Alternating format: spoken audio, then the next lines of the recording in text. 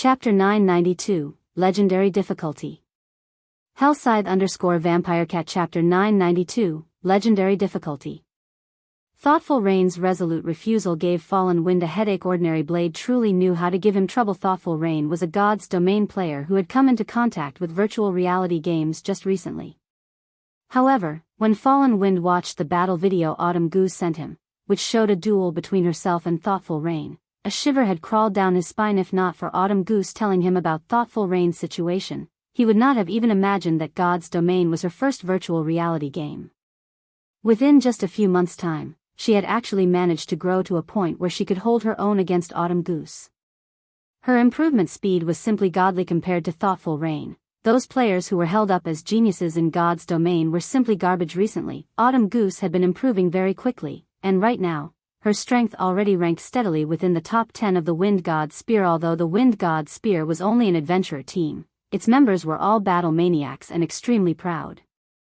Members of the team would frequently spar with each other. They would also often pick fights with members of large guilds. As a result, their strength increased continuously every day. Rather than passing their time leisurely in God's Domain, they desperately sought all sorts of means to improve themselves. Hence, ranking within the top 10 of the Wind God Spear was a challenging proposition, not to mention maintaining a position there yet. When Autumn Goose reunited with Thoughtful Rain after not meeting her for a short time, Autumn Goose had actually lost to Thoughtful Rain, who was significantly weaker than herself before, in a duel. Moreover, when Thoughtful Rain defeated Autumn Goose, it was obvious she had not used her full strength. Fallen Wind found it truly hard to fathom what heights Thoughtful Rain's combat power had already reached. However, he estimated that she should be able to rank within the top 5 of the Wind God Spear. In contrast, although Ordinary Stranger was very talented and his improvement speed was very fast, he only ranked within the top 20. Even now, losing a combatant like Thoughtful Rain would greatly hamper their quest. Just as Fallen Wind was about to say something, a crisp voice suddenly came from within the mansion, echoing throughout the entire courtyard and making everyone's souls tremble. What a lively day it is today. I never thought that even an important person from the War God's Temple would be willing to pay me a visit. However, since you've already arrived, I'll have to ask you to remain and head to another world to enjoy. After the sound of this voice dissipated, a magic barrier enveloped the entire mansion. What's going on? This sudden development threw everyone for a loop.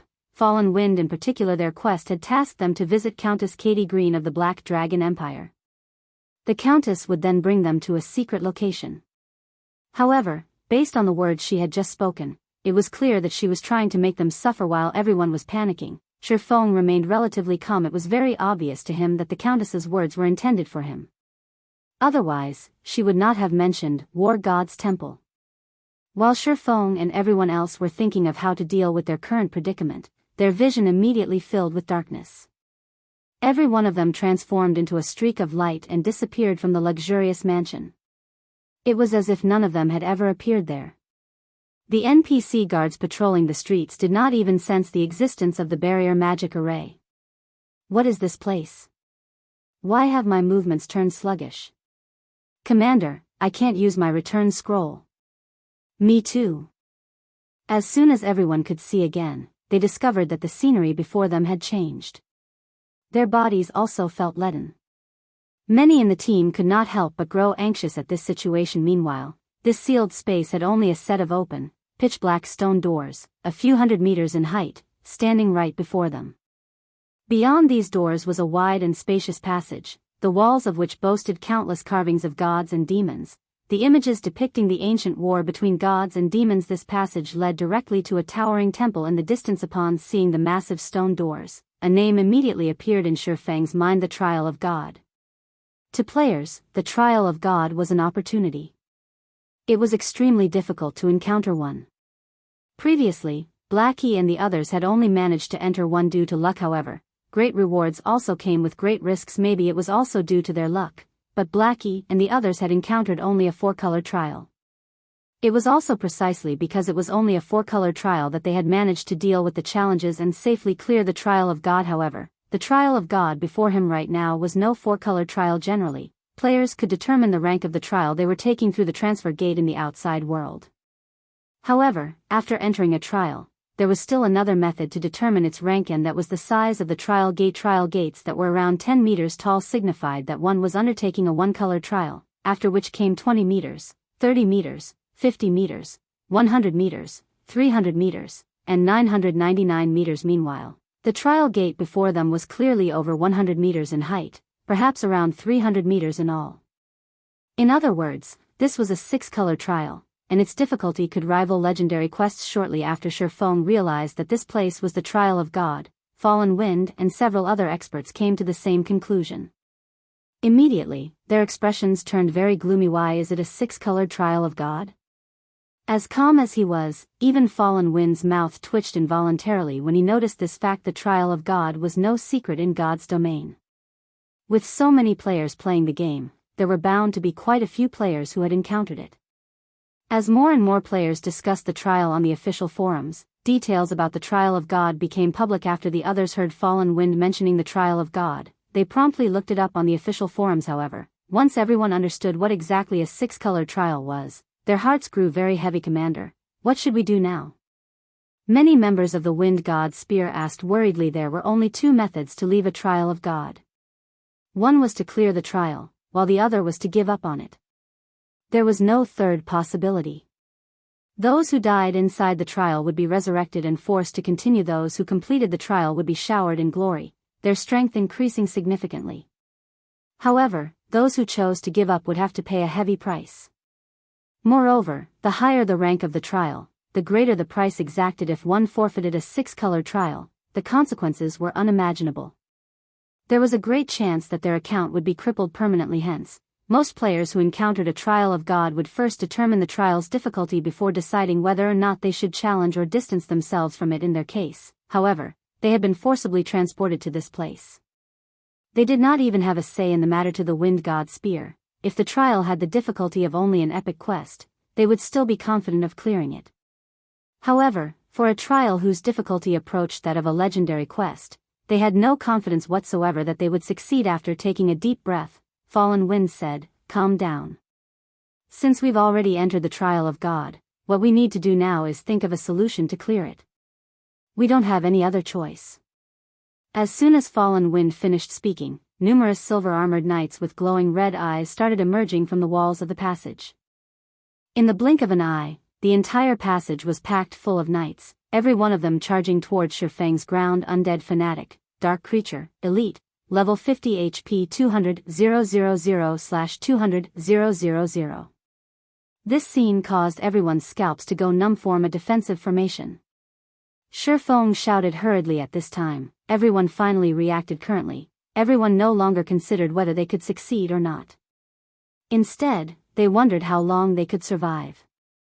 When the tide of undead fanatics reached the team, the MTs at the front felt greatly pressured. Despite these undead fanatics being elite rank only, they possessed great strength. Not only was every one of their attacks capable of pushing the MTs back, but it also caused nearly -1000 damage even when blocked. With multiple undead fanatics attacking at the same time, the MTs lost HP by the thousands. The healers standing at the rear simply couldn't keep up. Although everyone from the Wind God Spear was doing their best to retaliate, their attacks inflicting several thousand damage to the undead fanatics, there were simply too many monsters. No matter how much they attacked, their efforts did not seem to be making a difference. When the team was close to succumbing, a streak of light suddenly cut across the monsters. A large number of undead fanatics in a cone-shaped area died instantly. Everyone was stupefied by this scene at this time. Everyone could not help but shift their gaze towards the cloaked Shifeng, the origin of this phenomenon. Chapter 993, Soaring Life Force. Hellscythe_VampireCat. Chapter 993, Soaring Life Force. Is this the person that caught Autumn Goose's eye? Fallen Wind was astounded at the sight. He was a level 40 Guardian Knight as well as the lead MT of the team. He had been fighting at the front line all this time, so he knew very clearly just how powerful these undead fanatics were. If there was just one of these elites, anyone on their team could easily solo it. Although the undead fanatics possessed great strength, far surpassing even that of their team's level 40 Berserker, Autumn Goose, their attack speed and reaction speed were not particularly fast. Given enough space, even an MT could slowly wear one down by themselves. However, it was terrifying if they had to go up against over 10,000 of these elite monsters. The tide of undead fanatics surrounding them gave them no room to maneuver whatsoever, so they had no choice but to clash directly against these elites. Moreover, the undead fanatics possessed 200,000 HP, above average HPs for level 50 elite undead. In addition, the inherent magic resistance of undead was very high. Even when someone in their team used an AoE attack spell, they only managed to deal around -2,000 damage to the elites. Even after multiple applications, they barely did any damage to the undead fanatics. It was only a matter of time before the team would get annihilated. Yet, with just a single swing of his sword, Shifeng had vaporized nearly 1,000 undead fanatics. Aside from Fallen Wind, everyone else in the team was stupefied by Shifeng's performance as well. Autumn, just how did you get acquainted with such a monster? A level 39 female cursemancer asked softly. I met him when I was doing a quest with Rain. Back then, just like you guys, we thought that guild experts were merely pampered players. When Autumn Goose recalled how she had the same thoughts that the members of the Wind God Spear had right now, she could not help but feel ashamed of herself. Hearing the conversation between the cursemancer and Autumn Goose, Thoughtful Rain and Blue Bamboo felt a surge of pride overwhelm their earlier anger. I've said it before, right? Big Brother Yifeng is very powerful. Some time ago, Big Brother Yifeng managed to kill a level 50 field Great Lord with just me and Rain in the party. It is naturally not a problem for him to deal with these level 50 elite monsters right now, Blue Bamboo said proudly, puffing out her chest. Although they had relied mainly on Shifeng's 2 personal guards to defeat the level 50 Great Lord, Blue Bamboo considered the personal guards part of Shifeng's strength. After all, she had never seen anyone else with the ability to recruit such powerful personal guards. What? He managed to solo a level 50 field Great Lord with just you 2 magical classes? That's impossible, right? Previously, even after our Wind God Spear had gathered a team of 100 players, we managed to defeat a level 40 field Great Lord only after utilizing many rare tools. Everyone from the Wind God Spear was shocked by Blue Bamboo's revelation.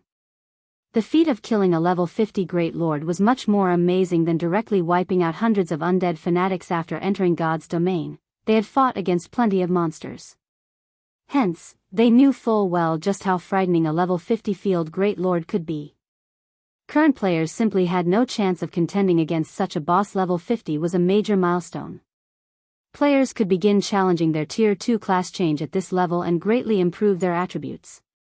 Their skills could reach Tier 2 as well. Overall, upon reaching level 50, players could receive a tremendous boost to their combat power.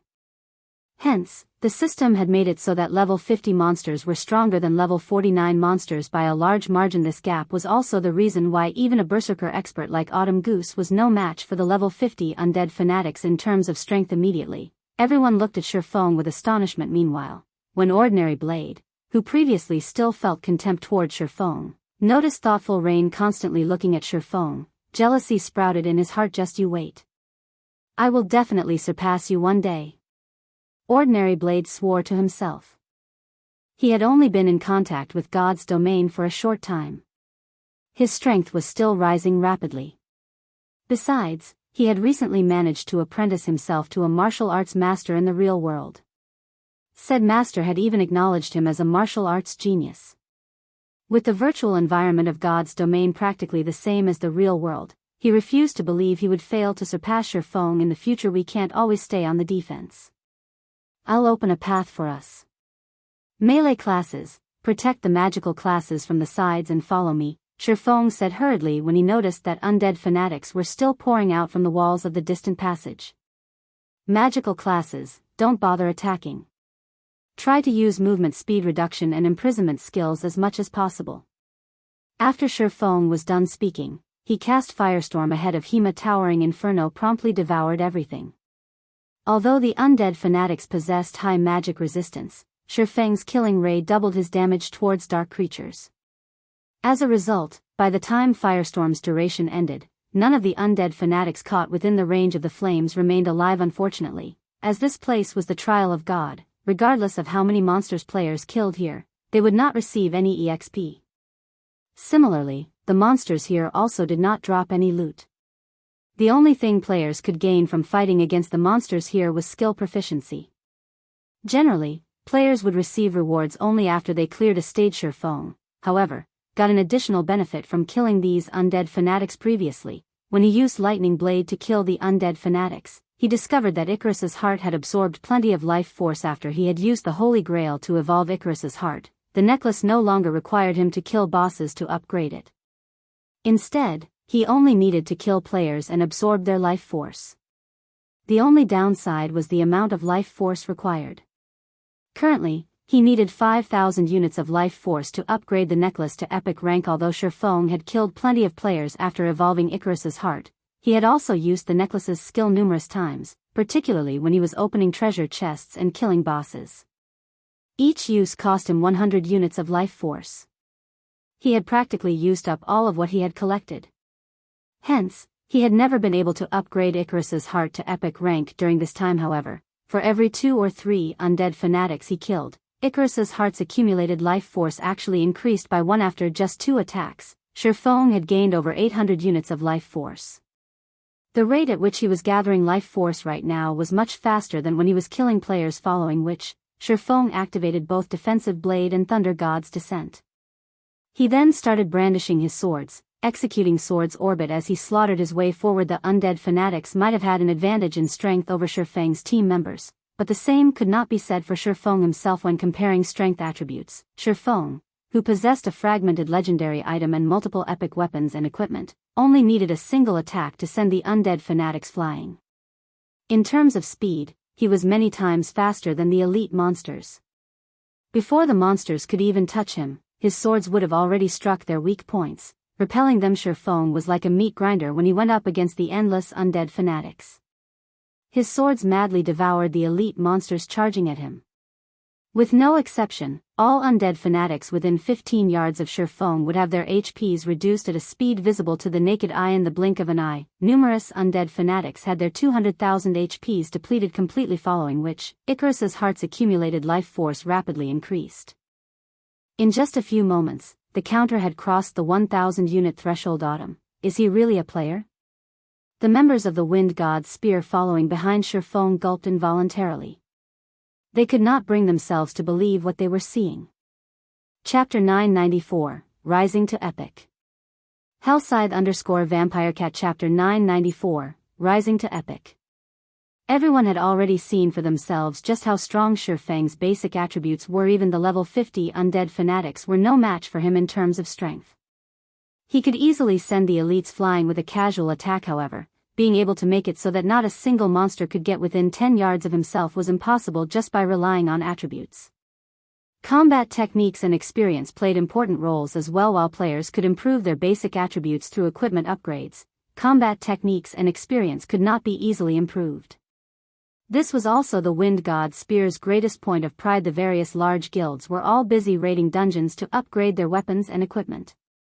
They did not place much attention on improving their techniques and accumulating combat experience. Hence, the Wind God's Spear would manage to safely break away the encirclement of the Dark Knight Empire's various large guilds time after time and continue existing with relative ease until now. Previously, when the members of the Wind God's Spear witnessed Shifeng killing hundreds of undead fanatics with one attack before, the most they felt was shock. After all, that was something he achieved through relying on powerful items and skills. However, now that Shifeng was using an inconceivable combat technique to slaughter the elite monsters, the feeling everyone felt when they looked at Shifeng was no longer that of shock but admiration and worship. Instead, many members on the team had already become deeply mesmerized by the sword's orbit. If not for the undead fanatics constantly charging at them, they would definitely place all their attention on observing Shifeng's technique. With such a sword technique, I'm afraid that even one sword of the 8 sword heroes can't compare to him. When Fallen Wind looked at Shifeng, his eyes blazed with the urge to fight. In the entire Dark Knight Empire, the number of experts that received his acknowledgement could be counted with his fingers. Among them, one sword, whom the Secret Pavilion had dubbed one of the 8 sword heroes, was someone Fallen Wind admired greatly. Now, the number of people he admired had increased by one more. If not for the undead fanatics, he really would have wished to fight Shifeng to his heart's content. If he keeps on using such a powerful combat technique, will his stamina and concentration be able to handle it? Autumn Goose asked somewhat worriedly as she looked at Shifeng. She was not an ordinary player. Previously, when she had gone up against the encirclement of the Dark Knight Empire's various large guilds, she had also encountered players wielding special combat techniques. While these special combat techniques were indeed powerful, they also had a fatal flaw: they were extremely taxing to use. Utilizing a special combat technique was akin to sprinting all out. The burden it placed on a person's stamina and concentration was many times greater than jogging in God's domain. Even if players only had 1 HP remaining, they could still move freely so long as they did not receive heavy injuries. However, when players' stamina and concentration fell below a certain level, they would no longer be able to enter combat. If Shifeng exhausted his stamina and concentration right now, the consequences would be unimaginable in reality. However, Autumn Goose's concerns about Shifeng were unnecessary. While Sword's orbit did indeed place a huge burden on Shifeng's stamina, the technique's consumption of concentration was minimal.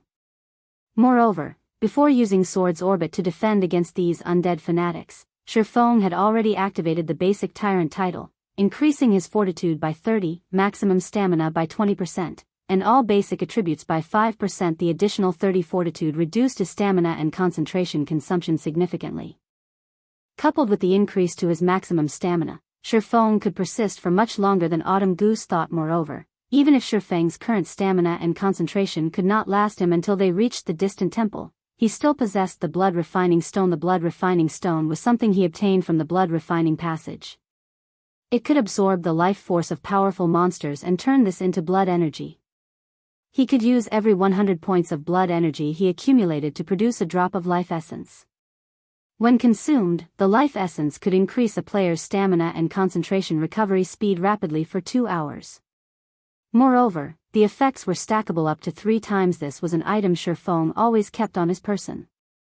Although not every elite or above monster provided him with blood energy, after long periods of accumulation, he now had 827 drops of life essence.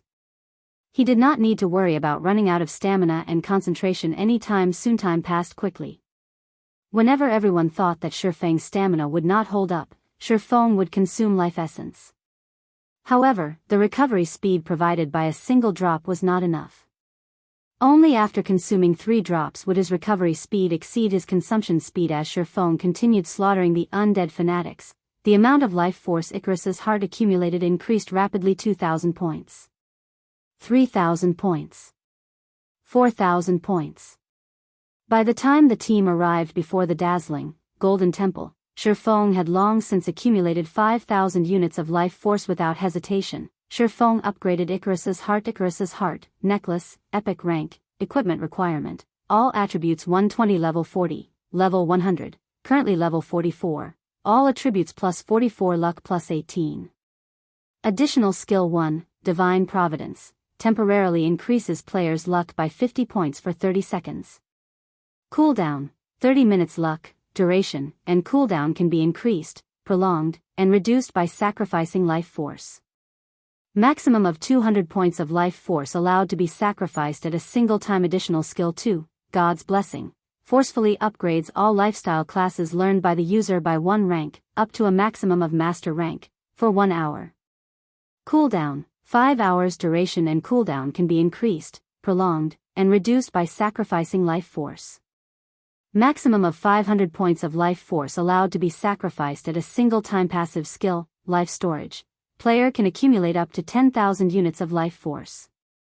Current amount, 0/10,000. Shifeng was momentarily stunned when he saw the improved attributes of the epic ranked Icarus's heart. Although Icarus's heart did not receive much of an improvement in terms of basic attributes, it was definitely a godly item all players would want to have, setting aside the increased luck attribute Icarus's heart provided. Just the necklace's ability to forcibly upgrade a lifestyle class's rank could easily skyrocket a lifestyle player's worth.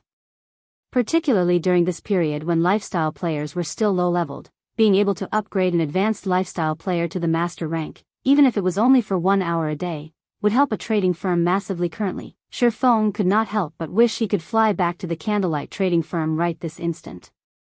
Unfortunately, he first needed to clear the trial of God. When everyone arrived before the temple, they were still thinking of a way to shake off the undead fanatics' pursuit. However, once everyone entered the main hall of the temple, the mob of undead fanatics suddenly transformed into mists of blood before vanishing into nothingness. There were no signs that those monsters had ever existed. Are we safe? Blue Bamboo looked at her surroundings.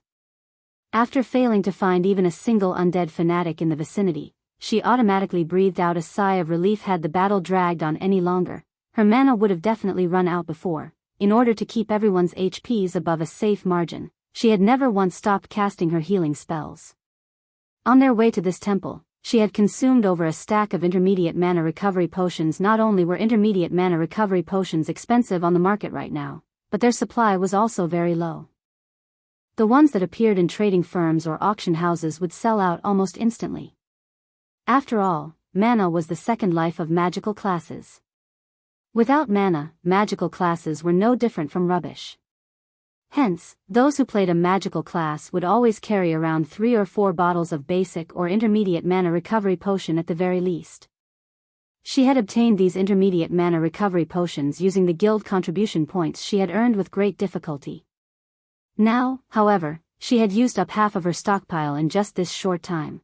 Truly a disheartening situation just when everyone thought that they were finally safe and could obtain the 7-colored treasure chest sitting atop the towering altar located at the very back of the main hall. The steps of the staircase leading up to the altar suddenly released red beams of light, which then formed into 3-meter-tall, fully armored undead guardians. Undead guardian, dark creature, chieftain, level 50. HP 2 400 000/2 400 000. Although there were only several hundred undead guardians standing on the staircase, a far cry from the endless flood of undead fanatics from before, everyone could clearly sense that these undead guardians were many times more powerful than those elite monsters currently. 3 undead guardians stood on each step of the staircase, and if the team attempted to lure any one of the chieftains, no doubt the other 2 undead guardians would follow. In other words, the team had to go up against 3 undead guardians simultaneously. At the very least their team's average level was 10 levels lower than the undead guardians. In addition, each level 50 undead guardian could most likely rival a level 40 high lord in strength. Only their HPs were lower. With so few players on the team, going up against 3 level 40 high lords at the same time would be extremely difficult. It seems we won't be able to clear this stage without defeating those guardians, Shifeng said. He could not help but wet his lips as he looked at the 7-colored treasure chest sitting atop the staircase. This was not his first time challenging a trial of God. However, having a lucrative reward like the 7-colored treasure chest appearing in the first stage of the trial was definitely a first for him. Chapter 995, Guardian. Hellscythe ___ Fluffy Goblin. Chapter 995, Guardian. Commander, these undead guardians are too close to each other. Even if we lure them over, we'll have to fight a minimum of 3 at a time, Deathwind said, frowning. While he might be able to hold his ground against a level 40 high lord for a short time, he couldn't handle 3. He would be lucky if he did not die instantly. Meanwhile, their team only had 2 MTs, himself and the team's leader, Fallen Wind. However, even an expert like Fallen Wind couldn't hold off 2 undead guardians simultaneously. Starfish, can you handle kiting one? Fallen Wind asked as he turned to a lean, muscular ranger. The ranger class possessed high movement speed. In addition, the class had quite a few control skills. Rangers were perfect for kiting monsters. Starfish happened to be one of the top-ranking rangers in Wind God's Spear. If Starfish could lure one guardian away from the team, the MTs could handle the rest. If control skills work on these monsters, it should be doable, Starfish said after observing the hall. He had plenty of space to run, so kiting the undead guardian shouldn't be a problem for him. I don't think control skills are effective against them. None of our control skills worked on the undead fanatics. Only the elementalist's ice walls slowed them down. The stronger undead guardians should have the same settings as the undead fanatics, Autumn Goose said. The other team members agreed with Autumn Goose's deduction. Generally, unless a control skill were very high-tiered, it would have no effect on boss-level monsters. We don't have another choice. Use a Tier 2 summoning scroll, then, Fallen Wind said, gritting his teeth. He had thoroughly prepared to tackle this quest. The Tier 2 summoning scroll was one of his trump cards. Unfortunately, Tier 2 summoning scrolls were rare, and he had only brought 4 with them. Suddenly, Shifeng offered a suggestion. No need. I can handle one of them. However, we will need to prioritize killing mine. Are you sure? That's a level 50 chieftain we're talking about, Fallen Wind questioned. As high as Shifeng's basic attributes were, they should not be higher than a level 50 chieftains. Moreover, a swordsman was not an MT. The class's impact resistance and damage reduction were far weaker than the tank class's. I can handle it, Shifeng said, shrugging. Commander, leave it to Brother Yifeng. While he might be a swordsman, he is even more capable as a tank than I am, the shield warrior Death Wind piped in during one of their last meetings. He had watched Shifeng tank a level 44 Lord-ranked ice cheetah. A lot of time had passed since that day. Shifeng's equipment had definitely improved during this period.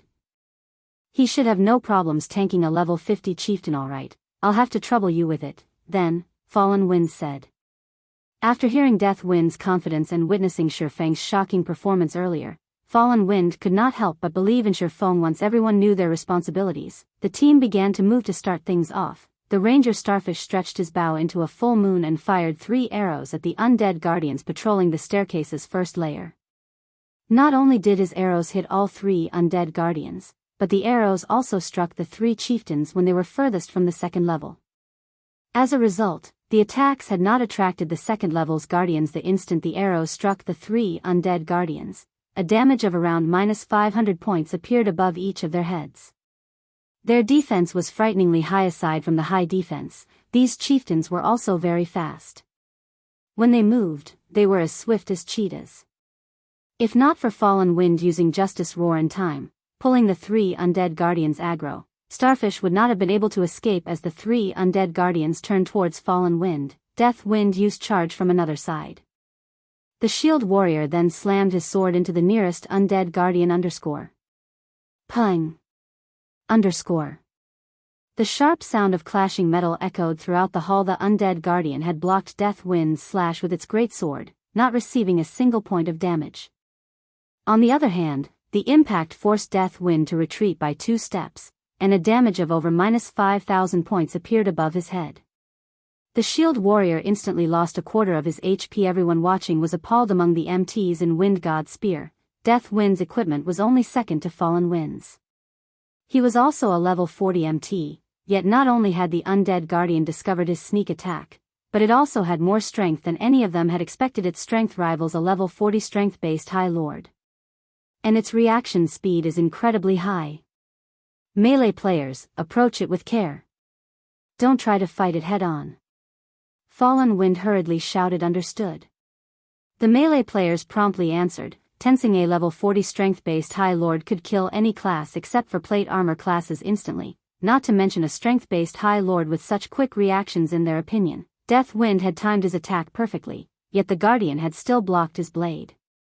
If they crossed weapons with the chieftain, they would lose far more than 5,000 HP. Just before the other 2 undead guardians reached Fallen Wind, a streak of red light struck one of the chieftain's sides. 43-246. The terrifying critical damage rendered everyone speechless. Starfish's attacks had only dealt around -500 damage, yet this attack had inflicted over -40,000. Moreover, the impact had sent the undead guardian flying, its body slamming into the ground. Instinctively, everyone turned towards Shifeng, the source of the attack, mixed feelings filling their hearts as they looked at the swordsman.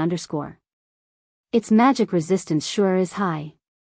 Shifeng frowned at the undead guardian. That he had hit others might not realize it, but the skill he had used was Flame God's Fury, a sure kill skill.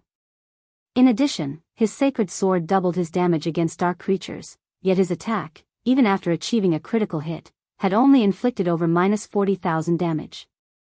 One could just imagine how high the undead guardian's defense and magic resistance were. Shifeng's terrifying damage instantly drew the undead guardian's aggro.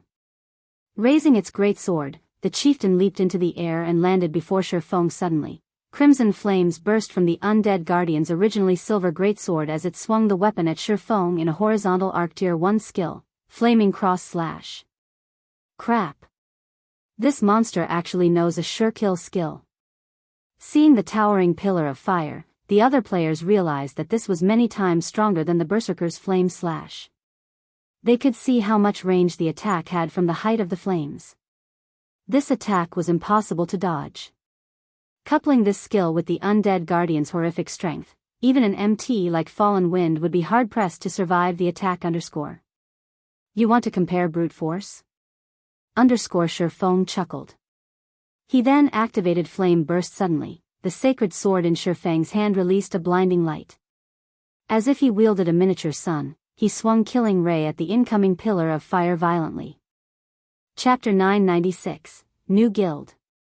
Hellscythe_FluffyGoblin Chapter 996, New Guild. Dodge. Fallen Wind shouted when he saw the undead Guardian's pillar of fire. The Guardian's attributes were no laughing matter.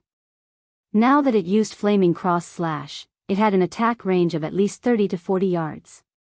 With such an attack range, the Guardian's attacks could reach over half of the team's members even after casting Protection Blessing on himself. Fallen Wind doubted he could survive this attack. Even if he did, he would be very close to death. As for his team members, if they didn't have skills that granted invulnerability or damage immunity, they would not be able to survive the attack at all. Weary doomed. Everyone felt the threat of death loom over them. Although they tried to dodge the undead Guardian's Flaming Cross Slash, the chieftain's attack speed was simply too high. By the time they turned to run, the undead Guardian had swung its pillar of fire horizontally as the pillar was about to devour the team. Shifang's sacred sword released a brilliant glow boom. The massive pillar stopped abruptly as it struck the ground, scorching the earth black and gouging a 2-meter deep trench. Overall, however, the pillar of fire hadn't damaged the team. Only Shifang had been thrown like a cannonball due to the impact. He crashed into one of the temple support pillars before he slid to the ground. The other players gaped at this scene. Despite receiving the undead giant's terrifying attack, Shifang had only lost around 2,000 HP. When Death Wind had received one of the undead Guardian's attacks, the shield warrior had lost over 5,000 HP, yet despite receiving a far more powerful skill, Shifang had only suffered minuscule damage. Although most of the players hadn't seen exactly what had happened, Fallen Wind hottest the undead Guardian's attack had descended. Shifang struck at the chieftain's greatsword, sliding the blades along each other and altering the weapon's trajectory slightly. In doing so, he forced the chieftain's skill to an abrupt end. Not only had he managed to save half of the team from instant annihilation, but he had also reduced the impact on himself significantly. However, this feat was easier said than done. The undead Guardian had immense strength and top-class attack speed and reaction speed. Finding the perfect location to strike against such a powerful monster's attack was harder than threading a needle. Shifang's counterattack had been far from risky. Had he deviated in the slightest, he would have failed to save his team members and paid for his mistake with his life. While Fallen Wind was confident in achieving a similar feat, he wouldn't have been able to do so as easily as Shifang. So, that is the rumored flowing water realm? After seeing Shifang's powerful deflection technique, a flash of inspiration struck Fallen Wind. Shifang's attack had also blown away the roadblock that had hindered his progress. When Shifang had executed Sword's Orbit, Fallen Wind could only tell how powerful Shifang's combat technique was. He could not understand the technique's underlying principles.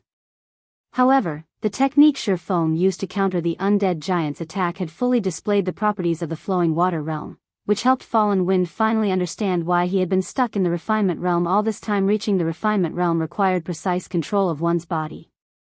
The flowing water realm, on the other hand, required precise control over the opponent's body. Until now, Fallen Wind had focused too much on his own body, so he hadn't truly observed his opponents and understood them. However, after seeing Shifang effortlessly deflect the undead giant's sword, he finally understood that he didn't have to spend so much energy on his own movements. Rather, he needed to put that energy and focus into his opponents. Although this situation had only changed his views slightly, Fallen Wind's aura began to change rapidly. Unlike his previous battle-ready state, his aura relaxed, contained. Commander, be careful. Autumn Goose shouted a warning as she noticed Fallen Wind slipping into a daze. There was still an undead guardian looming before Fallen Wind. If the guardian knight did not deal with the chieftain properly, it was very likely to kill him. Just as the undead guardian before Fallen Wind swung its great sword, the guardian knight lifted his massive tower shield. Bang! The descending greatsword slid across the shield smoothly before smashing into the ground. Although the blade had scored a deep trench in the ground, Fallen Wind had only been forced back a step, a damage of over -2,000 points appearing above his head. The impact had only taken 1/10 of his HP. Commander. Did you? Autumn Goose's jaw dropped in shock. She couldn't believe her eyes. Although it wasn't as refined, Fallen Wind had used almost the same defense technique that Shifang had employed. Seeing Shifang easily handle his undead guardian in the distance, Fallen Wind bitterly commented, "Sure enough, it's difficult." However, the flowing water realm really is something. It's no wonder why I couldn't defeat one sword. This is the most I can handle for now. I'll have to adapt to this new sensation. Now, he could barely estimate the undead guardian's attack trajectory to defect it. Even so, it made his fight against the chieftain a lot easier. Fallen Wind's sudden rise in strength alleviated the healer's burden slightly. They could now shift more focus to keeping Deathwind alive. Meanwhile, the rest of the team launched their attacks against Shifeng's guardian. As the seconds ticked by, the undead guardian's HP decreased 70%. 60%. 50%. No matter how much the undead guardian retaliated, Shifeng neutralized one of its attacks after another. Finally, after a pained shriek, the undead guardian, which had 2,400,000 HP, exploded into a blood mist and vanished from the large temple. The players released sighs of relief after the undead guardian disappeared. Icarus's heart absorbed a large amount of life force, climbing from 0 accumulated units up to 30. Although we won't find any loot or gain any EXP here, this is a good place to collect life force. Shifeng was somewhat surprised when he saw his stored life force after Icarus's heart had risen to epic rank. Its description no longer stated whether life force could be collected from players or monsters. It simply stated that it was capable of storing life force. In other words, he should be able to gain life force from both. Unfortunately, it was unlikely that he would gain anything from lower-level players and monsters. Learning that the undead guardians would provide so much life force, it would be a waste if he did not take advantage of this situation to farm them properly. Following which, Shifeng rejoined the battle and dealt with the remaining undead guardians gradually. Unknowingly, 2 days passed outside the trial. The team finally defeated all of the undead guardians and arrived at the top of the staircase. We're finally here. Shifeng breathed a deep sigh of relief. Contrary to expectations, the temple's undead guardians could respawn. A few new ones would appear every once in a while. The team had fought day and night, afraid that they wouldn't keep up with the chieftain's respawn rate. Only after 2 days did they finally reach the top of the staircase. Unknowingly, Shifeng had also filled his life force storage. Once he returned to the Candlelight trading firm, even forging the magic light set equipment would be a trifling task. Meanwhile, God's domain had undergone massive changes. Particularly in Starmoon Kingdom, something had happened that had shocked the entire kingdom. The first-rate guild Ouroboros officially disbanded, and a new guild had absorbed its members. This new guild was called Blackwater. Furthermore, as the Blackwater Guild appeared before the public, 4 second-rate guilds and over a dozen third-rate guilds merged with Blackwater.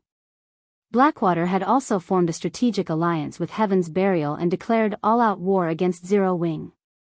Chapter 997, Cast Steel Armor Kit. Hellscythe _Fluffy Goblin. Chapter 997, Cast Steel Armor Kit. The alliance between Blackwater and Heaven's Burial had a huge impact on Starmoon Kingdom's players. Originally, Heaven's Burial's influence in Starmoon City rivaled that of the Star Alliance. Now that it had joined hands with Blackwater, who had annexed Ouroboros, it took control of Starmoon City. Even the Star Alliance would not dare to challenge Blackwater and Heaven's Burial. Almost all of the high-resource maps within the Starmoon City region had fallen under the two guilds' control. If anyone unaffiliated to these guilds trespassed in these maps, regardless of whether they were there for monsters, field bosses, or herbs and ores, they would run the risk of falling prey to these guilds' players, dying upon discovery. As a result, the other guilds now struggled to survive in Starmoon City. U.P. Dated by Novel Full. Com to independent players, though, nothing much had changed. To begin with, they never visited high-resource areas as these maps always belonged to some guild. Normal leveling spots were their bread and butter. Moreover, even if Heaven's Burial and Blackwater had joined hands, the two guilds wouldn't have enough manpower to occupy every map. The various large guilds were trying to monopolize high-resource areas because they could send their members there to level quickly, maintaining their level advantage.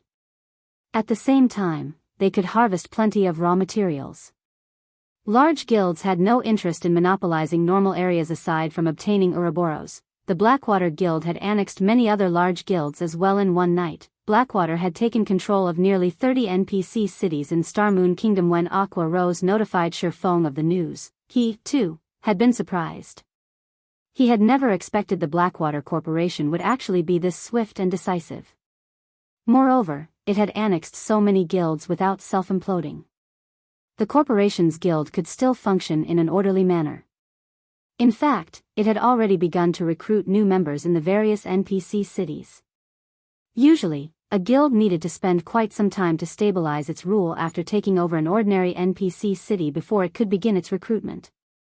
Even Zero Wing was no exception. The fact that the Blackwater Corporation had achieved such a feat showed just how frightening its foundation was. This sudden development gave Aqua Rose a massive headache just when Zero Wing had earned its title as Star Moon Kingdom's #1 guild and was about to expand. In came a giant like the Blackwater Corporation.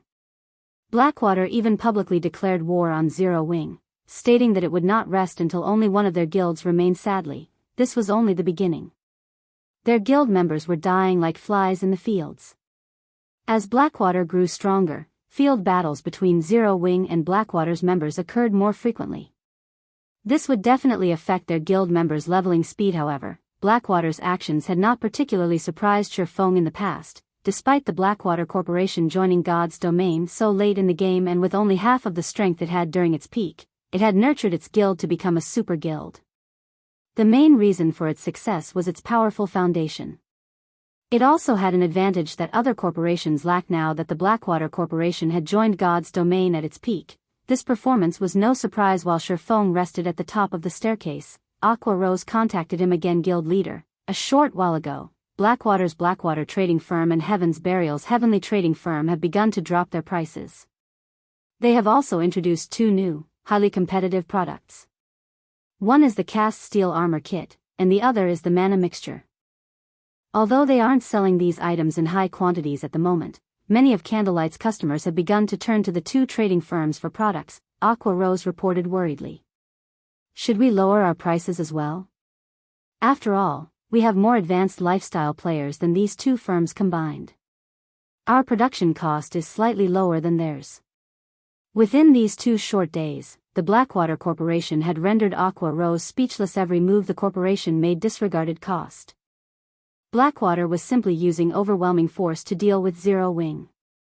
Now, it had begun to move on the Candlelight trading firm.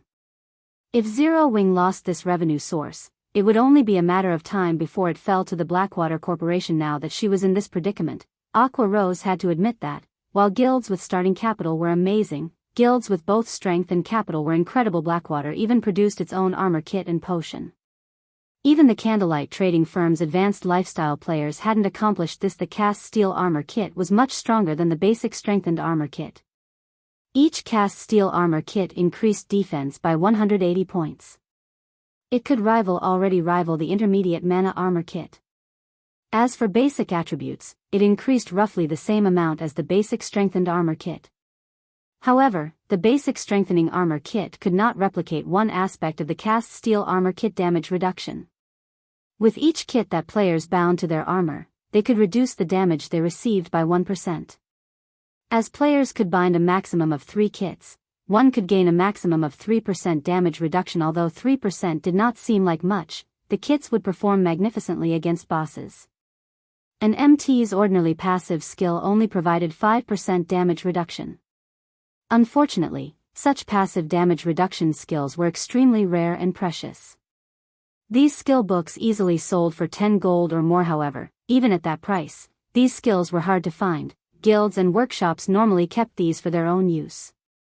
After all, unlike weapons and equipment, skills would never be outdated. Many skills were still useful after players reached level 200, unless, of course, players found a stronger replacement. However, doing so was easier said than done. As for the mana mixture, it was invaluable to magical class players when consumed. The mana mixture increased a player's maximum mana capacity by 10% for 2 hours. While the potion did not possess a cooldown, its effects would not stack. Mana was magical class's second life source. The importance of being able to raise one's mana capacity by 10% went without saying. Healers, in particular, would increase their healing abilities by 10% with a 10% mana boost. They could last longer in dungeons. With the revelation of these 2 products, Candlelight instantly lost nearly half of its customers. The Candlelight trading firm wasn't worried about a price war. The 2 exclusive products, however, posed a huge threat. In addition, with the Blackwater trading firm and the Heavenly trading firm working with each other, their shops covered far more ground than Candlelight. With this, the increase in their market share would be even more frightening. Do you know their prices? Shifeng asked casually. These two items had also appeared in God's domain in the past. However, they hadn't appeared this soon. Heaven's Burial had relied on these items as trump cards to take control of Star Moon Kingdom in this life. Shifeng hadn't expected Heaven's Burial create these items so soon. Currently, they're selling each cast steel armor kit at 1 gold, 50 silver, while 1 bottle of mana mixture costs 12 silver.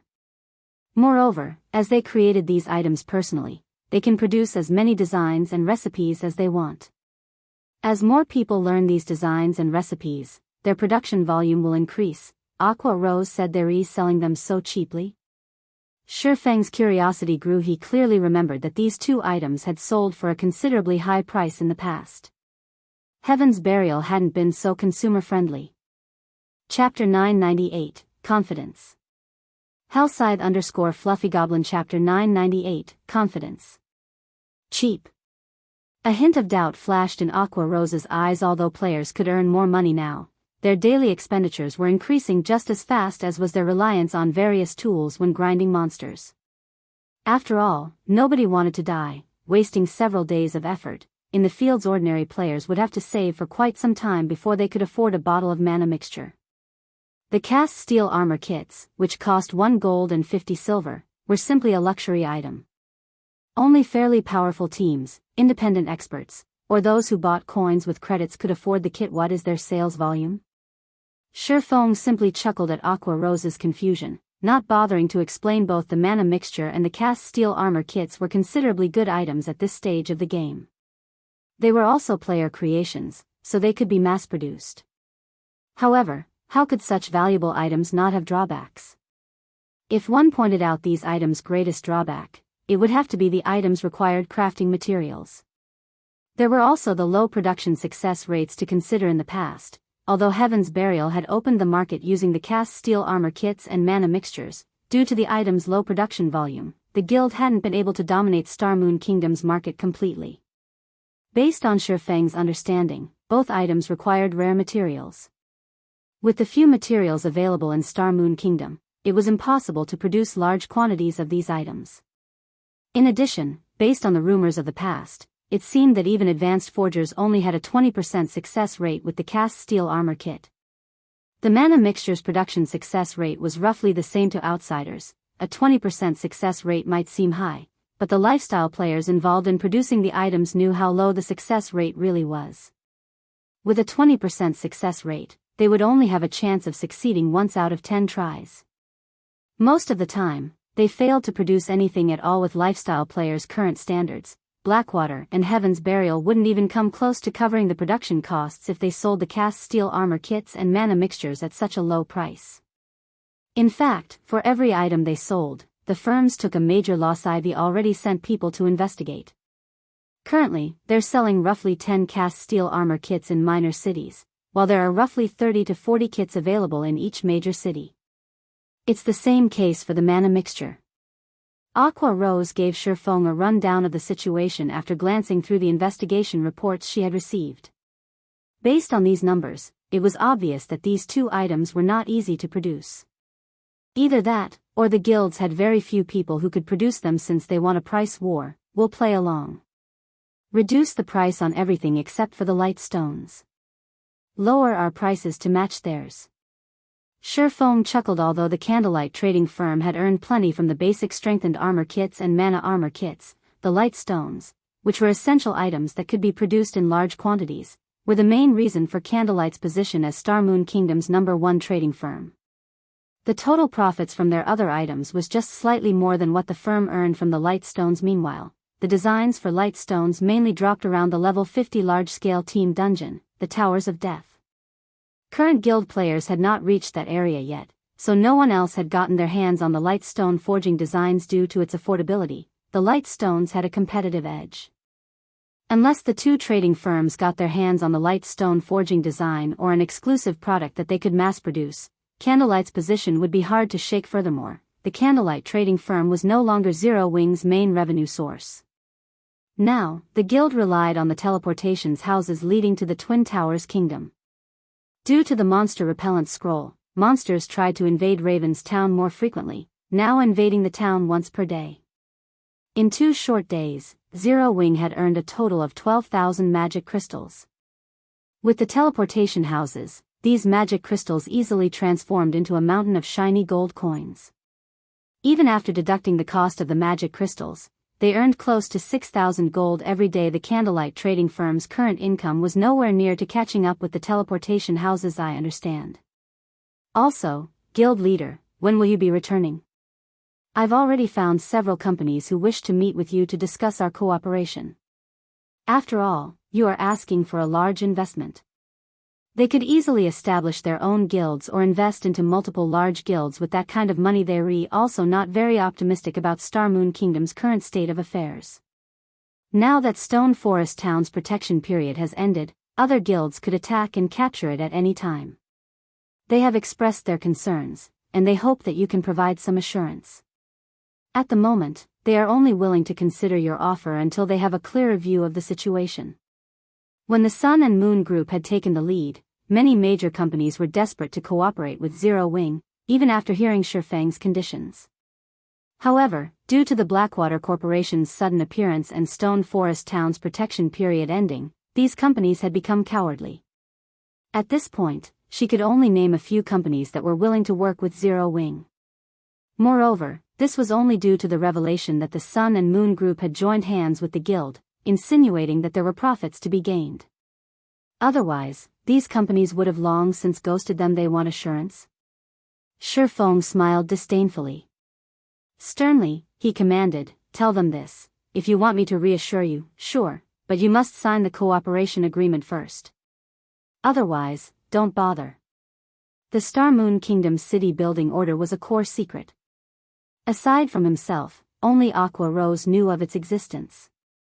If this information got out to the public, the consequences would be unimaginable. Shifeng had no doubts that even super guilds wouldn't be able to sit idle if they learned of this matter, much less the Blackwater Corporation.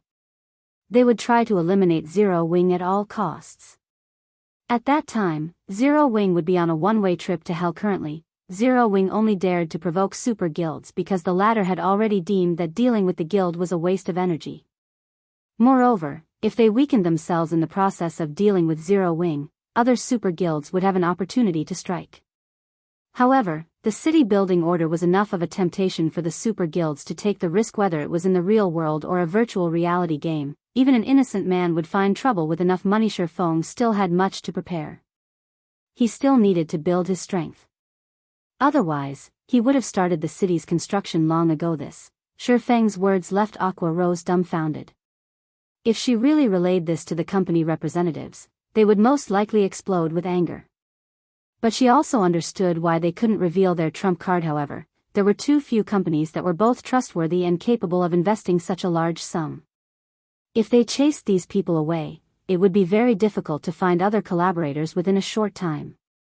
After all, Star Moon Kingdom's situation had changed. Don't worry about it. Just tell them, Shifeng said, shaking his head. If it didn't work out, he'd find someone else to work with. All right, then. I'll contact them right away, Aqua Rose said, sighing. She had to admit that Blackwater's timing was truly horrendous. Had the corporation established its guild a few days later, Zero Wing would be in this predicament, following which, Aqua Rose contacted the representatives of the several major companies. Inside a certain high-class restaurant's VIP room. Miss Aqua, our companies understand your current predicament. Hence we have thought of another method. If Zero Wing is willing to hand over 60% of its shares to our management, our companies will invest 2 billion credits. What do you think? A tall, thin man proposed. The upper echelons of the other companies nodded their agreement with the Blackwater Corporation's sudden appearance. Zero Wing wasn't as attractive as it had been. Regardless, it was Star Moon Kingdom's #1 guild, so it still had some value. Aqua Rose was stunned. She had not expected these companies to change their minds so quickly and try to strike at Zero Wing while the iron was hot. 2 billion credits was a lot of money. It was enough to purchase prime corporate real estate in a major city center in the real world. One could even establish a large guild with plenty to spare. However, Zero Wing was no ordinary large guild. It was a large guild capable of challenging super guilds. Currently, its foundations and number of lands were only slightly inferior to first-rate guilds. It was also the ruler of White River City, Star Moon Kingdom's most populated city, and controlled the strategic Stone Forest town. Zero Wing was worth far more than 2 billion credits. Including its potential, even an offer of 20 billion was an insult. I think you have misunderstood something. Zero Wing is not selling any of its shares. Here is our previous proposal. If you are not willing to sign it, Zero Wing won't force you. If that is all, I'll be taking my leave, Aqua Rose said, smiling. After placing the agreement on the table, she turned and left the VIP room without hesitation. Aqua Rose's extraordinarily calm performance stupefied these company representatives. The Blackwater Corporation had already allied with Heaven's Burial to deal with Zero Wing. Just where did Zero Wing find the confidence to speak to them like this? Aqua Rose's behavior is out of line. She dares to treat us like this. Has she forgotten that she approached us, not the other way around? Now, she isn't even willing to offer any guarantees. Does she think Zero Wing is a super guild? I want to see just how long Zero Wing will last. Once Zero Wing's funds run out, it will come running back to us. That's right. We're not in a rush. I refuse to believe that anyone other than fools or spendthrifts would be willing to work with Zero Wing. When the time comes, we only need to spend a little money to take over Zero Wing. The several representatives sneered. In their opinions, Zero Wing only behaved as such because of its pride. Once the Blackwater Corporation gave Zero Wing a beating, the guild would crawl back to them, begging for help. Chapter 999, Divine Treasure Chest. Hellside_FluffyGoblin Chapter 999, Divine Treasure Chest. Star Moon City. After dismissing Ouroboros, Blackwater took over the guild residence. Compared to Ouroboros' residence, Blackwater's was far more lively. Among the players moving about the residence, quite a few were only between level 10 and level 20. However, not a single person looked down on these low-leveled players. These players' auras were different from ordinary players. They all felt hostile.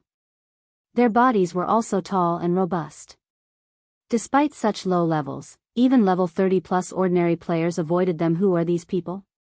They've just joined the Blackwater Guild, yet despite such low levels, they have been inducted into the guild's Blackwater Legion, which the guild has been heavily cultivating.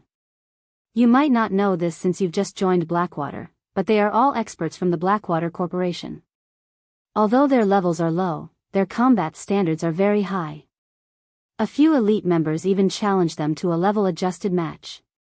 In the end, these people defeated the elites in 2 or 3 moves. A few of them are even stronger than Ouroboros' original experts. What? They're actually stronger than Ouroboros' experts? Of course. In Ouroboros, I was also an elite member. To convince us that joining the Blackwater Guild was the right decision, the Blackwater Corporation had allowed Ouroboros' experts, who were displeased by the change, to challenge its experts. In the end, Blackwater's experts won every match. Afterward, Ouroboros' experts were demoted from core members to elite guild members. Elite members like myself were demoted to normal members. If we want a promotion, we have to take Blackwater's new test. And here I thought that the Blackwater Guild lacked experts after forcefully taking over Ouroboros.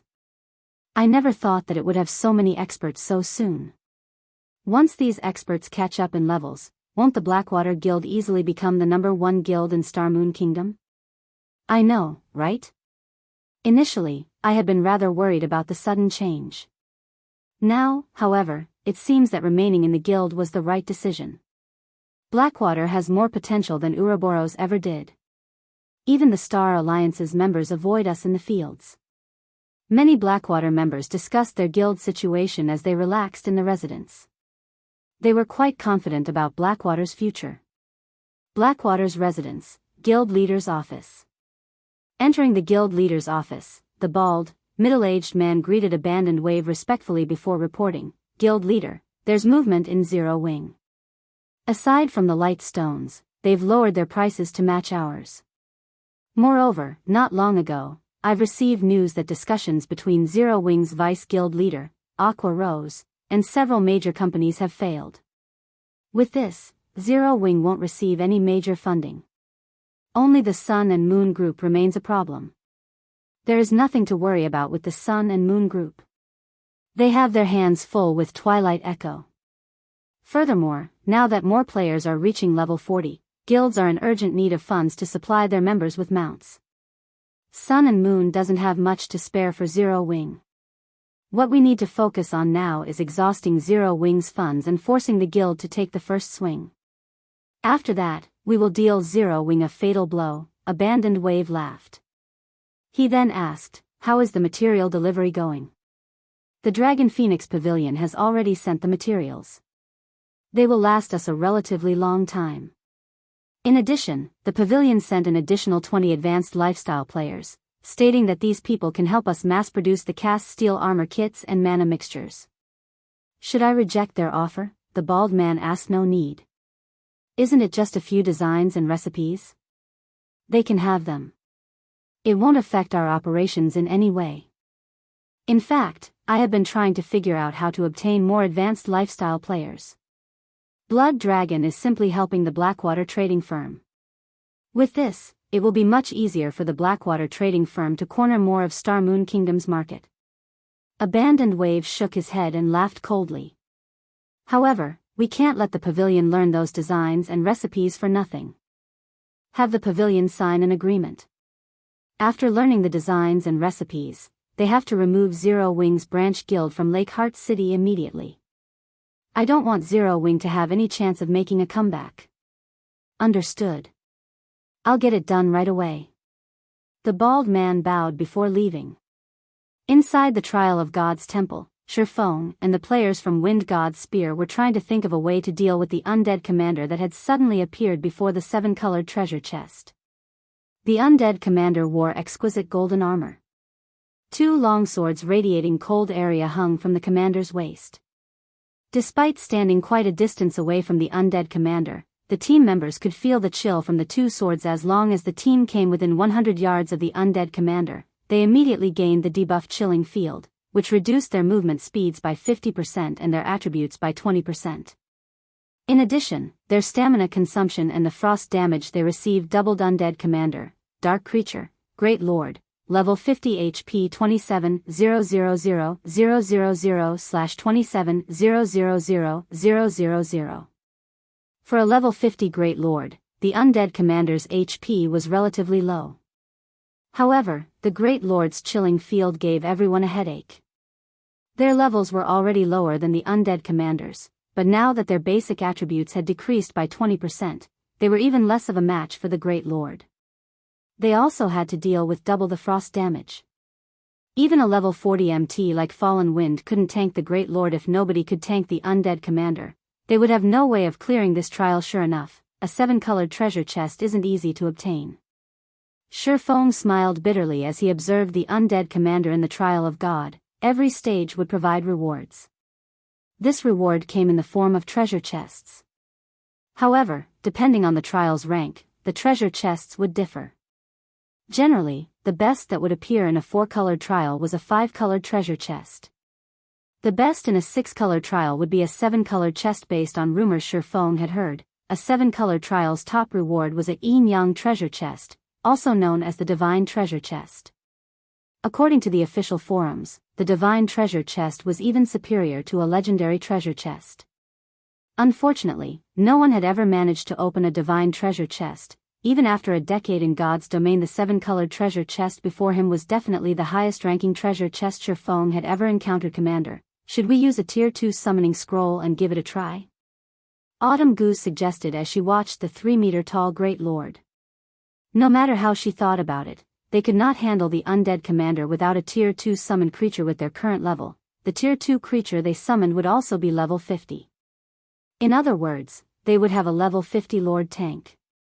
Although she did not think that a Lord could survive against the undead commander for long, they had 4 Tier 2 summoning scrolls. Fortunately, if they died here, they wouldn't lose an entire level like they would in the outside world. Like dungeons, they would only lose 10% experience if they died in the Trial of God. They could afford to try. I guess that's our only choice. I'll use the summoned creature to test the undead commander's strength first.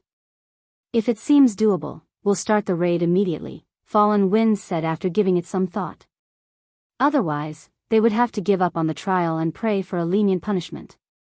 Chapter 1000, Near-invincible skill. Hellscythe_FluffyGoblin Chapter 1000, Near-invincible skill. May I know what Brother Yifeng thinks of this plan?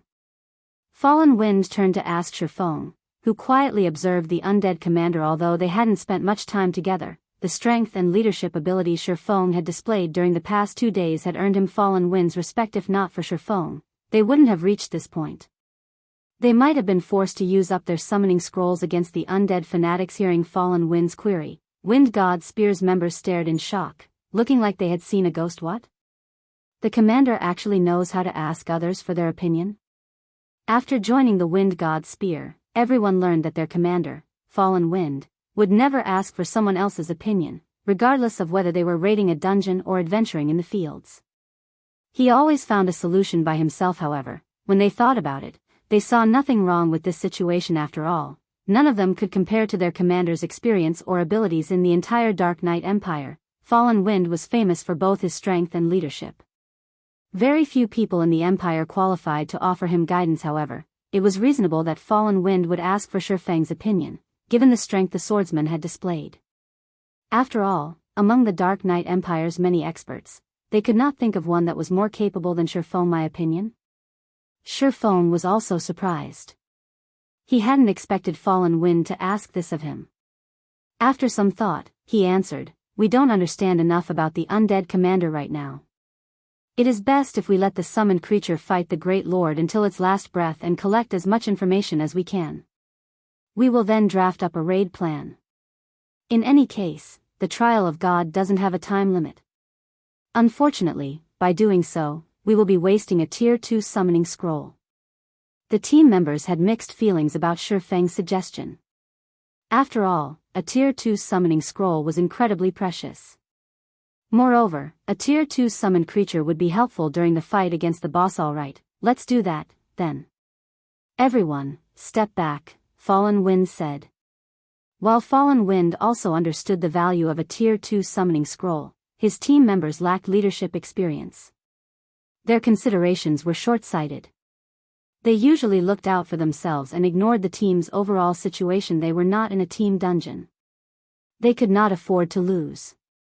If they disregarded the team's survival for a single Tier 2 summoning scroll, they might throw away their chance of clearing this stage. Although taking a risk and dying once might seem inconsequential, everyone had forgotten about a particular death penalty: the loss of equipment durability.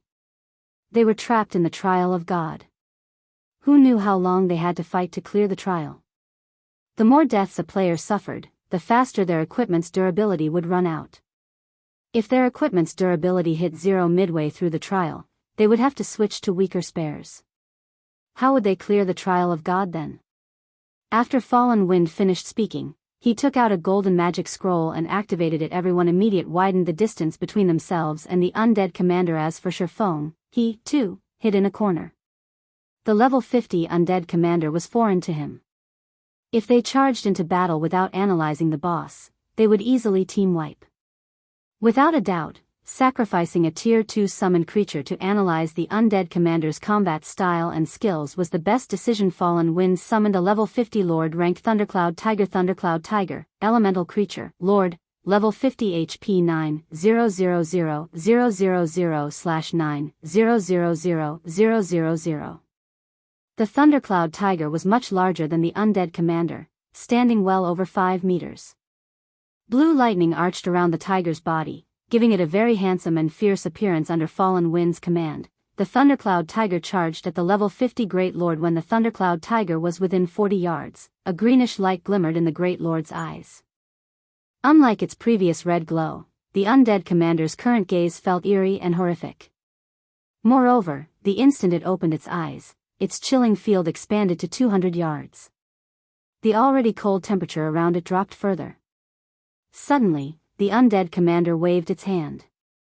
Icicles sprouted from the ground and pierced the Thundercloud Tiger's massive body, forcing a pained cry from the Lord. 32-814-31, 974-32, for 27. The massive icicles dealt horrific damage. This scene sent chills down the players' spines. Before the Thundercloud Tiger had even reached the undead commander, its HP had already begun to fall. Against the commander's icicles, the Thundercloud Tiger's 9 million HP was a joke. What kind of skill is that? Is that really a great lord? How are we supposed to raid it with that kind of skill? Fortunately, we're 300 yards away from it. If we hadn't moved, it would have killed it before we could fight back. Everyone was stupefied when they saw the icicles. How was this a dual sword-wielding boss? It was a magical turret with infinite ammunition. Anyone that rushed at it would be throwing their lives away. They doubted that they could even land a hit before the undead commander annihilated them. It's just a great lord, but it possesses a domain skill? Shipyard was shocked. Domain skills were extraordinarily rare. This held true for both players and monsters. Any monster that had learned a domain skill was practically invincible among the same level and tier. Unless they had a death wish, players should take the long way around such a monster. However, after giving it some thought, Shipyard realized that it wasn't unreasonable. The treasure chest before him was a 7-colored treasure chest. How could the final monster guarding it be a simple level 50 Great Lord? Fortunately, the Thundercloud Tiger had plenty of HP. Despite the significant movement speed reduction, it reached the undead commander before using the Tier 2 skill Thunderclaw Boom. The Thundercloud Tiger's Thunderclaw struck an icicle that had suddenly appeared, shattering it. However, the undead commander, who stood behind the icicle, remained unharmed. The Great Lord hadn't even drawn its swords yet. It waved its hands gracefully before more icicles lanced into the Thundercloud Tiger. Although Fallen Wind controlled the Thundercloud Tiger to the best of his ability, launching one attack after another, the undead commander had no interest in fighting the Lord. It focused on evading the Thundercloud Tiger's attacks and using its icicles to deal damage very quickly. The Great Lord whittled down the Thundercloud Tiger's 9 million HP to a critical low. With no other choice, Fallen Wind cancelled the summoning and allowed the Thundercloud Tiger to disappear, dispelling the majority of the aggro he had on the Great Lord. As for the remaining aggro, he dealt with it swiftly by using an isolation scroll and the cleric's disperse spell. Once he dropped the undead commander's aggro, the Great Lord returned to its original position and reverted to its calm state. It is simply too powerful. Not only does it have such a powerful skill, but its intelligence is also high. Defeating it is impossible.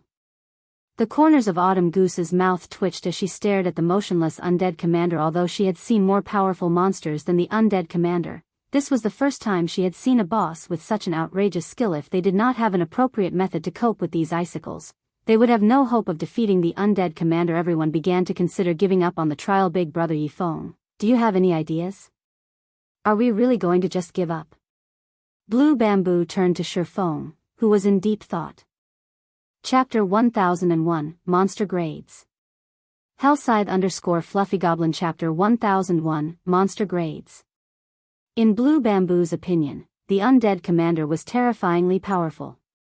However, for reasons unknown, she felt an indescribable sense of security whenever she stood beside Shipyard. She always felt like Shipyard had some sort of solution to her problems. The undead commander's fighting style resembled the kiting method that players commonly used. It was simply toying with players as if they were random monsters. This was the first time she had seen a monster use such a combat method. Hearing Blue Bamboo's question, the other team members shook their heads and laughed. Not one among them was an ordinary player. In a large guild, they would be top-class experts. They had faced plenty of powerful bosses before. However, the undead commander before them was, without a doubt, the most powerful Great Lord they had encountered so far. Unlike other Great Lords, which were strong in terms of attributes, the undead commander was strong in terms of combat techniques. Fallen Wind had controlled the Thundercloud Tiger personally. Even if the Thundercloud Tiger could not defeat a Great Lord of the same level, it should have been more than capable of dodging the boss's attacks with the combination of its powerful attributes and Fallen Wind's operation skills. However, even a Thundercloud Tiger under the control of Wind God Spear's #1 player had been helpless against the undead commander's icicle attacks. At this point, even Fallen Wind felt helpless against the undead commander. Nobody knew more about undead commander's power than him. The undead commander was strong in both attributes and skills. Unfortunately, Its combat techniques were even more frightening despite him having already reached the flowing water realm. Even if he couldn't control the Thundercloud Tiger as smoothly as his own body, the Tiger's combat standards should be significantly stronger than most of the team's experts, yet the undead commander had predicted his moves. The icicles had been able to adjust their attack trajectories as if they were alive originally. Fallen Wind had thought he had misunderstood. However, after numerous attack and dodge attempts, he was certain that the undead commander had definitely reached the refinement realm. He had never encountered a situation like this before. When he realized this, goosebumps had covered his body. Aside from cooperation between players and targeting bosses' weaknesses, the reason that players could defeat monsters with far superior attributes was their application of combat techniques. With combat techniques, players could display their true power, something that monsters were incapable of doing yet. The undead commander's combat techniques were stronger than the majority of God's domain's expert players. The boss this team faced was like a refinement realm expert with the attributes of a level 50 Great Lord. With such a huge difference, even a team of 1,000 level 50 players would be child's play for a monster like this, not to mention their team of 21. Even someone monstrously strong like Shifeng couldn't contend with the undead commander. Unless they were all promoted to their tier 2 classes right now, they had no chance of defeating the undead commander. While I do have a plan, executing it is a little too costly, Shifeng said, frowning at the undead commander. To God's domain's current players, a monster with the combat standards of a refinement realm expert might be inconceivable, but Shifeng had long since grown accustomed to such things. The monsters and NPCs in God's domain were different from those in other virtual reality games. The higher tiered and leveled a monster or NPC was, the more profound their combat techniques would be. Otherwise, once players gained their tier 3 classes, wouldn't defeating great lords of the same level be too easy? However, the reality was that, even after obtaining their tier 3 classes, many players were no match for great lords of the same level. Some players even struggled to take down lords of the same level. As their levels increased, monsters' combat standards would improve. Hence, players' combat techniques were extremely important in God's domain. This was also the reason that Shifeng was in a hurry to establish Zero Wing's own training center. Without a sufficient number of experts, even raiding team dungeons would be a massive problem, not to mention gaining better equipment. However, encountering a level 50 boss that had reached the refinement realm was a first. Even for Shifeng generally, ordinary guilds only had one option when they encountered such a boss: give up. There were no other options. If one were weaker in both attributes and combat techniques, what could they expect? As for large guilds, aside from Zerg tactics, using a magic barrier was the most common method of dealing with a boss like this. After suppressing the boss with a magic barrier, guilds would bombard the boss with all sorts of precious tools. Brother Yifeng, do you have a plan? Fallen Wind turned to Shifeng, shocked. He even wondered if he had heard wrong. A 6-colored trial of God's punishment was no laughing matter. He would rather give up his treasures than submit his people to the system's punishment. In response, Shifeng nodded and asked, yes. May I know how many tier 2 magic scrolls you have? Tier 2 magic scrolls? Fallen Wind quickly counted the magic scrolls he and his teammates had brought with them. Proudly, he answered, altogether, we have a total of 52 tier 2 magic scrolls. Among them, 3 are summoning scrolls.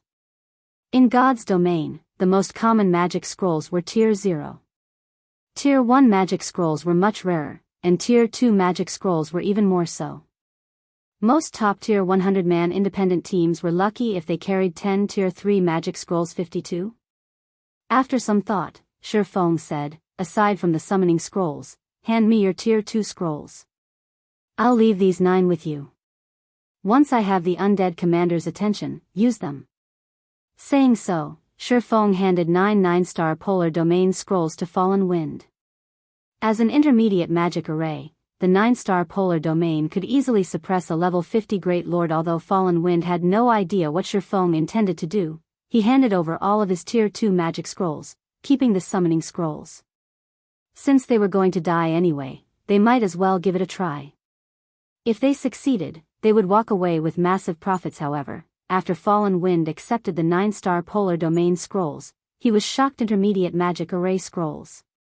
Fallen Wind stared at Shifeng, who gradually approached the undead commander, in disbelief. Even basic magic array scrolls value could rival tier 2 summoning scrolls. However, unlike Tier 2 summoning scrolls, one needed many copies of a magic array scroll to use it. Even until now, the Wind God's spear had only collected half a set of basic magic array scrolls. They couldn't use the scroll's magic barrier as for intermediate magic array scrolls, they weren't even available on the market yet. They were so rare that, until now, Fallen Wind had never seen one. They were no less rare than Tier 3 magic scrolls, yet Shifeng had casually pulled 9 from his bag. They were even identical, even large guilds couldn't afford to expend so many, not to mention an adventurer group like the Wind God's spear. The rest of the team was just as shocked when they saw the intermediate magic array scrolls. Not only was Shifeng so strong of his own right, but he also had such precious tools, following which, Fallen Wind distributed the 9-star polar domain scrolls to 9 of his team members. He then instructed them to spread out and stand ready. There is no need to be nervous. After I damage the undead commander, you guys need to close in. Once you reach the maximum range, wait for my command, Shifeng said in the team chat after confirming their positions understood. The 9 people relaxed when they heard Shifeng's calm and confident tone. Once everyone was ready, Shifeng activated Power of Darkness and Thunder God's Descent.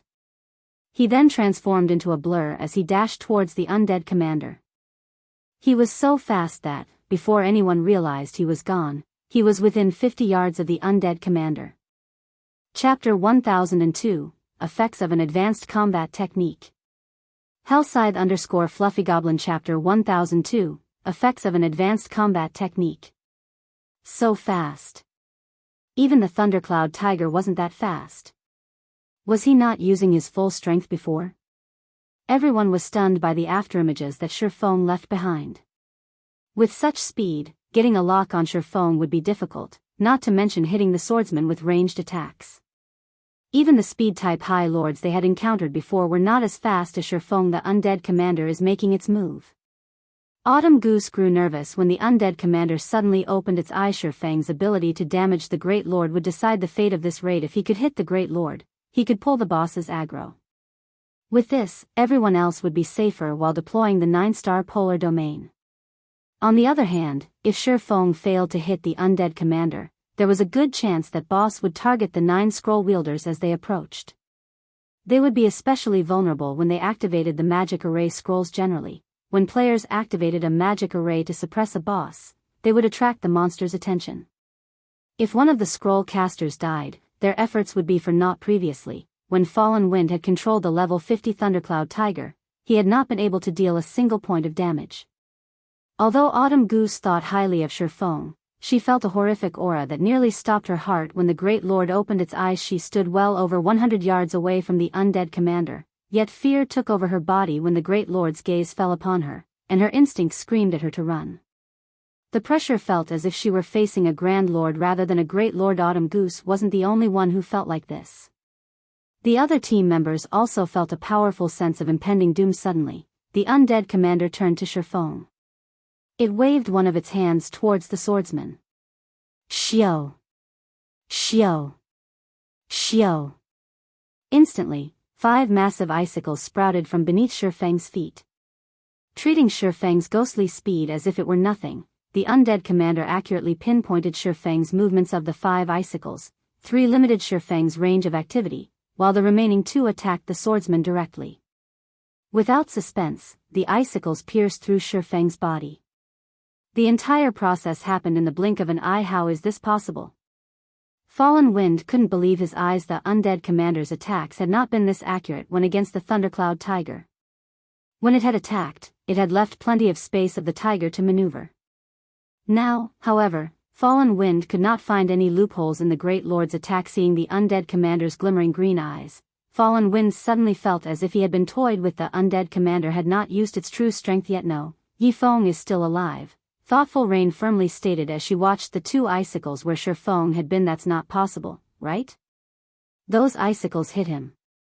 There is no way he is still alive after that kind of damage, Autumn Goose said as she shot Thoughtful Rain an odd look. She couldn't understand Thoughtful Rain's determination. Look at the team's status window, Thoughtful Rain explained. What? How is he unharmed? Everyone was surprised when they looked at the team's status window. As Thoughtful Rain had said, Shifeng was still alive. In fact, his HP was full. As the team members wondered what had happened, the undead commander began to gesture with its hands. Rapidly icicles shot from the ground, one after another. The Great Lord's attack rate much faster than it had been against the Thundercloud Tiger. After a moment, the originally barren terrain had transformed into a forest of ice, yet the undead commander's gestures didn't stop. It was even starting to retreat. Can anyone tell me what is happening? Blue Bamboo asked, watching the boss with wide eyes. All she could see is the undead commander launch random attacks, filling the battlefield. She refused to believe that such a powerful boss had suddenly lost its mind. While the other team members wanted to answer Blue Bamboo's questions, they didn't know what was going on either. Brother Yifeng is fighting the undead commander. Only, our eyes can't perceive him, Fallen Wind said uneasily. As they were relatively far away, he couldn't see the battle clearly either. However, based on the undead commander's movements, he could tell that the Great Lord could sense Yifeng. I get it. He's using void steps, Thoughtful Rain declared. After hearing Fallen Wind's explanation, realization dawned on her. Void steps was a footwork technique that only Zero Wings Corps members had an opportunity to learn. It was also the specialty technique of Zero Wings Guild leader, Black Flame. However, this advanced footwork technique was complex. Even now, she didn't even understand a fraction of the technique. Void steps. Thoughtful Rain's explanation confused the players from the Wind God's spear. Even Autumn Goose felt as if she and Thoughtful Rain lived in different worlds. Hadn't she been the one to guide Thoughtful Rain in the past? Following which, Thoughtful Rain explained the footwork technique as best as she could. What? Zero Wings Corps members get to learn an advanced technique like that? Wind God Spear's members were flabbergasted. To them, learning combat techniques was a dream. They had no access to that kind of training. And yet, in Zero Wing, the guild's core members were handed the opportunity to learn such powerful maneuvers. Wind God Spear's members suddenly envied Thoughtful Rain and Blue Bamboo to battle maniacs like them. Nothing was more tempting than improving their combat standards. Even legendary weapons and equipment were not as valuable as void steps in their opinion. After all, weapons and equipment were external. As long as one was strong enough, they would, sooner or later, obtain these items. However, combat techniques were a different story. As everyone from the Wind God's spear admired Thoughtful Rain and Blue Bamboo, the undead commander stilled its hands abruptly. It unsheathed the two swords from its waist and appeared to swing one of them at empty air. Boom. Suddenly, the clang of metal on metal echoed throughout the battlefield, the resulting shockwave unbalanced Fallen Wind and the others from over 100 yards away. Meanwhile, a figure appeared where the undead commander had aimed its attack. This figure was none other than Yifeng. I ascend its strength a little too high. Yifeng was inwardly shocked. He had used parry to block the undead commander's attack. Although he had not received any damage, the sturdy stone floor beneath him had shattered. The shock of the impact had also numbed his hands. The undead commander had far more strength than a level 50 Great Lord should have. Based on Yifeng's estimation, it has as much strength as a Grand Lord at the very least. Fortunately, he had activated Power of Darkness before engaging the boss. Without the boosted attributes, he would have been dead on the floor. However, he had achieved his goal. Scram. Yifeng then launched Dragon Breath at the undead commander. A beam of silver light devoured the Great Lord. Caught by surprise, the undead commander failed to evade the attack and received over -30,000 damage. Moreover, he had triggered Dragon Breath's knockback effect, shoving the undead commander back by 10 yards. Following which, Yifeng took a silvery gray, dilapidated magic scroll from his bag. The instant he unfurled the magic scroll, the surrounding mana flow froze. Tier 3 magic scroll, Mana Seal. Chapter 1003, Advanced Title. Hellscythe _Fluffy Goblin. Chapter 1003, Advanced Title. After seeing the Tier 3 magic scroll in Yifeng's hands, the green flames in the undead commander's eyes flared. It could obviously feel the threat from the Mana Seal as it raised its swords and slashed forward. Numerous icicles emerged beneath Yifeng's feet, dense enough that dodging them was nearly impossible. However, predicting the move, Yifeng activated Defensive Blade and fended off the attacks. He then began to chant the scroll's incantation. As Yifeng finished the final verse, more than a dozen small, silver magic arrays appeared around the undead commander, surrounding the Great Lord. Although the undead commander tried to escape the encirclement, silver chains shot out from the magic arrays that bound the undead commander. As the chains tightened around the undead commander, its chilling field vanished move. Shifeng shouted in the team chat the tier 3 spell, Mana Seal, could only silence one target. Although its effects wouldn't last long against a Great Lord, it should be able to hold out for 4 or 5 minutes at Shifeng's command. Everyone snapped out of their daze. The 9 people wielding the 9-star polar domain scrolls rushed to surround the undead commander before activating their scrolls simultaneously. Immediately, the surrounding mana surged towards these 9 people, forming a purple-gold magic array beneath each player's feet. Roar. Sensing the battle's shift, the flames in the undead commander's eyes raged. It turned to charge towards the closest caster. Yuri, too late. Shifeng smiled as he pointed the abyssal blade at the undead commander. Abyssal bind. 9 pitch-black chains emerged from the ground and bound the boss. Although the Great Lord tore the chains like paper, they still managed to delay the undead commander. The brief moment allowed the magic arrays to merge, forming a golden magic barrier. Seeing the 9-star polar domain, the undead commander released an angry roar. However, no matter how much it struggled, its attributes decreased rapidly under the magic barrier's suppression. In the blink of an eye, the undead commander's maximum HP had fallen from 27 million to 12 million. The Great Lord's attributes had been reduced by more than half. Sent this magic array a little too strong? These players were nearly speechless. They had seen large guilds use magic arrays to suppress field bosses before. Generally, a basic magic array was considered relatively powerful if it could reduce a Great Lord's attributes by 20%. However, the 9-star polar domain had weakened the undead commander by over 50%. Moreover, this magic array only required 9 people to activate. Compared to the 9-star polar domain, the magic arrays they had seen before were nothing but garbage. Although their team had sacrificed 9 members to maintain the magic array, the undead commander was now significantly weaker. Even the shield warrior Death Wind could tank the Great Lord, not to mention the Guardian Knight Fallen Wind. Use all of your tier 2 summoning scrolls. Have the summoned creatures tank the boss. Everyone else, attack from the sides. Shifeng hurriedly commanded while he dodged and blocked the boss's attacks. Although the undead commander had lost over half its attributes, it still had a Great Lord strength. Even after activating a berserk skill, Shifeng received over -1000 damage when he blocked the attacks. Moreover, this was after he had redirected a portion of the attack's power. Otherwise, he would have taken over -2000 damage. Weary using the scrolls now? Isn't that wasteful? Some of the team members were reluctant to stop talking nonsense and use them. Fallen Wind shot his team members a glare. Some had begun to think that they could rest easy. However, Fallen Wind knew that this was far from true. The real battle was just beginning. The undead commander's attributes and skills were indeed powerful. However, what made this boss truly powerful was its combat standards. Even though the Great Lord's attributes had been reduced, its basic attributes were still far higher than players. It was more than capable of relying on its techniques to slaughter them, following which, 3 tier 2 summoned creatures were summoned and charged at the undead commander. Despite all 3 summoned creatures being level 50 lords, when they reached the undead commander and launched their attacks, the undead commander dodged 2 of them effortlessly. As for the third, the undead commander struck its vital points and sent it flying, devouring over 20,000 of the summoned creature's HP instantly. Everyone's jaws dropped. Why is it still so strong? Autumn Goose was a little dumbfounded. Not only had the 3 summoned creatures failed to damage the undead commander, but one of them had also taken damage. At this point, she started to doubt that their summoned creatures' lords. Although the 3 summoned creatures hadn't inflicted any damage, they had affected the Great Lord's actions slightly. This gave Shifeng an opportunity to strike the undead commander's joints, dealing a critical blow, 12-16. It seems that this is quite effective. Shifeng smiled when he saw this damage. Although the summoned creatures hadn't performed as well as he had expected, they still alleviated his burden. In addition, the other team members bombarded the undead commander, whittling down the Great Lord's HP 80%, 70%, 60%.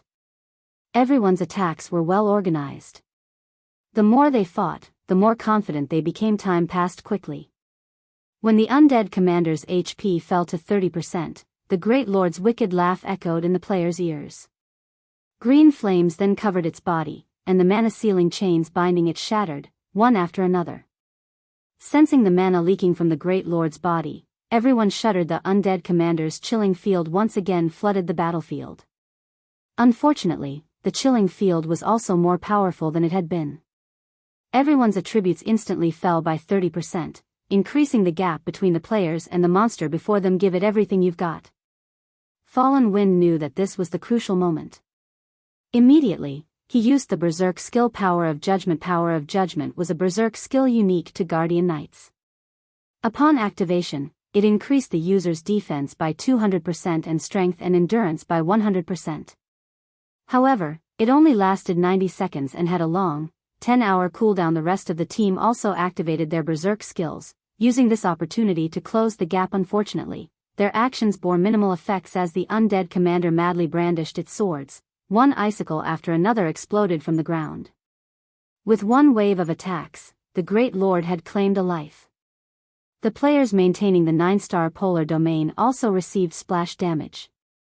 Nobody could get near the undead commander at this moment. Shifeng activated Wind Rider, dodging the undead commander's icicle attacks as he retrieved Tier 2 magic scrolls, activating them swiftly. Unlike the other team members, he wielded a sacred sword. His damage with magic scrolls doubled against dark creatures as the Tier 2 magic scrolls activated. Horrific damages in the tens of thousands appeared above the undead commander's head. Unfortunately, the Great Lord also claimed one player's life after another. By the time Shifeng had used all the Tier 2 magic scrolls Fallen Wind had given him, the undead commander only had around 1 million HP remaining.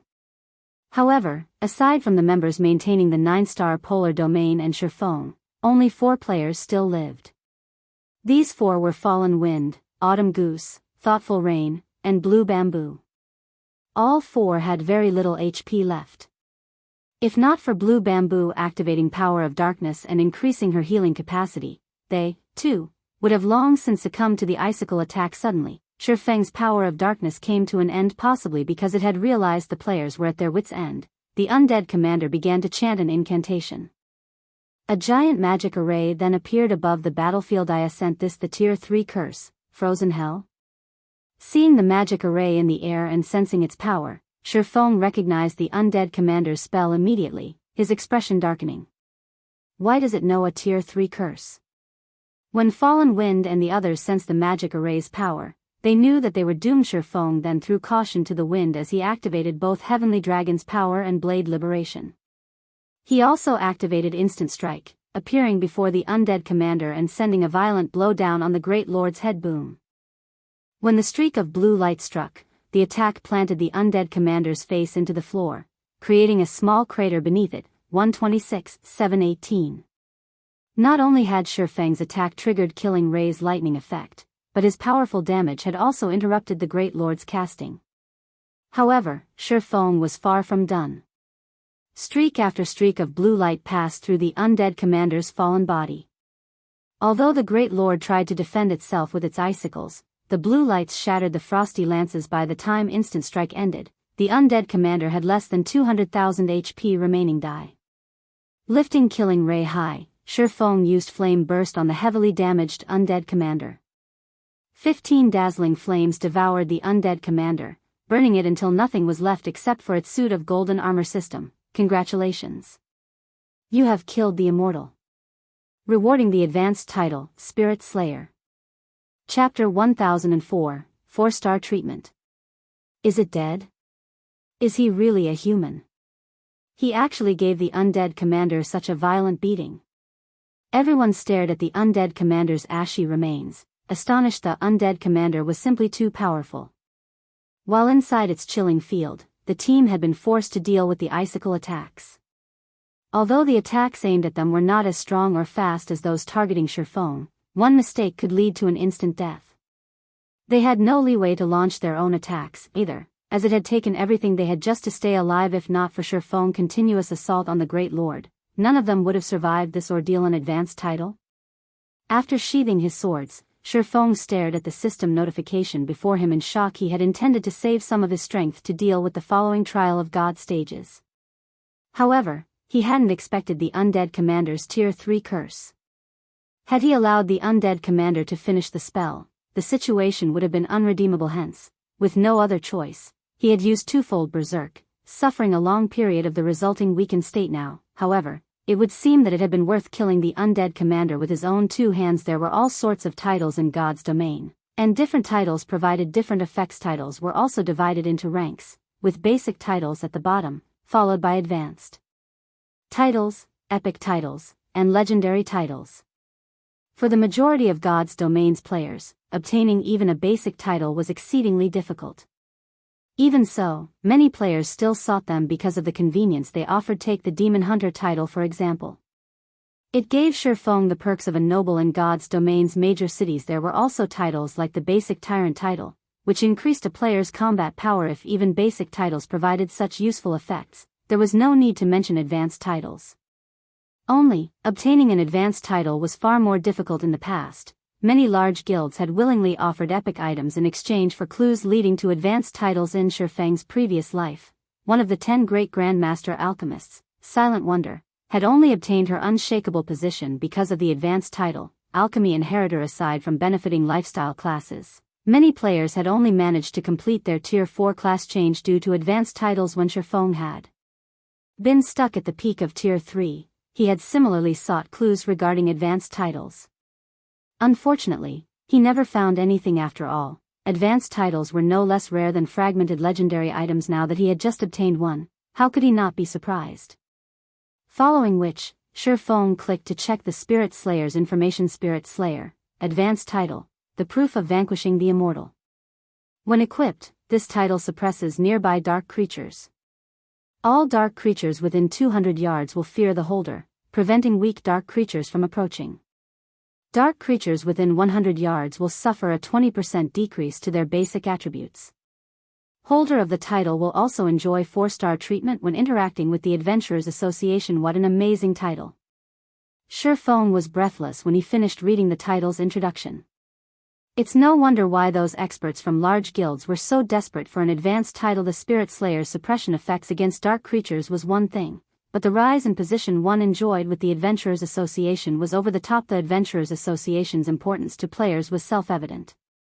The majority of the quests players received were from the Adventurers Association. This was especially true for guild players.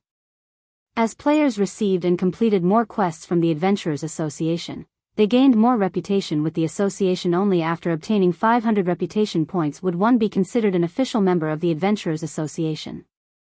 Before this, players were only outer members. Their status with the association, and the way they were treated, was average at best. However, after becoming an official member, players received far more benefits. One of the most obvious changes were the ranks of the quests they could receive. As outer members, players were usually limited to basic quests. Very rarely would they receive advanced quests. It was common knowledge that more difficult a quest was, the greater were its rewards. After becoming official members, players received plenty of advanced quests. This was also why many independent players had been able to manage in God's domain relatively well without joining a guild. Also, after becoming an official member, players activated the Adventurers Association's star rank system. Official members started in the 1-star position. Only after completing a sufficient number of 1-star quests could they challenge the promotion test to become 2-star adventurers.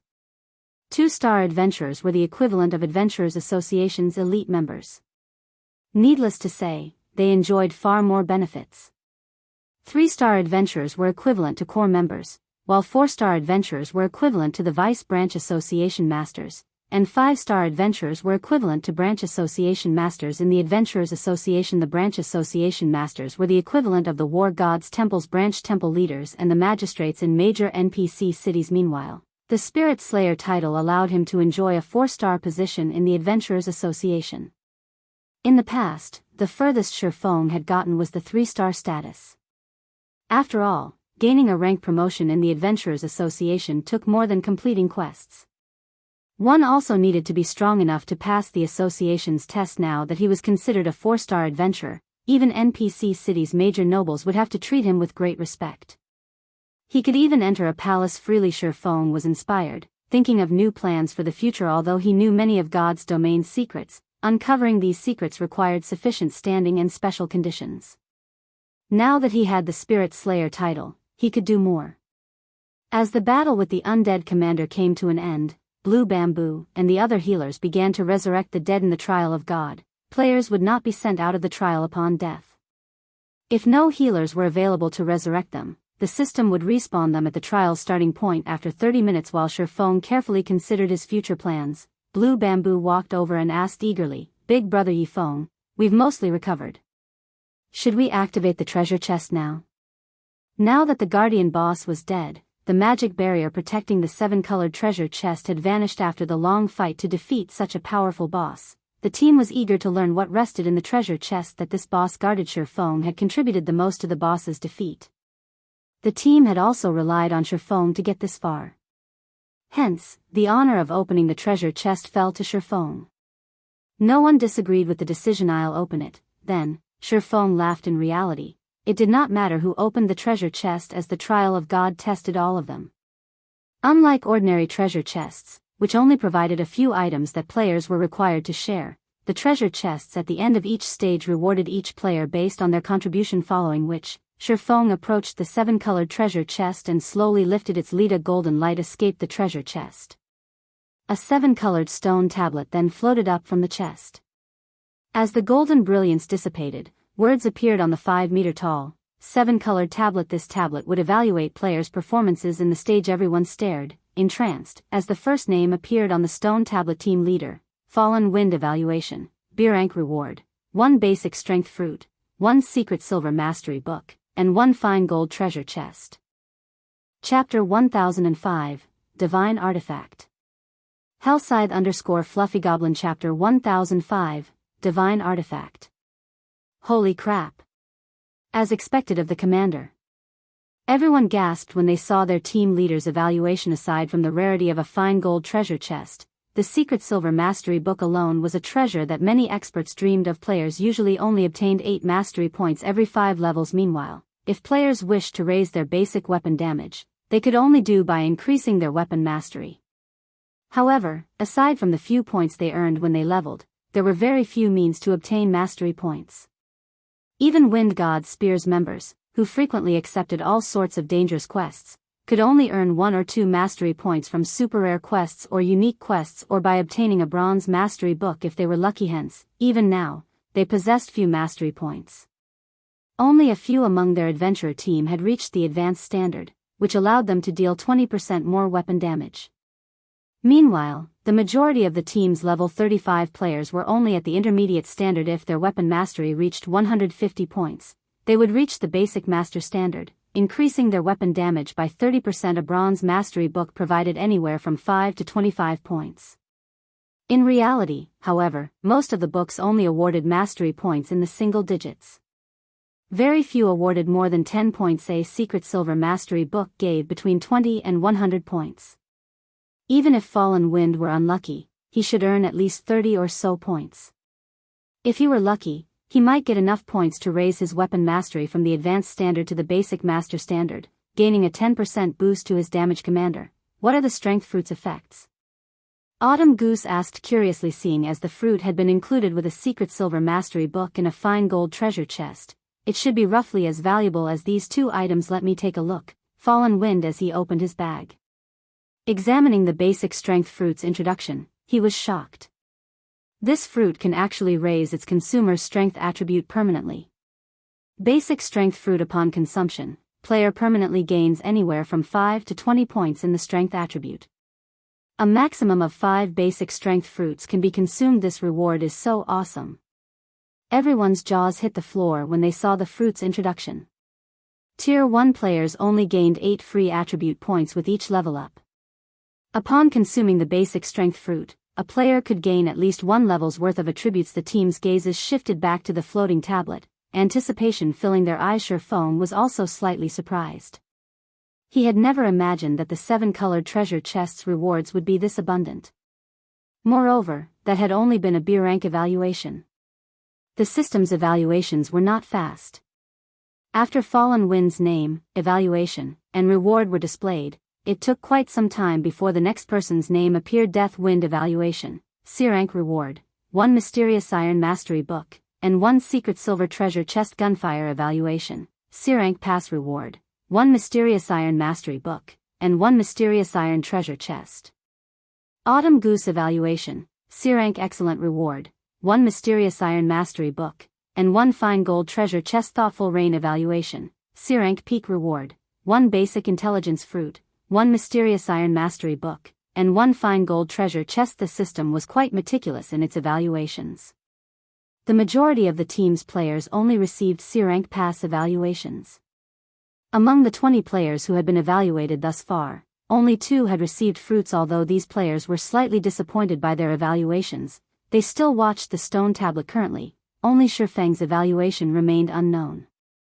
However, even after a long time, the system still evaluated his performance. With his performance, he should get an A-rank evaluation at the very least, right? That is my guess as well. He might get an A-rank excellent or even peak. I wonder what kind of rewards he will get. If the reward for B rank is a fine gold treasure chest, the reward for A rank should be a dark gold treasure chest. Ever since I started playing God's Domain, I've never seen a dark gold treasure chest. I have heard that dark gold treasure chests have a chance of containing epic items. If I had an epic item, I could brag to my friends in the real world for an entire year.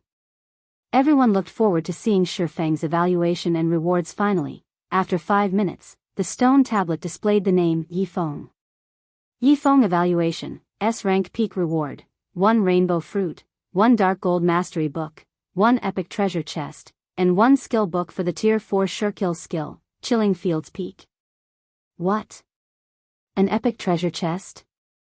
I actually got to see the rumored epic treasure chest. This is too much for my heart to take. The rewards Shifeng had earned stupefied everyone. In their opinions, an A-rank evaluation was already out of their reach. They had never dreamed that Shifeng's performance would earn an S-rank evaluation. The difference between their strengths was truly massive. Even Shifeng was a little surprised. He had heard of S-rank evaluations before. However, he never imagined he would, one day, obtain such an evaluation. Moreover, his rewards were abundant. The skill book for Chilling Field was already enough to drive countless tier 4 and tier 5 players crazy. After all, domain skills could only display their true potential at tier 4. Meanwhile, the domain skill Fire Dance had learned was not even close to tier 4. It was only considered a half-baked domain skill. Moreover, Shifeng had personally experienced just how powerful the Chilling Field skill was. If not for the undead commander being a great lord and capable of only displaying the standards of a tier 3 class, they wouldn't have had any chance of victory. This is the rumored rainbow fruit. Shifeng opened his bag to examine his rewards, his heart pounding furiously. The rainbow fruit was the size of an apple. However, it radiated the dazzling 7-colored light. The fruit was soft like jelly. Just by holding it in his hands, Shifeng could smell an intoxicating scent from the fruit. The rainbow fruit was a divine artifact in God's domain. It was far rarer and more valuable than even the legendary fruit of life. It was one of the fruits that provided the largest boost to a player's attributes. Shifeng had only read about the rainbow fruit in books.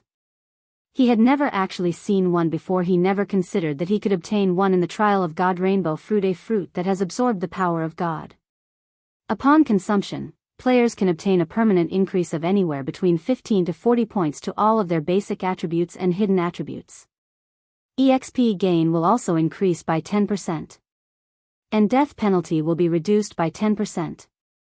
In addition, the rainbow fruit can be given to an NPC. When consumed by NPCs, the fruit will significantly increase their attributes and growth potential. A maximum of 3 rainbow fruits can be consumed. What an intense boost. Shifeng's jaw hung open after he read the introduction. It's no wonder why the books called it a divine artifact. Chapter 1006, Attack Type Domain Skill. Hellscythe _ Fluffy Goblin. Chapter 1006, Attack Type Domain Skill. When Shifeng retrieved the rainbow fruit from his bag, he had not bothered to hide its attributes. The fruit's fragrance immediately drew everyone's attention. After the team members read the rainbow fruit's description, they were rendered speechless. Compared to the rainbow fruit, the fruits Fallen Wind and Thoughtful Rain had obtained were nothing in God's domain. There were other items capable of permanently increasing a player's basic attributes as well. However, even now, none of them had ever heard of items that could permanently increase a player's hidden attributes. Players could not put points into the 4 main hidden attributes by simply leveling up yet. The 4 main hidden attributes happened to be extremely important to expert players. The Wind God's spear had gathered in Lakeheart City because of a dangerous quest that might reward a weapon or piece of equipment that would increase a hidden attribute. I am afraid that even an above average epic weapon won't be enough for this rainbow fruit. What are you even saying? If I had a rainbow fruit, I wouldn't trade it for an entire set of epic equipment. Those are hidden attributes we're talking about. Moreover, that fruit can increase anywhere from 15 to 40 points. Who knows how many quests we'd have to complete to get that many? Giving the fruit to a personal guard wouldn't be a bad decision either. NPCs are far more powerful than players of the same level and tier. If you can increase an NPC's growth potential to Dark Gold rank, you'd basically have a boss monster that could grow. Wouldn't that be even more awesome? Promoting your class to the next tier is always going to be more difficult than the last. For the sake of one's future, no matter how I think about it, one should consume the fruit themselves. After all, if you are strong enough, would you ever need to worry about getting good items in the future? The team discussed the rainbow fruit enviously. Using the fruit on oneself or giving it to their personal guard were both good options. If they tried to claim that they weren't jealous, they would be lying. However, Shifeng had already proven that he qualified to own the rainbow fruit, following which, Shifeng stored the rainbow fruit. He had no intentions of deciding how to use the fruit right now. After all, he was still in the trial of God. Clearing the trial of God was still a problem. On the off chance that they failed, wouldn't he have wasted the rainbow fruit? As for the epic treasure chest he had obtained, it was locked. He couldn't open it right now as it required 21 magic stones. As for the Dark Gold Mastery Book, Shifeng had no intentions of using it right now either. Even if he used it, he wouldn't gain anything. The Dark Gold Mastery Book provided anywhere from 50 to 300 mastery points. Unless he gained over 100 mastery points from the book, he couldn't upgrade his one-handed sword mastery from the basic Sword King standard to the intermediate Sword King standard. The only item left was the Tier 4 Surekill skill. Chilling Field. Shifeng had no idea what sort of dangers awaited him. Meanwhile, Chilling Field could increase his combat power significantly, far more than what the rainbow fruit right now.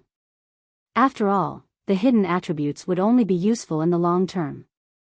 They provided very little short-term gains, following which, Shifeng clicked to learn Chilling Field. Chilling Field Tier 0, Level 1, requires 400,000 EXP to upgrade to Tier 0, Level 2, coverage radius of 30 yards. When activated, user may wield the power of frost within range to attack and defend. Attacks and defenses contain 70% of user's strength. Can attack up to 6 targets simultaneously. Main target will receive 160% damage, while other targets will receive 100% damage. All enemies within Chilling Field will suffer a 10% attribute decrease, 20% movement speed decrease, and 10% increased stamina consumption. When using this skill, user cannot move from their position. Moving instantly cancels Chilling Field. Duration, 5 minutes cooldown, 2 hours. It's already so powerful at level 1? Shifeng was surprised. He had seen Fire Dance's domain skill, Water Binding. As a Tier 3 Surekill skill, it was considered a pseudo-domain skill. It simply could not compare to Chilling Field regarding control capabilities. Water Binding was superior to Chilling Field. However, Chilling Field had the absolute advantage regarding offense and defense. In God's domain, domain skills were divided into many types. There were attack types, defense types, and control types, among which were more detailed subcategories such as single target or AoE attack types. The same was true for defense types. To put it simply, all domain skills had their own strengths and weaknesses. There was no issue of weak or strong domain skills of a particular tier. It was only a matter of how suitable a domain skill was for a player. Obviously, Chilling Field was an AoE attack type domain skill. As for Water Binding, it was a control type domain skill that could only affect 2 targets at a time. In addition, the EXP required to level Chilling Field was double that of Water Binding. It would not be easy to upgrade it to Tier 4. However, Shifeng did not pay too much attention to that right now. Immediately, he upgraded Chilling Field to Tier 1, Level 2. Any further, and his level would fall from level 44 to level 43, losing him the effect of the free attribute points he had gained and allocated when he reached level 44. When a player's level decreased in God's domain, they would not lose the free attribute points they had gained and allocated from leveling up. Instead, the points would be temporarily inactive. Only after said player recovered the level would the points become effective again. They would not gain new free attribute points when they reached the level for a second time after upgrading Chilling Field to Tier 1, Level 2. The skill's attributes underwent an earth-shattering change. Chilling Field Tier 1, Level 2, requires 400 million EXP to upgrade to Tier 1, Level 3, coverage radius of 50 yards. When activated, user may wield the power of frost within range to attack and defend. Attacks and defenses will contain 90% of user's strength. Can attack up to 6 targets simultaneously. Main target will receive 260% damage, while other targets will receive 150% damage. All enemies within Chilling Field's range will suffer a 15% attribute decrease, a 30% movement speed decrease, and 20% increased stamina consumption. When using this skill, user cannot move from their position. Moving instantly cancels Chilling Field. Duration, 5 minutes cooldown, 1 hour, 30 minutes. As expected of a domain skill. With this skill alone, no player of the same tier and level will be my match in a one-on-one. Shifeng was speechless after reading the skill's description. Only now did Shifeng understand why players who had learned domain skills in the past were practically peerless among the same tier. Players of the same tier without their own domain skill had no way of coping with such a skill. One would only have a chance of winning if they had an overwhelming advantage in terms of attributes. If one could upgrade a domain skill to Tier 4, even escape would be difficult. Shifeng had experienced this himself. After all, domain skills would no longer restrict the player's movements after reaching Tier 4. After Shifeng learned the domain skill, he instructed the team to rest for a few hours. In any case, the trial of God didn't have a time limit. He could also use this opportunity to recover from the weakened state he had earned from activating twofold Berserk. After the team recovered and had prepared to challenge the next stage, they approached a massive teleportation array in front of the stone altar. Suddenly, they heard the sound of a system notification system. You have completed the first stage. Do you wish to leave the trial of God? If you leave, you will be teleported out of the trial and will not incur any punishment. If you continue, you will be teleported to the second stage's individual challenge. Chapter 1007, Lively White River City. Hellscythe_Fluffy Goblin. Chapter 1007, Lively White River City. Hearing the system notification, everyone was stunned. What's going on? Isn't this the trial of God? Didn't the information say that we won't be able to leave without clearing all of the stages? They had found a lot of information on the trial of God on the official forums. Until now, every person that had challenged the trial of God had only had 2 options to leave the trial. Either they gave up, or they cleared it. This sudden development made everyone wonder if this were a trap set by the system. They could not help but hesitate in making a decision. Big Brother Yifeng, do you think this is a trick? Blue Bamboo asked Shifeng instinctively. In her opinion, there was nothing in God's domain that Shifeng did not know about. Thoughtful Rain also turned to Shifeng. Generally speaking, the game didn't use system notifications to set up a trap for players. However, for reasons unknown, she felt as if only Shifeng's answer would assure her of this. Seeing Thoughtful Rain and Blue Bamboo's hopeful gazes, Shifeng smiled bitterly as he said, God's domain system notifications will not lie to players.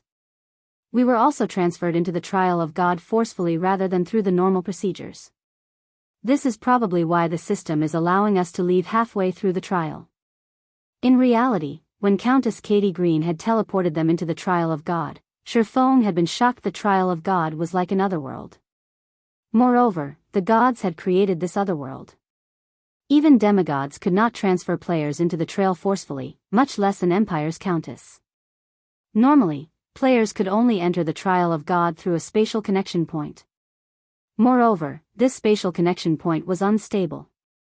Not only did it appear randomly, but it would also disappear after a certain amount of time, regardless of whether or not players had entered. Only gods could transport a player into the trial of God by force. How could the countess of a mere empire achieve such a feat? According to Shifeng's conjecture, the Countess must have used some kind of item. Take the Bible of Darkness for example. The Bible could activate a gate of darkness, allowing players to travel to the Dark Denver.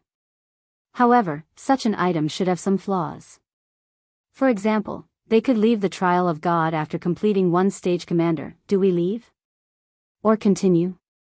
Autumn Goose asked hesitantly as she looked towards Fallen Wind. The trial of God's rewards were abundant. After obtaining the secret Silver Mastery book, Fallen Wind had finally pushed his shield mastery to the basic master standard, which significantly increased his damage reduction and defense capabilities. If they continued clearing this 6-color trial, they would emerge transformed. At that time, no one within the Dark Knight Empire would be able to afford to underestimate the Wind God's spear. Even those super guilds and super first-rate guilds would have to be cautious when dealing with the adventurer team. Weary leaving, Fallen Wind declared. If not for Brother Yifeng's help, we wouldn't have even cleared the trial's first stage. We are lucky that it's giving us the chance to leave. Although the trial of God awarded more with each cleared stage, the same was also true for the stage's difficulty. Accurately determining one's strength was one of the basics of being an expert. Moreover, the system had clearly stated that the next stage would be an individual challenge. They would not find any more loopholes to exploit and would have to rely on their own strength. If he had to guess who on his team could clear the second stage, he was sure that only Shifeng was capable of doing so. Everyone else, including himself, had no hope of clearing the trial. Why should they risk suffering the system's severe punishment? The team agreed with Fallen Wind's proposal. They all felt that greed had gotten the better of them and they had forgotten the reason they had come this far. Turning toward Shifeng, Fallen Wind asked in a very friendly tone, Brother Yifeng, the Wind God's spear intends to leave. May I know what you plan to do next? Me? After giving it some thought, Shifeng said, I'll leave as well. Although the trial of God's rewards are tempting, I still have many matters that I need to attend to. Since that is the case, let's add each other as friends. If not for Brother Yifeng's help, we wouldn't have left this place in one piece. If you need any help in the future, please don't hesitate to ask. I will give my all to assist you, Fallen Wind said. He then sent Shifeng a friend request, hoping that he could become close friends with this swordsman. It was also thanks to Shifeng's display that he had finally entered the flowing water realm, which he had struggled to reach for many years. Among the many guild experts he had met, none had truly earned his admiration. Shifeng was the first expert he looked up to. He didn't even feel this way about one sword of the 8-sword hero. Shifeng instantly accepted Fallen Wind's friend request. In the past, the Wind God's spear had been an apex adventurer team in God's domain. Although its fame was not as widespread as adventurer teams like the Midnight Tea Party and Owl, which even super guilds feared, they were still one of the few apex adventurer teams in the game. Gaining an ally like the Wind God's spear would definitely help Zero Wing's development in the future. If those super guilds found out that Zero Wing had formed a deep relationship with two of God's domain's future apex adventurer teams, they would most likely try to annihilate Zero Wing at all costs. Although the fact that Shifeng possessed a city-building order in his hands was already enough of a reason for super guilds to target his guild following, which, with Shifeng taking the lead, everyone teleported out of the trial of God. He then returned to White River City with Thoughtful Rain and Blue Bamboo. After seeing Shifeng's group off, Fallen Wind glanced at his team members, addressing them seriously, you witnessed today's situation for yourselves. Following this, Wind God's spear must work even harder. None of us can afford to be cocky anymore. God's domain is a far more amazing game than we assumed. Nobody knows just how many hidden experts are here. Although the Wind God's spear fared relatively well in the Dark Knight Empire, in the end, the Dark Knight Empire was only one of many empires in God's domain. It was truly laughable that they took pride in their current achievements. The adventuring players nodded in response to Fallen Wind's words. Setting Shifeng aside, they could already see how powerful Zero Wing was as a guild based on Thoughtful Rain's strength. Moreover, Zero Wing's core members had the opportunity to learn advanced combat techniques. This was not something their Wind God's spear could hope to compete with. Before this, they had all been proud of their ability to pick fights with large guilds. Star Moon Kingdom, White River City. Ever since Blackwater and Heaven's Burial had declared war on Zero Wing, the atmosphere in White River City had become somewhat tense. Blackwater and Heaven's Burial's members roamed the city. There were also plenty of players hidden under black cloaks. These people had a predator's gaze when they looked at Zero Wing's members.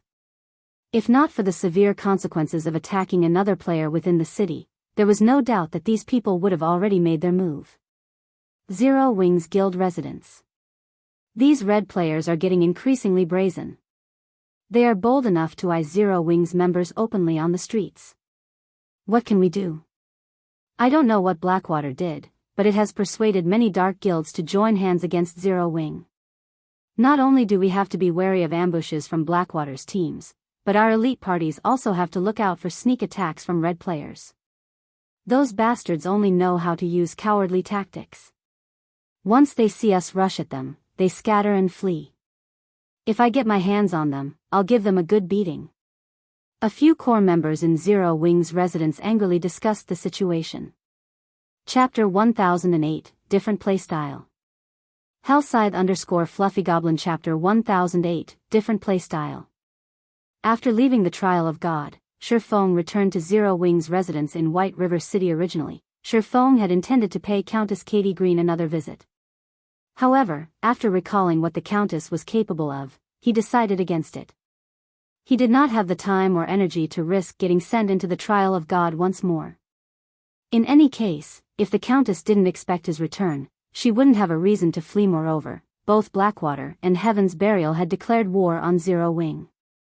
He needed to resolve this matter as soon as possible upon returning to the guild residence. However, Shifeng was greeted by a depressing atmosphere. The residence's main hall was far less lively than it had been. There were also fewer players around the quest boards. The former vigorous atmosphere that surrounded the guild residence was gone. It was hard to imagine that Zero Wing had fallen so far in just a few short days. One could see how powerful the Blackwater Corporation's foundations were. Fortunately, White River City was Zero Wing's territory. There were a large number of the guild's members here. It was not easy for Blackwater to deal with Zero Wing in the field. After all, Blackwater needed a lot of manpower to develop the many cities under its rule. The most it could afford was to send the guild's top experts in a war. Both sides needed to spend plenty of coins on rewards and remunerations. A guild's top experts were strong, so their chances of dying were much lower.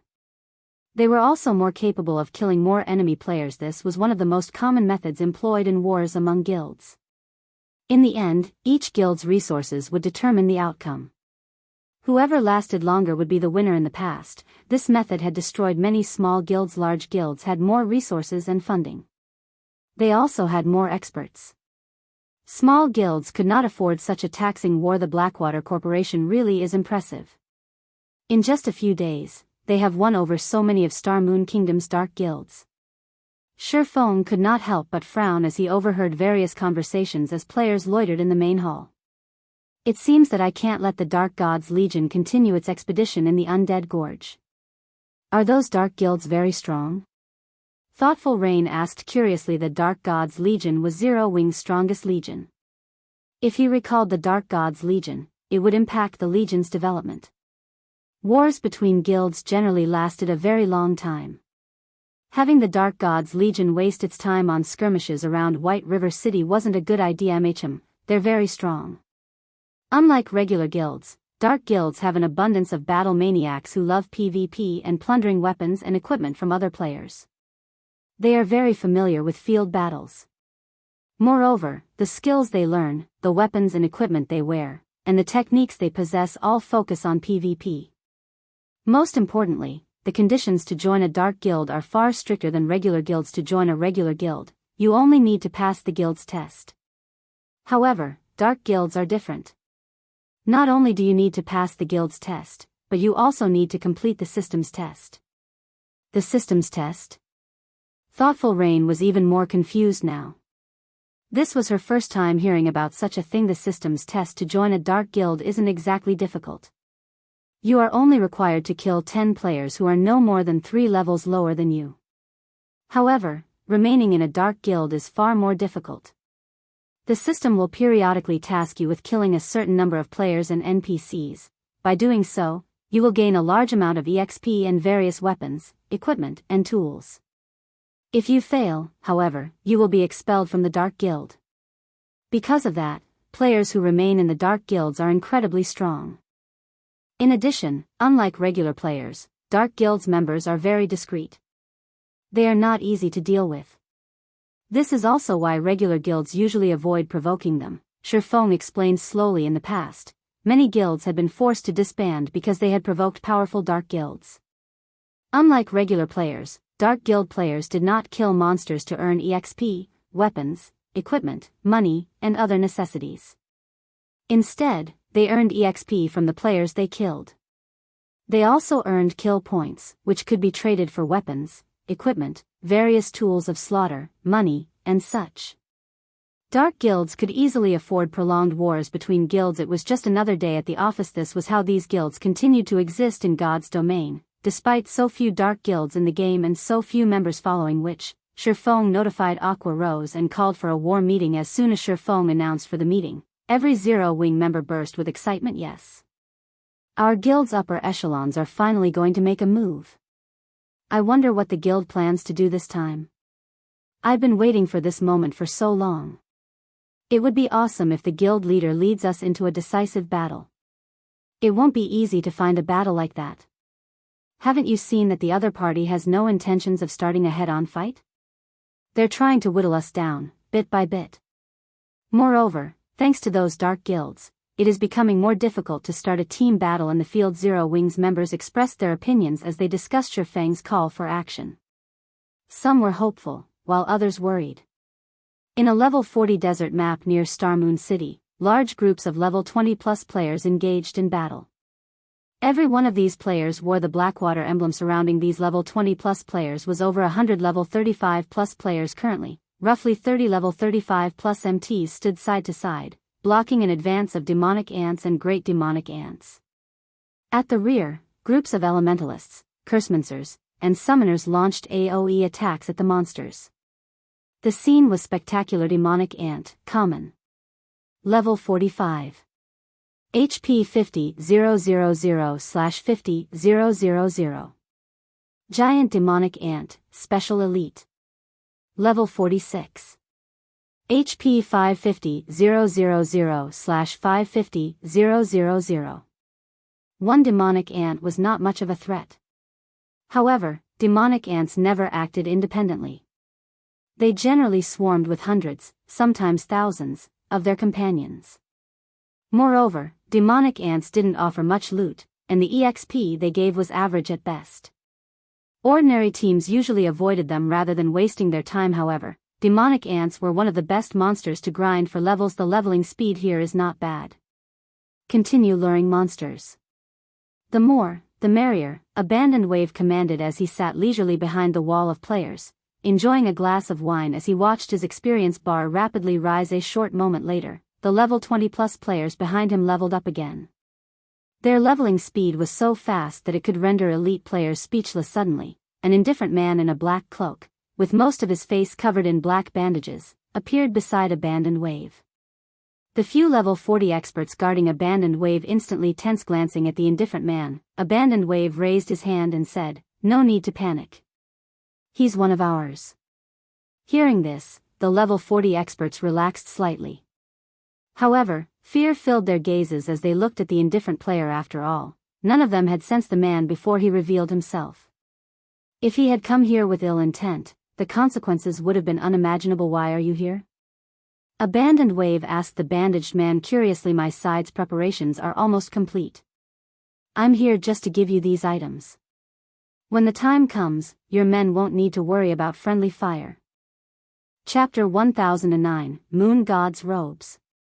Hellscythe_Fluffy Goblin. Chapter 1009, Moon God's Robes. A large group of independent players had gathered before Heaven's Burial's majestic guild residence in Starmoon City, everyone quietly waiting to take the guild's entrance exam. In the past, such a situation would have been unthinkable for Heaven's Burial. Now, however, this had become a regular scene, and the city's inhabitants were used to it. Suddenly, these waiting players heard loud neighing. Everyone turned towards the sound. "Wow, so many mounts. Are those common mounts?" "Those are warhorses. I heard that warhorses are bronze rank at the very minimum.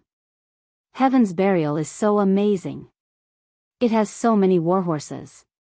I have to join Heaven's Burial no matter what. If I get a bronze mount, all of the time I've invested into God's domain will worth it." In the next moment, over a dozen players atop various kinds of warhorses entered Heaven's Burial's residence, arousing the crowd's envy. Particularly, the sight of the valiant, heroic beauty leading the group etched itself into everyone's minds. Not only was this beauty fully geared with top-tier equipment, but her white warhorse also wore a set of silver armor. She looked like a war goddess as she rode into the residence. All throughout Star Moon City knew this goddess's name, the Ice Witch, Daybreak Fog. Daybreak Fog had earned this title by defeating one of the Star Alliance's 100-man elite teams in front of a dungeon by herself.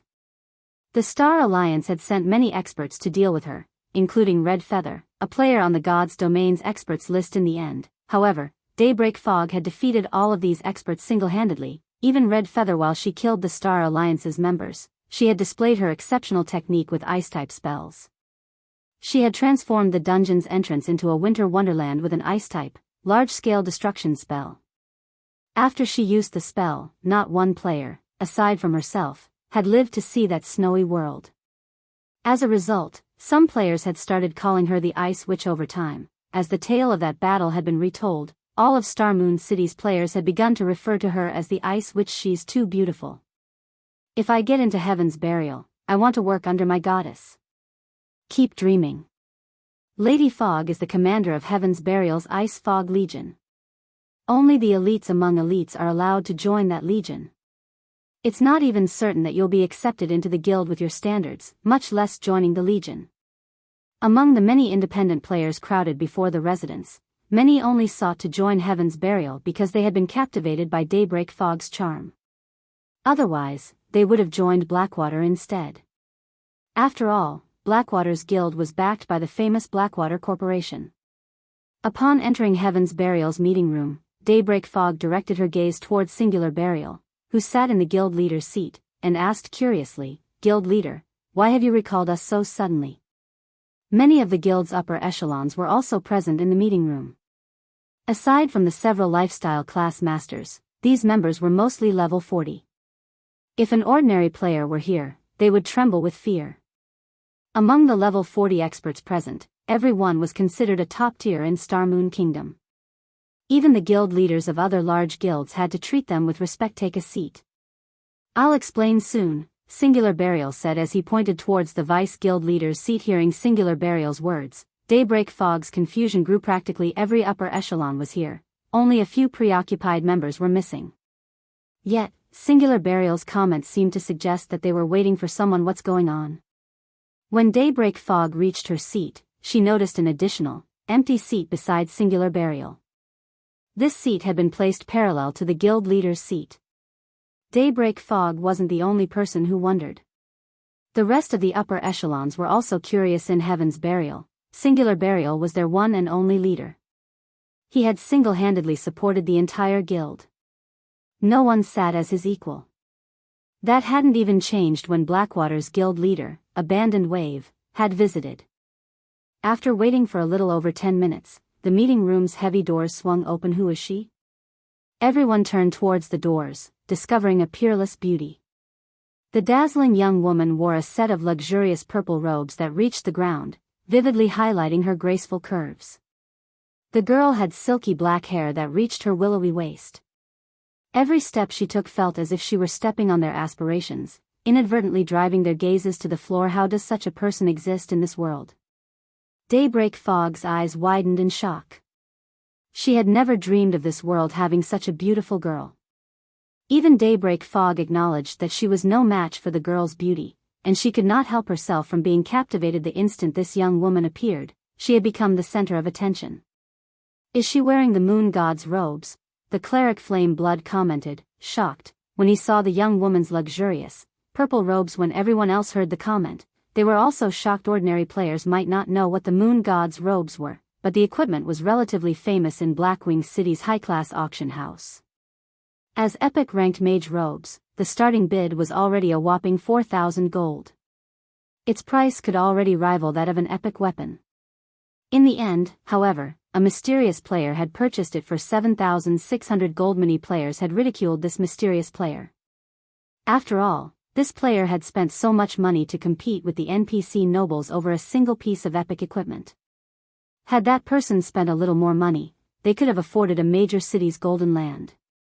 It would have been easy to earn back the cost then. They had never dreamed that such a peerless beauty had been the mysterious player who purchased the moon god's robes. These guild members instantly activated their identification skills, hoping to discover this beauty's identity. However, even after using advanced identification skills, they had failed to learn anything. Sorry for the delay. I had some matters to deal with, the young woman apologized after taking her seat. All right, since everyone is here, let me introduce you. This is the Blackwater Corporation's representative, Miss Ling Jingxian. She has come here to discuss the raid on Stone Forest Town, Singular Burial said, respect filling his voice as he introduced Ling Jingxian. Although the introduction had been simple, everyone was shocked. Singular Burial's respect for Ling Jingxian was one thing, but they had not expected that their discussion would involve raiding Stone Forest Town. Chapter 1010, High Profile War Declaration. Hellscythe_Fluffy Goblin Chapter 1010, High Profile War Declaration. Guild Leader, are you really planning to do this? Flame Blood asked, slightly confused. There were no NPC towns close to Stone Forest Town. If they attempted to raid Stone Forest Town, they wouldn't be able to dispatch reinforcements quickly. On the other hand, Zero Wings members could utilize the guild transfer scroll to reach the town in an instant. Even when they died, they would revive inside the town. To put it simply, this town was easily defensible. Although Stone Forest Town's protection period was over, players could hire NPC guards. Although the levels of the enlisted NPCs would not be as high as the level 150 NPC guards hired during the protection period, recruited NPCs were still 10 to 15 levels higher than current players, with Stone Forest Town being one of Zero Wing's primary revenue sources. After its protection period had ended, Zero Wing had hired 500 level 50 and above Tier 1 NPC guards to defend it. In addition, many of Zero Wing's members were garrisoned in the town. Zero Wing had also constructed basic mana pulse cannons, which the guild had used in its war against the Star Alliance, around the town. In the last war, Zero Wing had introduced everyone to the weapon's attack range and destructive power. Hence, raiding Stone Forest Town would not be easy. It was likely that they would have to sacrifice a significant number of players to take the town. The other Heaven's Burial members also turned to Singular Burial, wearing confused expressions. While they had considered raiding Stone Forest Town before, it was too early for that. God's domain was only starting to transition into the era of mounts. They should wait a little longer. I understand your concerns. However, I have already considered this problem. Since we are going to make a move, I am confident in our success. Singular Burial chuckled. However, I would like to invite Miss Ling to elaborate on this point. Everyone shifted their gaze towards Ling Jingxian, questioning looks filling their eyes. Have you received news that Zero Wing has recently contacted several major companies to gain financial support? In addition, the Dragon Phoenix Pavilion has begun to move against Zero Wing and is dealing with Zero Wing's branch guild in Lakeheart City. In response, Zero Wing has dispatched quite a number of their members to the Black Dragon Empire. Hence, the guild's member population in Stone Forest Town has decreased significantly. However, most importantly, Zero Wing has begun to show signs of activity in White River City. They have even recalled their guild's strongest Dark Gods Legion. As long as Zero Wing is focused on hunting down Dark Guild members, the latter will think of a way to pin down Zero Wing's main forces for as long as possible. After that, both Blackwater and Heaven's Burial can take the opportunity to attack Stone Forest Town. Ling Jingxuan's explanation had caught these upper echelons' interest. If Zero Wing pitted everything it had to defend Stone Forest Town, they would never be able to capture the town. However, now that Zero Wing's members were scattered, it would be a piece of cake to take Stone Forest Town with the strength of both guilds. I have a question. Daybreak Fog suddenly declared. If Zero Wing's members use their guild transfer scrolls, they can easily gather in Stone Forest Town. Regardless of how fast we assemble our forces, we're not faster than Zero Wing. As if she had expected this question, Ling Jingxian took out over a dozen old, tattered scrolls, displaying them on the table. Those are. Curiously, everyone examined the scroll's introduction. Immediately, everyone's jaws dropped. None of them could believe their eyes. A sealing magic array.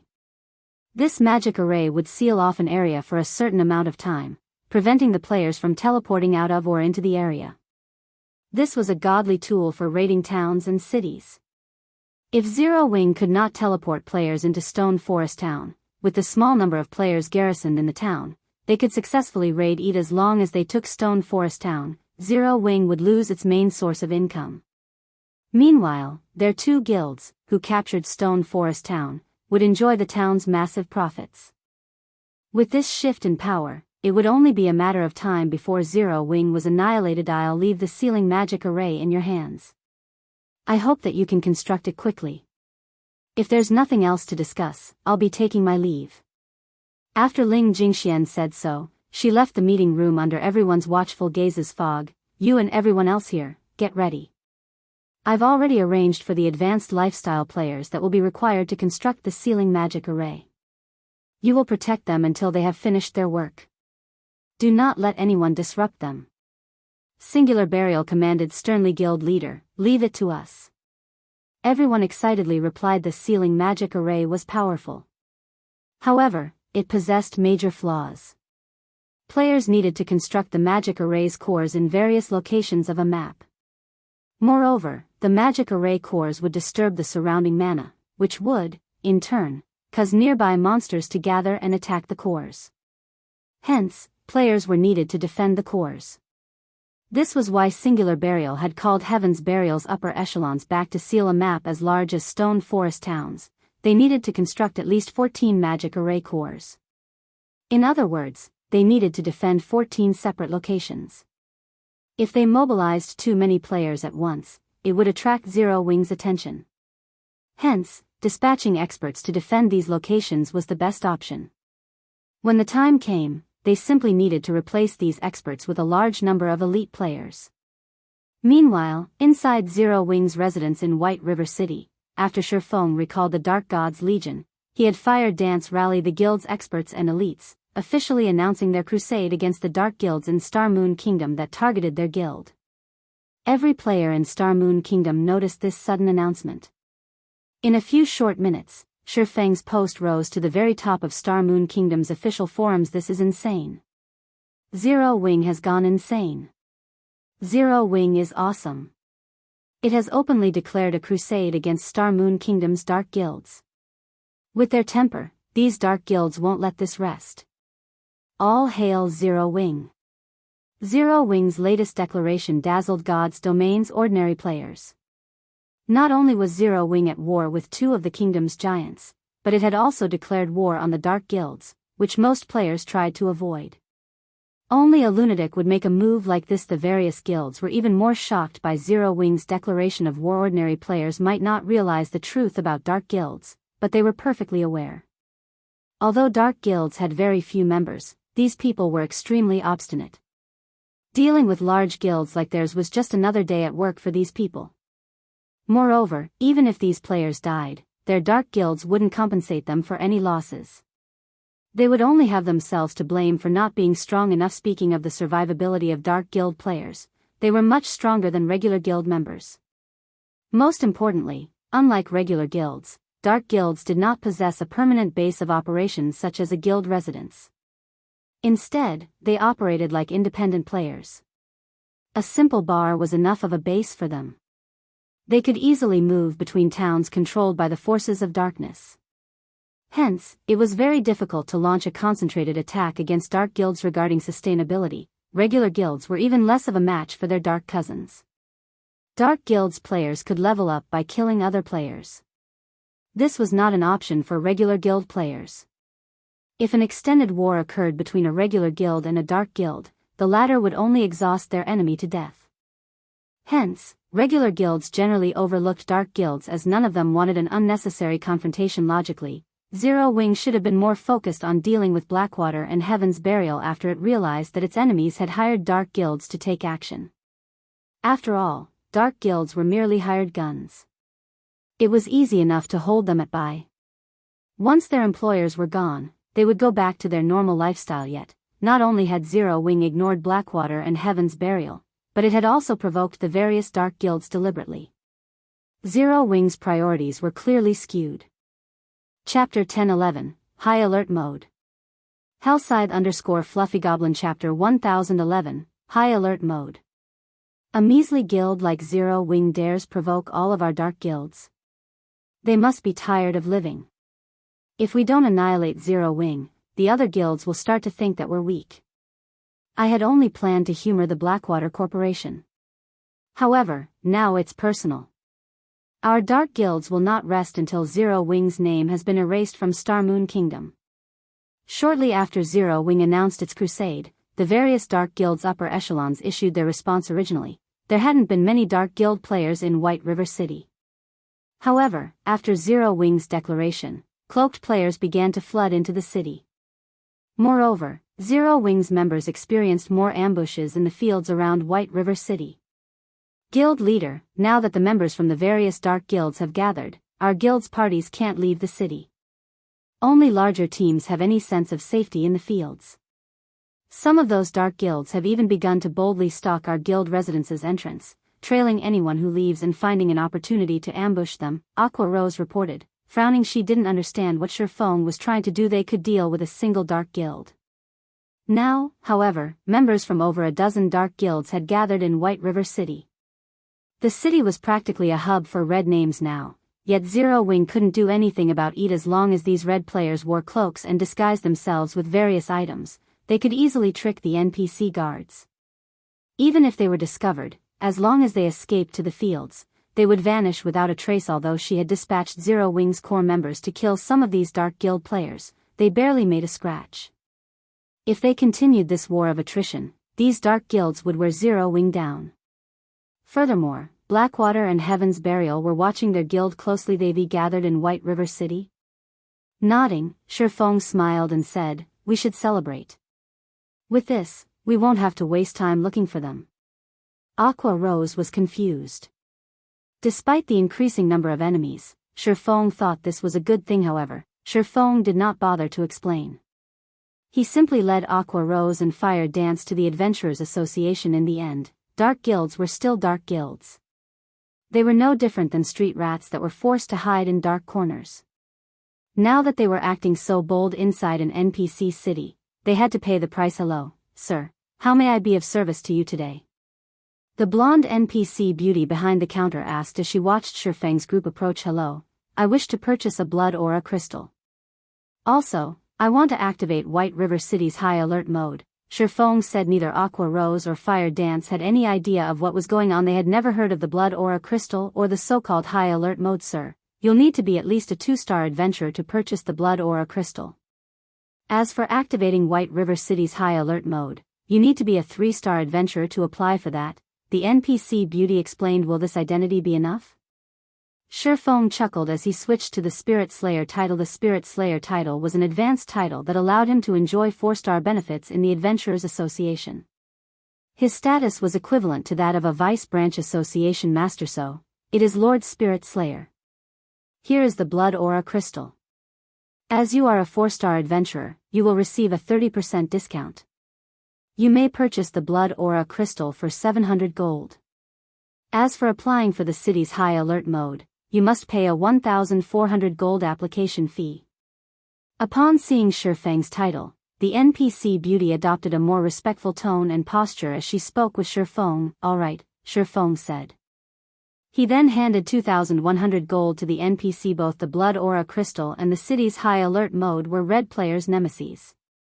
This was why players from the various dark guilds avoided NPC cities. The Blood Aura Crystal could detect players' blood aura within a certain range.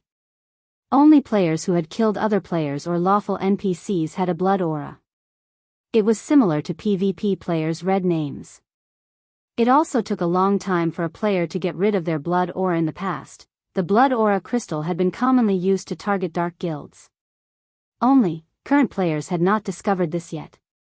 The Blood Aura Crystal was also very expensive, and only 2-star adventurers could purchase and use it. As for the high alert mode, to put it simply, it would prevent all players within White River City from equipping black cloaks to hide their identities.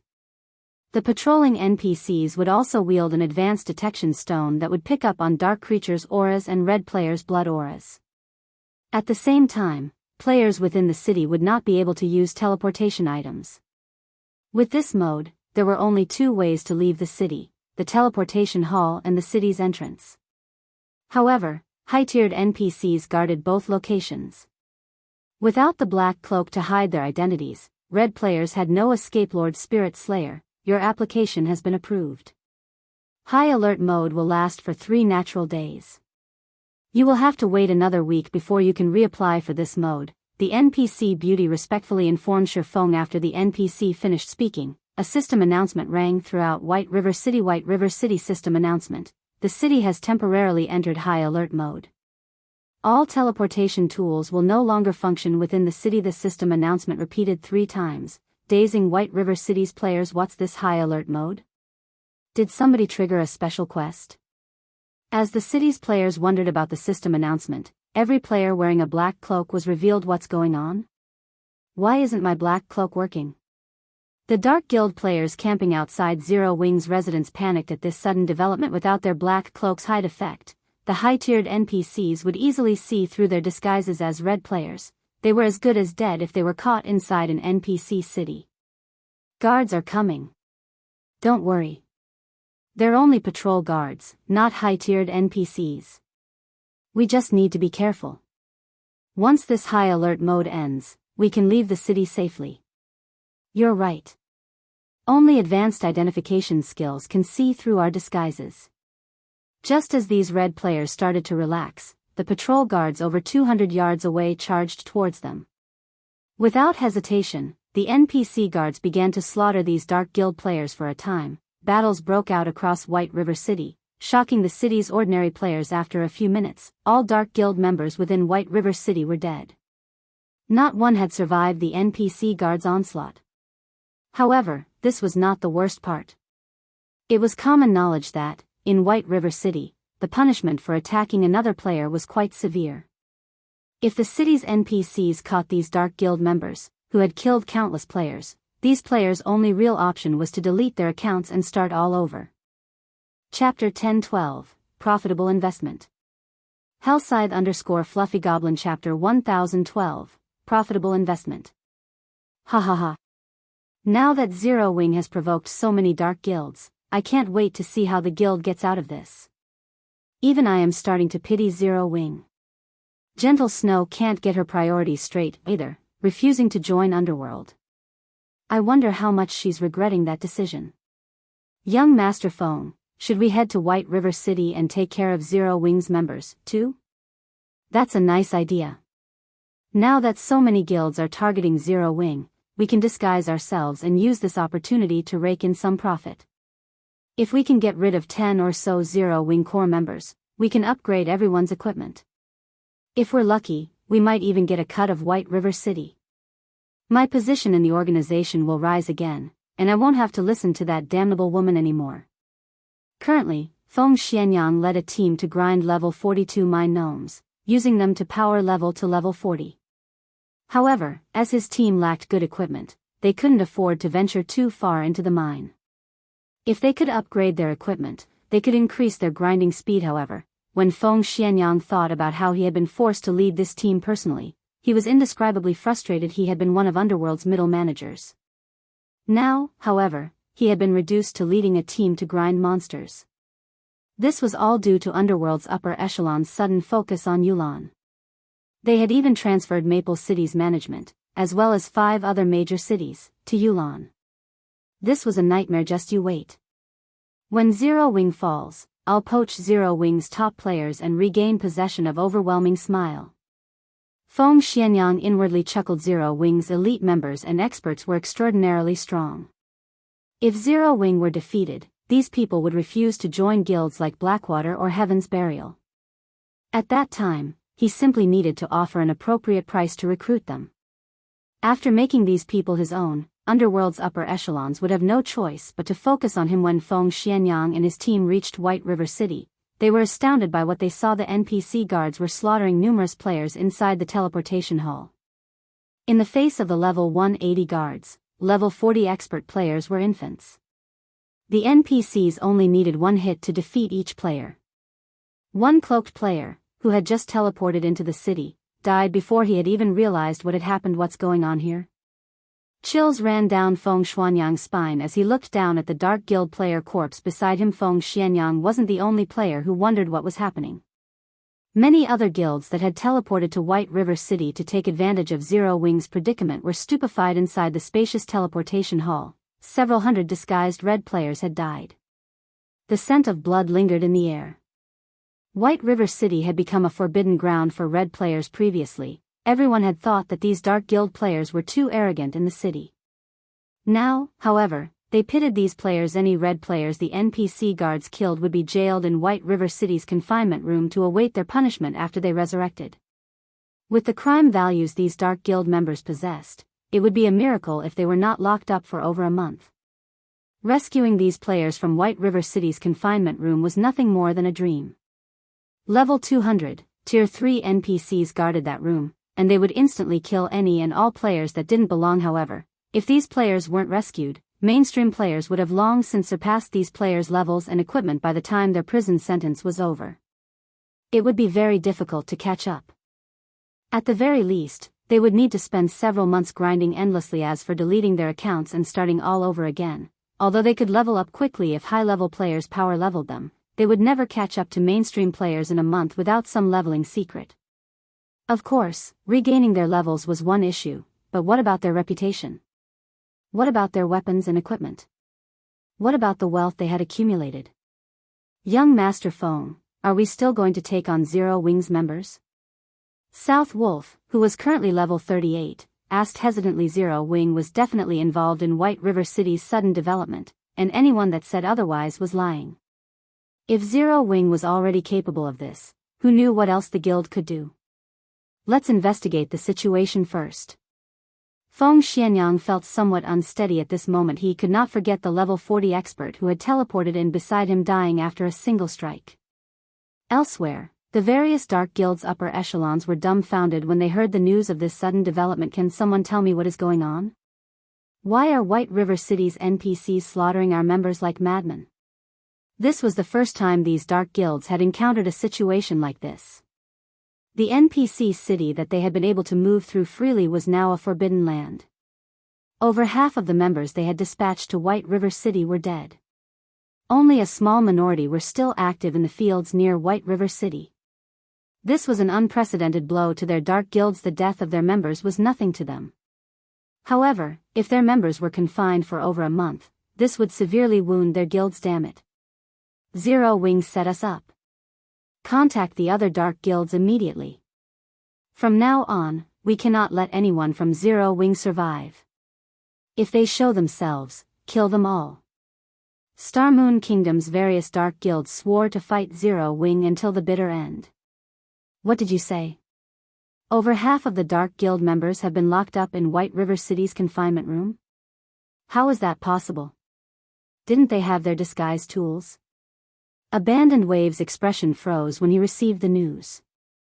He could not bring himself to believe it. While Dark Guilds were not strong in a head-on battle, their survivability and ambushing capabilities in the fields were top-notch. This was precisely the reason that he had paid a massive price for these Dark Guilds to whittle down Zero Wing's strength. Yet, now, over half of them had been killed and jailed in White River City. With this, it had become far more difficult to deal with Zero Wing's members. Guild leader, what should we do now? Now that over half of the Dark Guild players have been locked up, the threat on Zero Wing has been reduced significantly. Moreover, some of the regular guilds that intended to strike Zero Wing have decided on the wait-and-see approach. The middle-aged, bald man asked after some thought. Abandoned Wave commanded, this development has affected our plans slightly, but no matter. Contact the Dark Guilds immediately. Tell them that we'll send some of our top players to assist.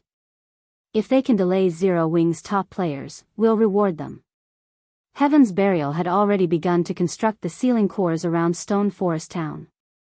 If they could not pin Zero Wing's core members down in White River City, taking Stone Forest Town would become far more troublesome. Understood.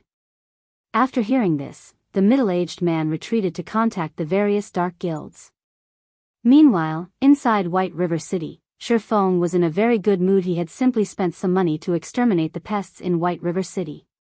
He had never expected such a huge windfall after he had activated the city's high alert mode. Over 10,000 red players had died and were captured. This result earned him yet another advanced title, City Protector. Chapter 1013, Epic Personal Guard Quest. Hellscythe_Fluffy Goblin Chapter 1013, Epic Personal Guard Quest.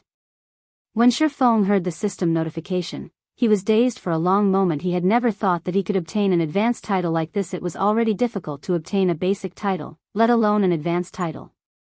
Now, just by spending 1,400 gold, not only had he dealt with the eyesores in the city, but he had also earned himself an advanced title. No one would believe this in the past. Many large guilds had willingly spent over 10,000 gold for an accurate clue that led to an advanced title, not to mention the method of obtaining one city protector. While Shifeng was relatively familiar with the basic titles throughout God's domain, his understanding of advanced titles was quite shallow. After all, advanced titles were extraordinary. Nobody would casually reveal information about them. City protector, advanced title, a hero that has protected the city from the dark forces' influence. Wielder enjoys the benefits of a major noble in every human city. At the same time, personal guards can accept one epic quest per week. In addition, personal guards receive a 5% increase to quest success rate as expected of an advanced title. It actually allows my personal guards to pick up one epic quest each week. Shifeng could not help his surprise. Personal guards' development speeds depended on the quests they accepted from the Adventurers Association.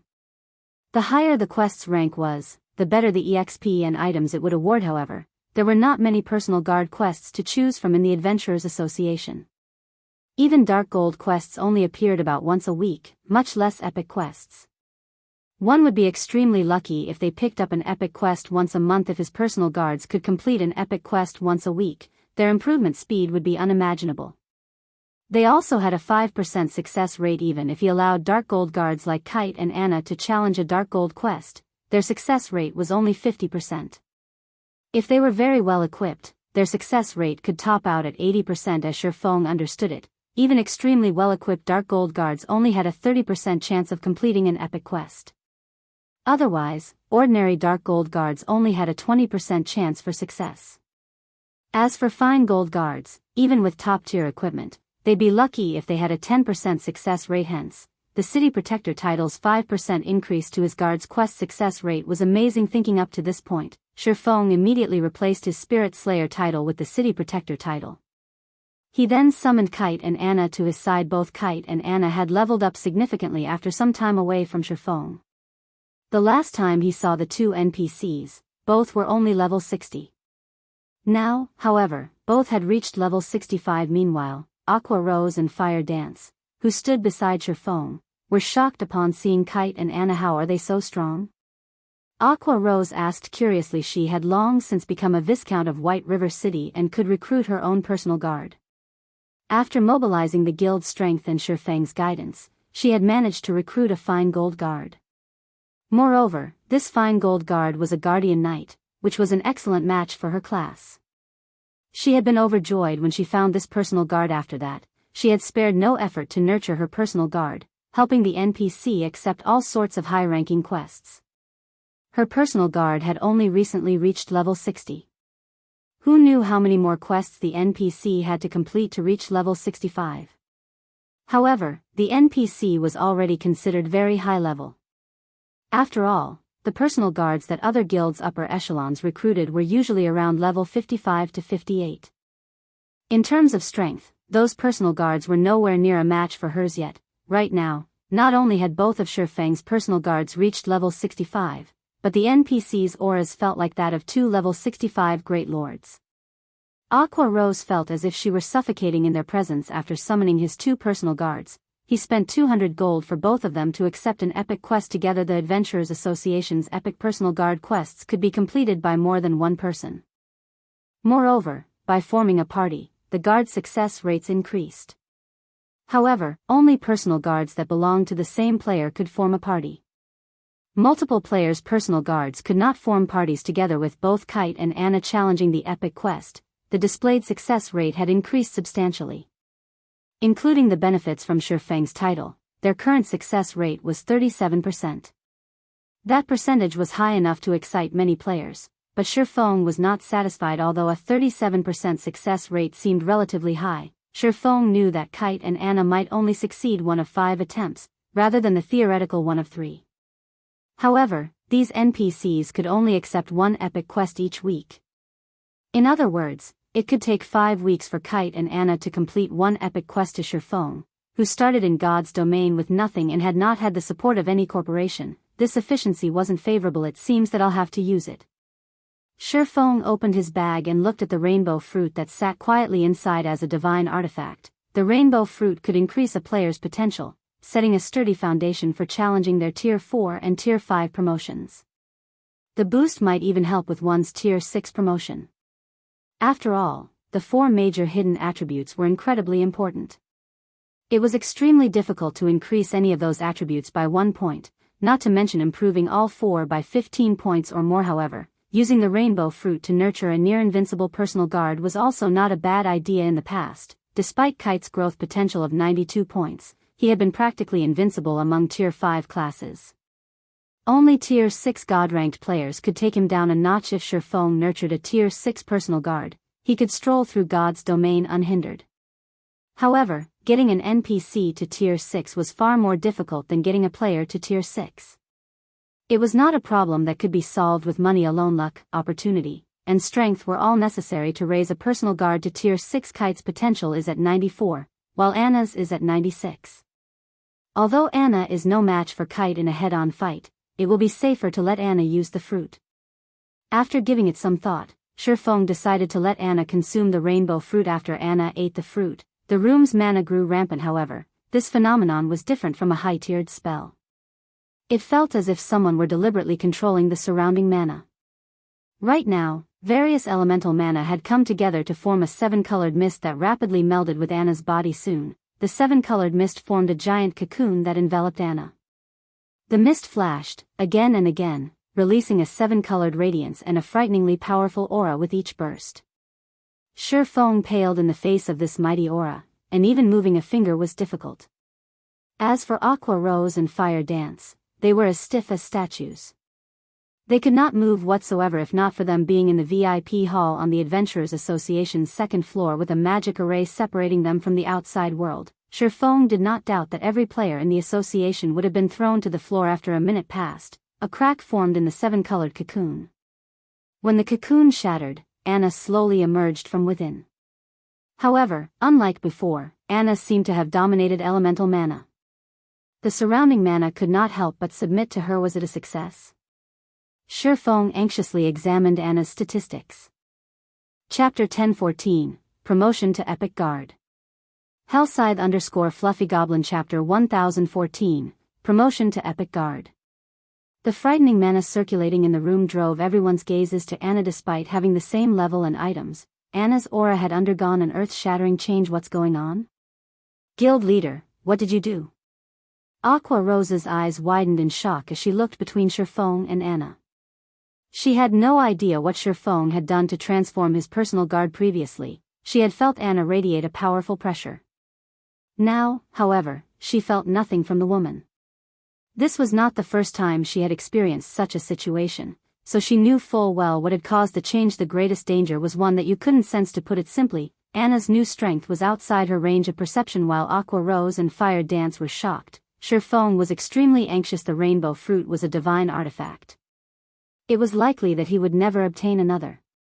If Anna remained a dark gold guard after consuming the fruit, the loss would be tremendous. Shifeng took a deep breath before taking a look at Anna's statistics. Anna, Yifeng's personal guard, level 65 loyalty, 95 growth potential, 105. Epic rank. She reached epic rank. Shifeng was ecstatic. He had never heard of an epic guard. As to whether or not epic guards had existed in the past, he had no idea. He had merely been the guild leader of a second-rate guild back then. He had not been privy to many of God's domain's secrets. However, he was certain of one thing: even among epic guards, one would be hard-pressed to find one with a growth potential as high as 105 points in God's domain. The importance of an NPC's growth potential grew as they reached higher levels. At higher levels, even an extra point would result in a massive boost to the guard's attributes with each level up. Hence, even personal guards of the same rank and level could have drastically different attributes. Take Kite, for example. Although his growth potential was only 2 points higher than it had been, after he reached the same level and tier that he had been in the past, his strength would surpass his past self by a minimum of 10%.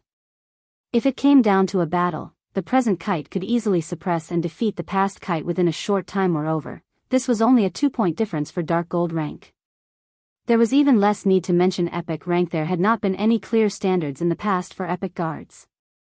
Any NPC whose growth potential exceeded 100 points was considered an Epic Guard. Currently, Anna's growth potential exceeded Kite's by a whopping 11 points. By the time Anna reached level 70 or 80, he had no doubt that she would defeat Kite even in a melee battle. In terms of combat power, even the current Anna could defeat Kite. As both NPCs continued to level, the gap between them would only grow wider. In the end, even Kite would have to look up to Anna. Amazing. Anna's promotion to Epic rank has raised the Epic Quest success rate to 67%. I doubt even a full party of Dark Gold guards could achieve such a percentage. Shifeng was speechless with her promotion. Anna had learned many new skills. She now had 3 Tier 2 curses, one more than before. Most importantly, she had learned a Tier 2 domain skill. With this domain skill, Anna was practically invincible among Tier 2 classes. Unless the other party also possessed a domain skill, even 2 Kites were no match for Anna, following which, Shifeng had Kite and Anna set out to complete their epic quest. The sooner they completed it, the more they could improve their strength. Guild leader, I've just received news that Blackwater has dispatched many of their top players. From the looks of it, it seems that they were sent to help those dark guilds. Meanwhile, the members of the various dark guilds have joined forces. Not only are they targeting parties, but they've also begun ambushing 100-man teams, Aqua Rose reported once she received this information. In addition, Blackwater has opened another shop in White River City and is selling cast steel armor kits and mana mixtures in large quantities. They've even reduced their prices. They've already lured a lot of players to their shop. They've also started purchasing rare herbs and ores at high prices from all over Star Moon Kingdom. It looks like they're getting serious. Getting serious, huh? Shifeng smiled. Since they want to play this game, then we'll get serious as well. Saying so, Shifeng purchased 100 cloaking scrolls from the Adventurers Association. The cloaking scrolls were unique to the Adventurers Association. Only 3-star adventurers could purchase them, and each scroll cost 20 gold. The cloaking scroll were considerably useful to players adventuring in the fields. When used, the scroll provided a cloaking buff to players within a 20-yard radius, which prevented them from being tracked, searched, and perceived.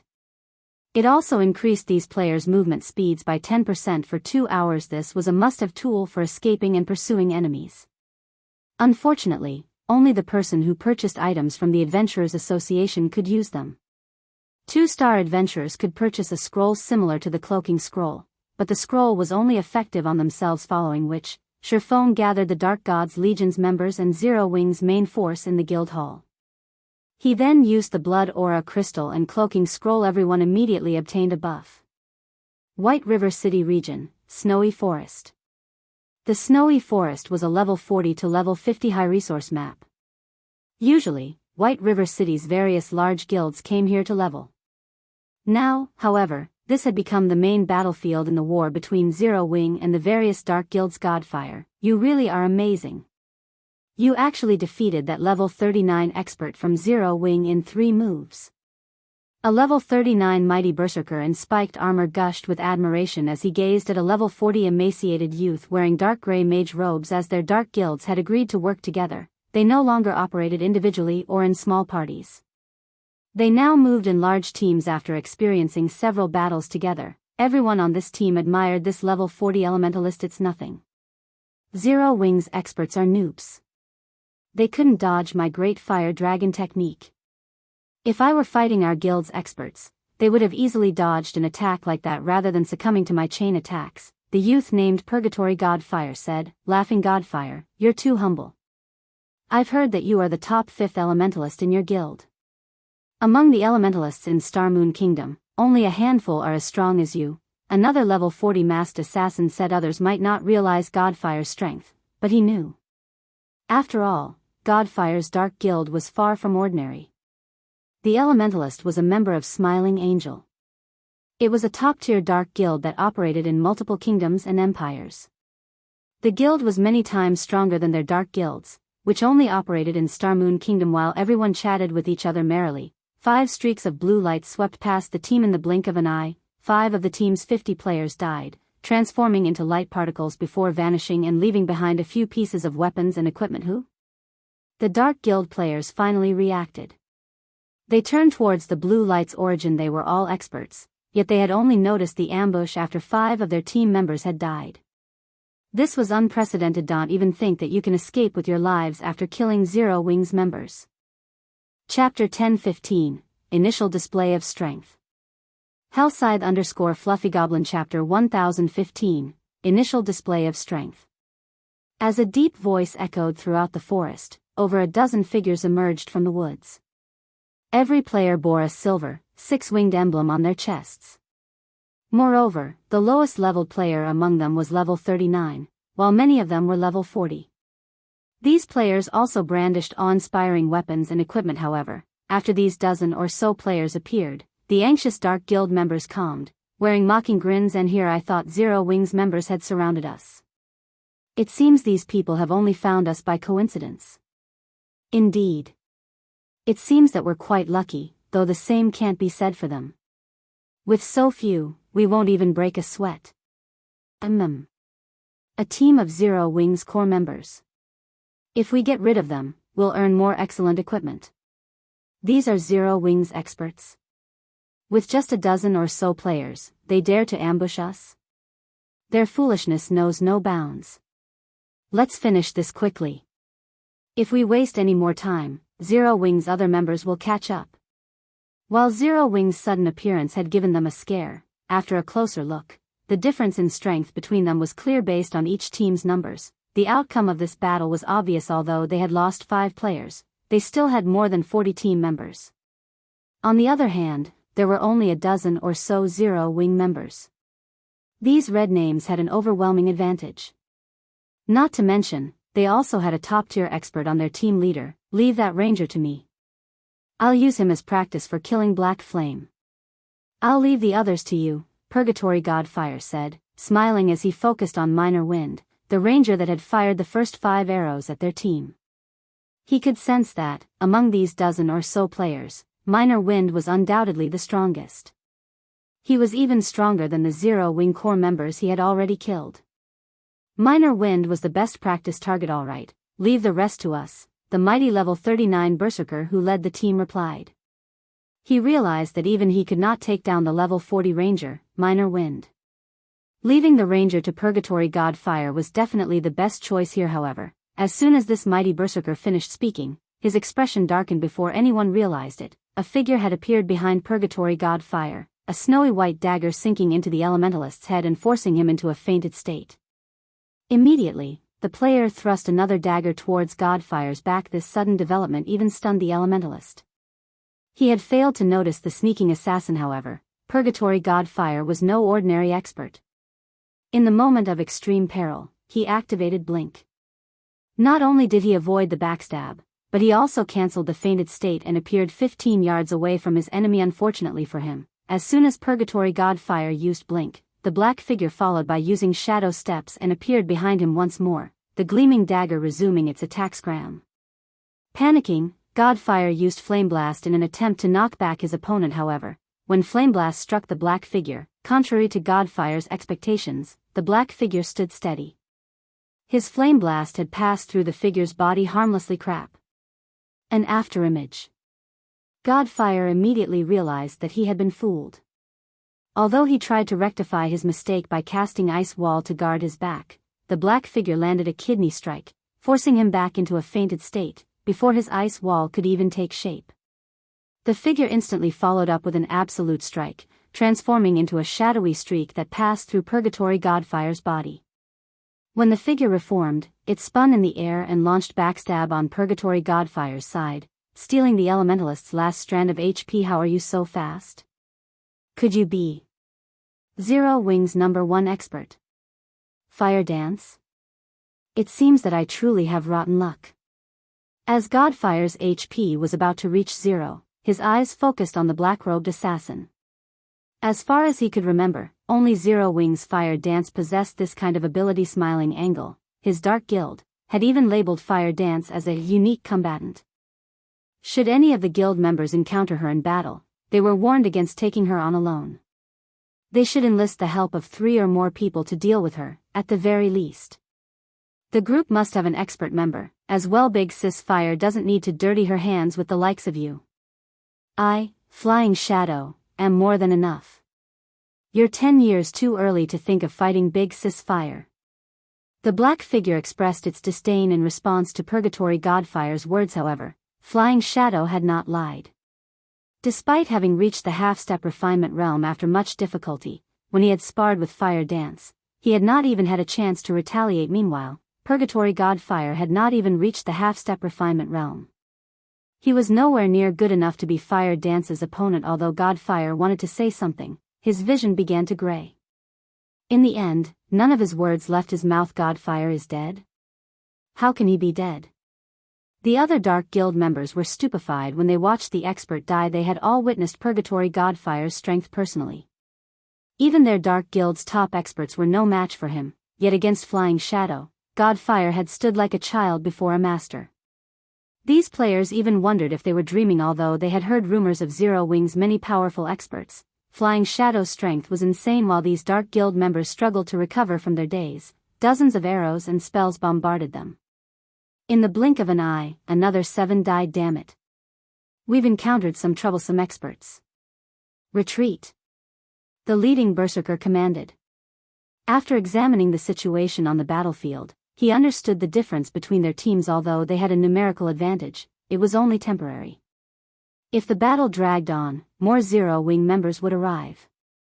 This was an extremely unfavorable situation. However, as soon as he issued his command, Minor Wind fired 9 blue arrows from a distance, sealing his path of retreat. Don't even think about killing me that easily. As one of the Dark Guild's team leaders, he had the strength to earn the position.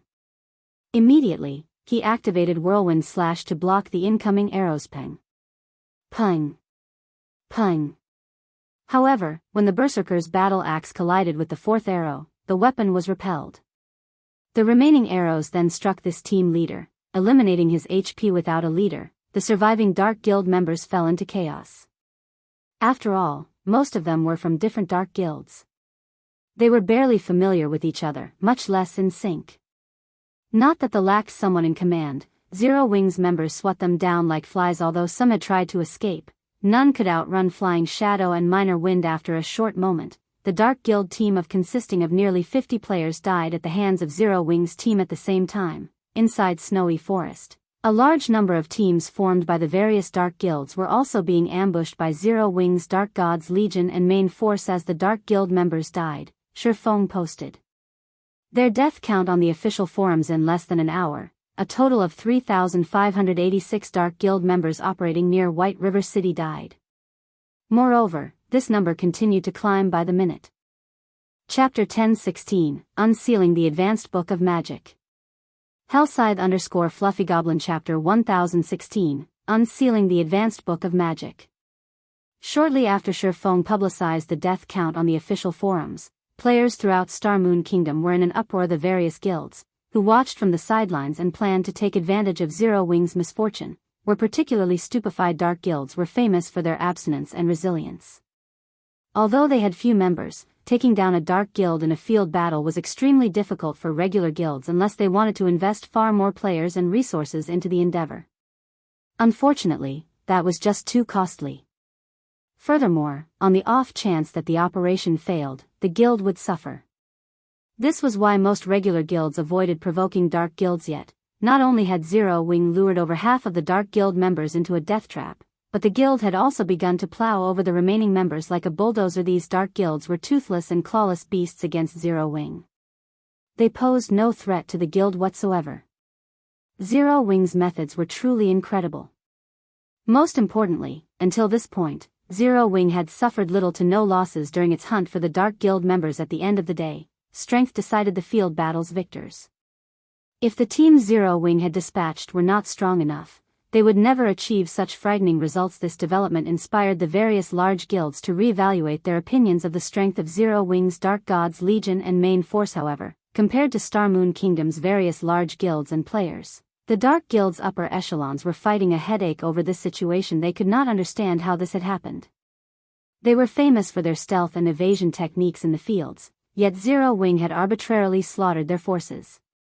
Moreover, according to the reports they received from their subordinates, Zero Wing's members moved like ghosts, capable of approaching, giving away their presence. Zero Wing must have possessed some sort of tool that could target them. Anyone that said otherwise was lying. If this were the only problem, they could deal with it. The crucial issue was how few members Zero Wing had dispatched. The guild had accomplished this terrifying win with only a fraction of its power. To dark guilds like theirs, who usually won their fights through quality over quantity, this was humiliating. They had become a laughingstock throughout the kingdom. What should we do now? Do we continue fighting Zero Wing? What else can we do? Don't forget our agreement with Blackwater. If we pull back now, everything we've done will be for nothing. Indeed. Our only choice is to continue the operation. However, we don't actually need to fight Zero Wing. Our job is simply to keep them busy. As long as we pin down Zero Wing's Dark God's Legion and main force, we will have fulfilled our part of the bargain. When the time comes, we simply need to watch as Zero Wing loses Stone Forest Town. Without Stone Forest Town, Zero Wing can't afford to sustain its development. We can strike then. I want to see just how they plan to fight our dark guilds. That's right. We'll let Zero Wing maintain its arrogance for now. I want to see their faces when they realize we're only bait. The various dark guilds' upper echelons held a secret meeting to discuss their current predicament. As for facing Zero Wing head-on, that was just a dream. Although Blackwater had dispatched quite a few expert and elite players to assist them, White River City was Zero Wing's territory. A direct confrontation with the guild here was suicidal. Even if the Blackwater Guild were willing to pay the price for such a confrontation, it would only result in heavy damage to Zero Wing's strength and reputation. If Zero Wing wanted to stage a comeback, it had everything it needed. However, if Blackwater captured Stone Forest Town and severed Zero Wing's main source of income, Blackwater would only need to suppress Zero Wing financially, and it would eventually collapse into itself. When the Dark Guild representatives concluded their meeting, the various Dark Guild members around White River City split up, acting independently. With this, Zero Wing would have a harder time dealing with them. After the Dark Guild's weak behavior, the various large guilds that had watched the situation began to withdraw to their own territories, afraid that they would suffer the same circumstances as these dark guilds. Despite Blackwater clearly being the mastermind behind all of this, Zero Wing had deliberately chosen not to target Blackwater's members. Rather, it had decided to teach the assisting dark guilds a vicious lesson. After realizing this, they had no desire to take that risk. Guild leader, your plan is brilliant. The guilds that have been watching from the shadows are too afraid of becoming our next target and have withdrawn, Aqua Rose said. She hadn't been able to hide her smile when she received the report. The players from the various large guilds have split up. Although they are somewhat more bothersome to deal with now, if we invest a little more time, we'll eradicate them, sooner or later. Even if the dark guilds intend to oppose us, I'm afraid they won't be able to. Not only had the Dark Guild's defeat increased Zero Wing's morale, but it had also improved the world's evaluation of Zero Wing. Some major companies, which had been pessimistic about Zero Wing's chances, had begun to express their interest in cooperation. Only, Shifeng rejected all of these offers. However, he had not done so because he no longer lacked money. Rather, these corporations demanded a cut of Zero Wing's shares in exchange for their cooperation. Shifeng would not tolerate that. Crap. Zero Wing is too arrogant.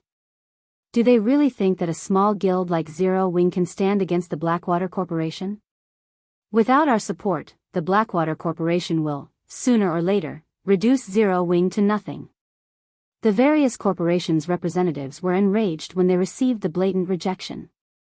Guild leader, should I utilize my family's authority to invest some of the Star and Moon Group's funds? Aqua Rose asked somewhat worriedly. The Blackwater trading firm dropped its prices, again and again. They were now taking a loss with almost every item they sold. However, Aqua Rose had to admit that it was quite effective. The Candlelight trading firm had been losing profits as a result. In addition, Zero Wing had recently established 2 more branch guilds. It cost a considerable amount of coins to maintain the additional main forces. Furthermore, a battle raged in Lakeheart City. No need. I'll find a way to earn more coins. Shifeng shook his head. He had already upgraded Icarus's heart to epic rank. He had even filled the necklace's life force storage. This was a good opportunity to show what the necklace was capable of if he became a master forger. Not only would he have a higher success rate when forging the fine gold-ranked magic light set equipment, but he would also unlock the next item in the Advanced Book of Magic, the Advanced Mana Armor Kit. Previously, the strongest armor kit Foam had been able to produce was the Intermediate Mana Armor Kit. One of these kits could increase the wearer's attributes by over a dozen points.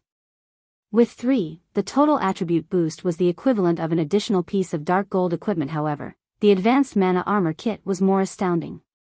It was also the strongest item one could learn from the Advanced Book of Magic. In the past, countless players had gone crazy over the Advanced Mana Armor Kit. This kit was precisely the reason that a small guild had risen in the massive world of God's domain. Chapter 1017, Advanced Mana Armor Kit. Hellscythe_FluffyGoblin Chapter 1017, Advanced Mana Armor Kit. Starmoon City, Heaven's Burial's residence. Although the Dark Guild's defeat had significantly increased Zero Wing's prestige in Starmoon Kingdom, this outcome had not affected Heaven's Burial in the slightest. There was still a long line of players queued up outside the guild's residence. Rather, things had become even more lively outside the guild residence after the majority of the Dark Guild members had been confined in White River City. Heaven's Burial announced its recruitment for a large number of lifestyle players. It had even publicly announced that lifestyle players who joined the guild could receive guidance from a few of the virtual gaming world's well-known lifestyle masters, easing the difficulty of reaching the master rank in the future. The master rank was every lifestyle player's goal. It was also an opportunity for countless lifestyle players to get rich overnight. After God's domain joined the virtual gaming world, the various large guilds had begun to place greater importance on lifestyle players. After all, many things in God's domain required lifestyle players. This increased the value of well-known lifestyle players in the virtual gaming world. In God's domain, some lifestyle players' status could even rival that of top-tier experts. Many super guilds even began to compete to recruit lifestyle players who had a list of achievements in previous virtual reality games. Among them, the super guild Battle Wolves had paid an astronomical price to recruit one player who had been known as one of the top 5 Grandmaster lifestyle players in the virtual gaming world. Moreover, the Battle Wolves had made this Grandmaster their chief forger. Becoming one of a super guild's forgers was already quite difficult, much less becoming the chief forger. A chief forger's status was the equivalent of the vice guild leader's. Although they did not dream of such a lofty position, if they could become master lifestyle players in God's domain, they would be set for life. However, reaching the master rank in God's domain was easier said than done. If they were guided by someone with experience, though, it would be easier to become masters in the future. This was precisely the reason that Starmoon Kingdom's lifestyle players had flocked to join Heaven's Burial. Not only that, but other kingdoms' lifestyle players also began to rush towards the guild after hearing about its recruitment. Uncle 7, why are you in such a hurry to meet me? If you had something urgent to say, couldn't you have just called me? Why make the trip back? Singular Burial asked, chuckling as he looked at the 50-plus-year-old man as he frantically rushed into the guild leader's office. If this were something that could have been conveyed in a call, I would have done so. This is important enough to make the trip. I also have a surprise for you, 7 Treasures said, laughing. A surprise? Singular Burial responded skeptically. I knew you wouldn't believe me. Here, take a look. What do you think this is? 7 Treasures retrieved a design from his bag and placed it on the table. This is. Singular Burial was stunned after reading the design's introduction. Although the design was very common, the words Lightstone attracted Singular Burial's attention. As the guild leader of Heaven's Burial, not much surprised him. Even an epic weapon wouldn't faze him. However, he had to admit that the light stone forging design that 7 Treasures had laid before him had been a surprise. The light stone was practically the Candlelight trading firm symbol. Despite Heaven's Burial and Blackwater working together, neither of their guilds had been able to damage the Candlelight trading firm overmuch. This was due to the light stones who in God's domain did not want to level up faster. However, when darkness fell over God's domain, the fields became much more dangerous. If one were not an elite or expert player, they would struggle. And if one were unfortunate enough to lose their life, their progress would go to waste. Hence, light stones were a must-have item to level up at night in God's domain. In addition, as the light stone's price was quite low, it became a must-have tool for ordinary players. This secured the Candlelight trading firm's position, leaving no room for competition. However, now that Heaven's Burial had the light stone forging design, the Candlelight trading firm would no longer hold the monopoly over the light stones. Uncle 7, where did you find these? Singular Burial asked. Only one forging player could learn from a single forging design, and the number of light stones one person could produce was limited. The Heavenly trading firm still wasn't a threat to the Candlelight trading firm. This would barely impact Candlelight's business in the Towers of Death. One of our guild's teams obtained one by accident while grinding monsters there, 7 Treasures said, laughing merrily. After obtaining this design, I immediately notified the guild's elite teams to grind in the Towers of Death. Soon, we'll have far more light stone forging designs. Wonderful. This is simply wonderful. Uncle 7, I'll leave the rest for you. If you lack manpower, just say the word. Singular Burial was ecstatic. As long as they knew which monsters dropped the design, with Heaven's Burial's strength, it would only be a matter of time before they had a stockpile. Once we have enough designs, we will extinguish Candlelight. Without the financial support from both the Candlelight trading firm and Stone Forest Town, Zero Wing will be finished. Isn't that why I'm here, trying to borrow some of the Funeral Legion's members? The monsters are too high-leveled. Our ordinary elite's grinding speed is too slow. They need experts to lead them, 7 Treasures explained, nodding. The Funeral Legion was Heaven's Burial's strongest player force. It was similar to Zero Wing's Dark God's Legion. Heaven's Burial had invested the majority of its resources into nurturing this legion, and every member was extremely powerful. In the eyes of ordinary players, they were definitely experts. However, only the guild leader could command the Funeral Legion. They would ignore anyone else's orders. Sure, no problem. I'll give you command of 400 members. Without hesitation, Singular Burial notified the Funeral Legion's commander, instructing him to dispatch 400 members to the Towers of Death immediately. Inside one of the Candlelight trading firm's special forging rooms in White River City. After sacrificing 500 units of life force to activate Icarus's Heart's God's Blessing skill, Shifeng began forging advanced mana armor kits. One after another. Not only had Shifeng forcefully raised his forging standard to master rank, but the effect also lasted 3 full hours. Meanwhile, God's Blessing's cooldown was only 4 hours. With this buff, he was practically a bona fide master lifestyle player. The only downside was that God's Blessing cost too much life force to sustain. Regardless, Shifeng was satisfied with this result. As a master forger, he could learn the advanced mana armor kit's production method.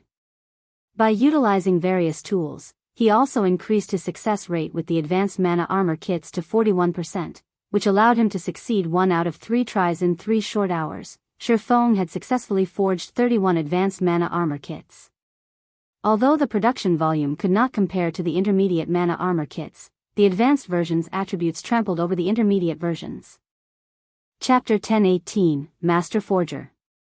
Hellscythe _Fluffy Chapter 1018, Master Forger. There were many kinds of armor kits in God's domain. However, few armor kits were suitable for high-tiered players. The advanced mana armor kit was one. Armor kits suited for high-tiered players also had another name: extraordinary armor kits. While armor kits such as the intermediate mana armor kit and the cast steel armor kit were acceptable for Tier 1 and Tier 2 players, to Tier 3 players and above, the attributes those armor kits provided were simply too pitiful to the point of being negligible. After all, as players reached higher tiers, they received far more free attribute points with each level. At Tier 0, players received 4 free attribute points with each level, while at Tier 1, they received 8 points. After reaching Tier 2, however, players would receive 15 points. The difference was obvious at a glance. Because of this, the earlier players completed their promotion to a higher tier, the more of an advantage they had. If a player completed their Tier 1 class promotion 3 or 4 levels later than others, they would have fallen behind by over 10 free attribute points.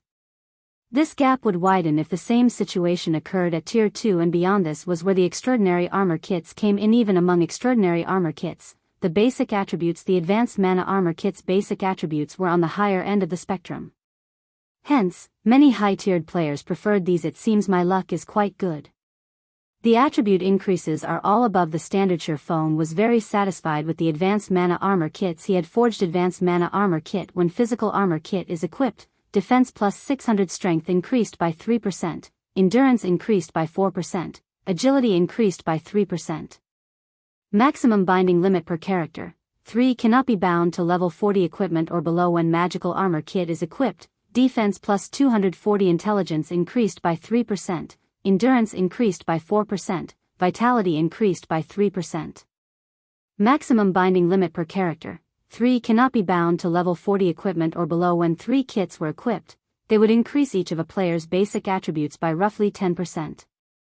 This was a considerable increase for ordinary players, not to mention expert players, who wore full sets of excellent equipment. A 10% increase to a player's basic attributes could increase one's combat power by roughly 20% to 30%. With such a huge boost to combat power, a player with 3 advanced mana armor kits could easily defeat a player possessing the same combat standards, weapons, and equipment, who did not have any armor kits equipped. Hence, many high-tiered players would flock to purchase the advanced mana armor kits. What a pity. Shifeng felt a twinge of sadness as he looked at the advanced mana armor kits he had produced. Although the advanced mana armor kit was very good, its flaws were obvious. These armor kits took significantly longer to produce than the intermediate mana armor kits. Moreover, only he could produce them. Its production volume was fated to be low. He'd be lucky to produce enough for Zero Wings core members at most. He could use the advanced mana armor kits to attract players to the Candlelight trading firm. These kits were not profitable products right now, following which, Shifeng waited for an hour to pass before he used another 500 units of life force to activate God's blessing, continuing to craft the advanced mana armor kits. Once Shifeng had made 100 armor kits, he switched to forging the magic light set equipment. While the advanced mana armor kit provided a powerful increase to a player's attributes, its true purpose was to help high-tiered players. To current players, its increase was extremely limited. After all, current players' basic attributes were still relatively low. Compared to the armor kits, the magic light set equipment was far more valuable to current players. As a level 50 fine gold set equipment, the attributes it provided were far superior to a level 45 dark gold equipment. The set's total attributes could even put a tier 1 set equipment to shame. Although Shifeng had obtained the magic light set equipment forging design, he had been an advanced forger. He hadn't been confident of successfully forging the level 50 fine gold set equipment. Only after reaching the master rank was he confident of succeeding. If a player could equip the fine gold ranked magic light set as soon as they reached level 50, aside from players who owned multiple epic items, they would surpass every player of the same level. If the magic light set were dark gold rank, even a player with multiple epic items would be no match. Moreover, players were not necessarily required to reach level 50 to equip the magic light set.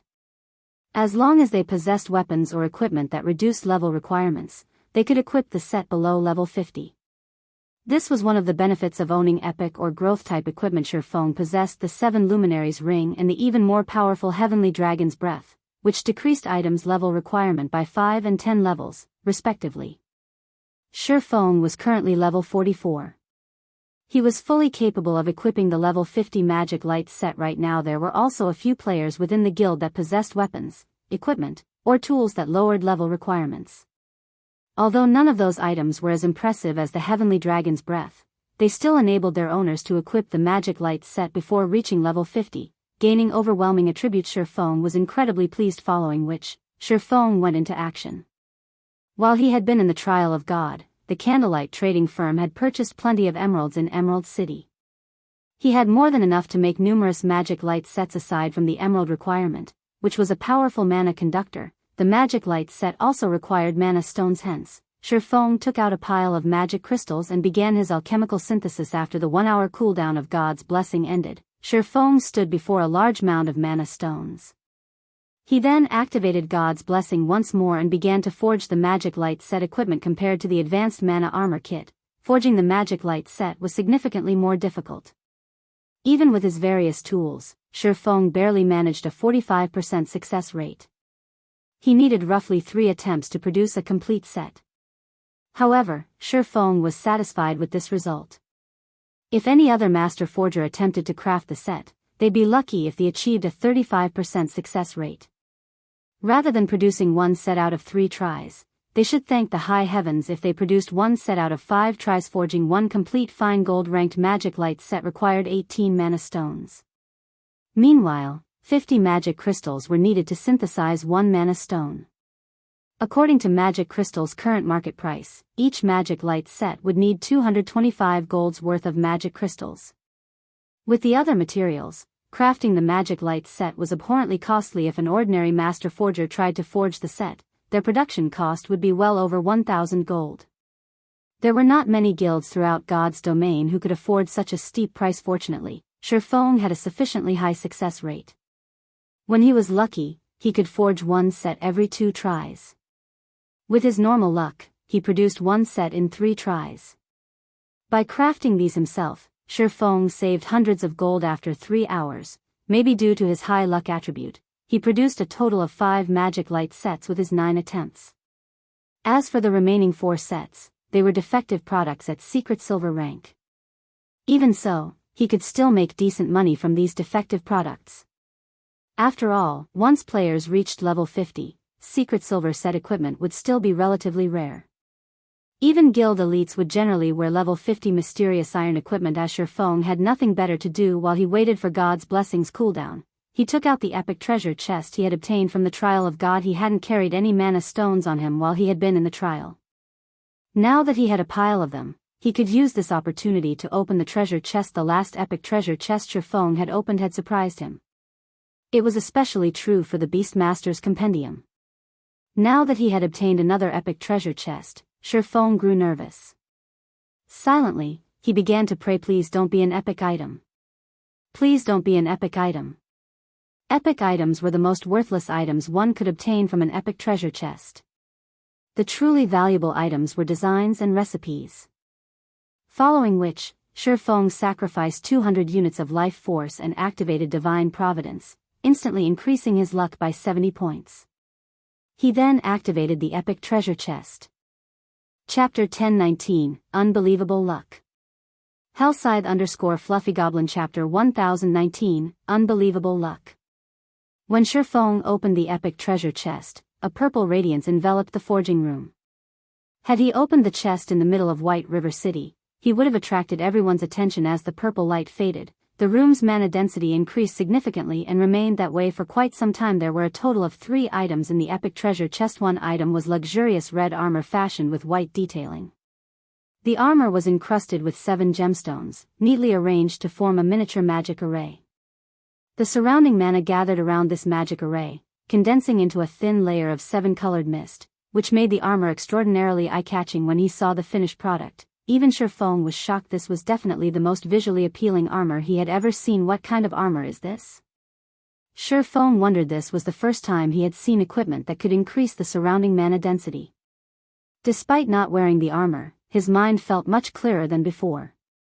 The special forging room's mana was even denser than the basic meditation room. If a player's mind could be this clear all the time, it would massively help their training and battles. Following which, Shifeng clicked to check the armor's introduction. 7 luminaries battle armor, chest plate, fragmented legendary rank, equipment requirement, strength 1000 class requirement, berserker when equipped, defense increased by 100 * player's level. All attributes increased by 3 * player's level. Strength increased by 60%. Agility increased by 40%. Endurance increased by 60%. Magic resistance increased by 30%. Ignore levels +20. All berserker skills +5 levels.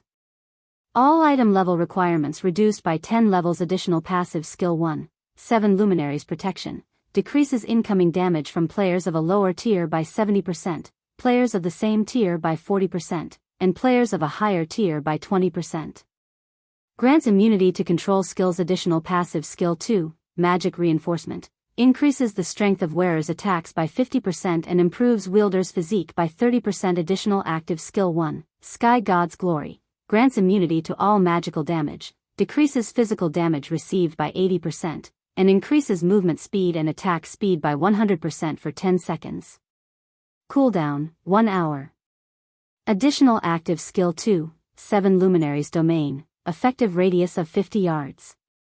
Decreases all enemies' reaction speed within affected area by 30%, movement speed by 40%, and attack speed by 40%. Wearer can also control up to 3 7-luminary spears. Each spear contains 200% of wearer's strength and causes 500% holy damage.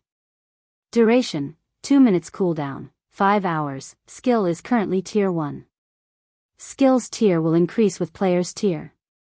The 7 Luminaries battle armor was a legendary item created by the blacksmith god, Soros. During the Great Ancient War, it had been greatly damaged by the Lord of the Abyss. However, as the battle armor's core remained intact, its repair only requires 10 god crystals. Current number of absorbed god crystals, 0/10. Shifeng was dazed for a long moment after reading the armor's introduction. He had never thought that it was possible to obtain a fragmented legendary item from an epic treasure chest. It was even a considerably powerful fragmented legendary item. Whoever equipped the 7 Luminaries battle armor would watch their combat power soar. Unfortunately, only berserkers could equip this armor. If he could equip it, it was very likely that he wouldn't find a single player throughout God's domain that could match him. After all, if he had 2 fragmented legendary items equipped, not only would he have an overwhelming advantage in terms of attributes, but he would also possess absurdly powerful skills. If his opponent didn't have a similar lineup of equipment, he would be invincible. Although the battle armor had its own glaring flaws, repairing it would be easier than repairing other fragmented legendary items. There was a much higher chance that he could repair it and transform it into a true legendary item. Aside from the battle armor, 2 plain, old books lay within the epic treasure chest. As Shifeng was already satisfied with the 7 Luminaries battle armor, he hadn't paid much attention to the 2 old books. However, when Shifeng read their introductory texts, he was shocked once more. Icarus's heart's effects are unbelievable. Shifeng was speechless as he held the 2 books of the 2 books. One was an alchemy secret journal, while the other was the design for the magic tower in God's domain. Both books were treasures that could only be obtained with luck. Among the 2 books, the alchemy secret journal recorded the recipe for an exotic potion. However, only a maximum of 10 alchemists could learn the recipe. There were many types of potion in God's domain. Most generally lasted only 1 or 2 hours. Moreover, the effects would disappear upon death. However, exotic potions were different. Not only did they have long durations, but their buffs would remain after the player died and resurrected. Furthermore, these were only exotic potions' side effects. Exotic potions were the product of the hard work of God's domain's craftsmen alchemists. Every exotic potion was extremely powerful. The secret journal Shifeng held contained the recipe to produce an exotic potion named Exotic Stamina Potion. When consumed, the potion increased players' maximum stamina by 10% and stamina recovery rate by 80% for 10 hours. Stamina was indispensable for players. Regardless of whether players fought or ran, they consumed stamina. Only, the amount consumed was different. If players ran out of stamina, even if their HP were full, they would lose the ability to move.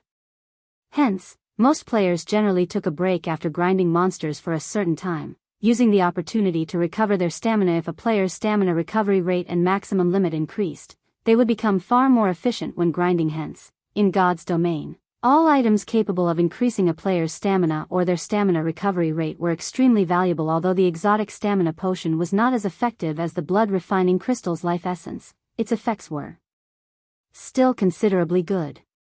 It was useful to both expert and ordinary players. With this alchemy secret journal, the Candlelight trading firm's business would reach a whole new level. However, compared to the alchemy secret journal, the magic tower construction design was truly useful to Zero Wing. Right now in God's domain, players could purchase defensive weapons in the Adventurers Association after capturing a town successfully or while constructing a town. Defense turrets were one of the most common defensive weapons. Not only did they possess massive firepower, but their attack range was also relatively large. However, turrets were the most basic defensive weapons. There were many others that players could find elsewhere. The basic mana pulse cannon was one example. Unfortunately, it was very expensive. Moreover, not only did it possess a very long cooldown, but it was also costly to operate. Even so, its attacks were a force to behold. A single blast could almost rival the might of a Tier 4 large-scale destruction spell. The defense turrets could not compete with it. However, there was something even more advanced than the 2 aforementioned defensive weapons, the magic tower. Not even 8 defense turrets were a match for the defensive capabilities of a single magic tower. This was precisely the reason that the basic tower had become a mainstream building in Shifeng's past. Unfortunately, constructing a magic tower was very difficult. Now that Shifeng had the design, he would need a lot of resources to build it. Chapter 1020, Soaring Attributes.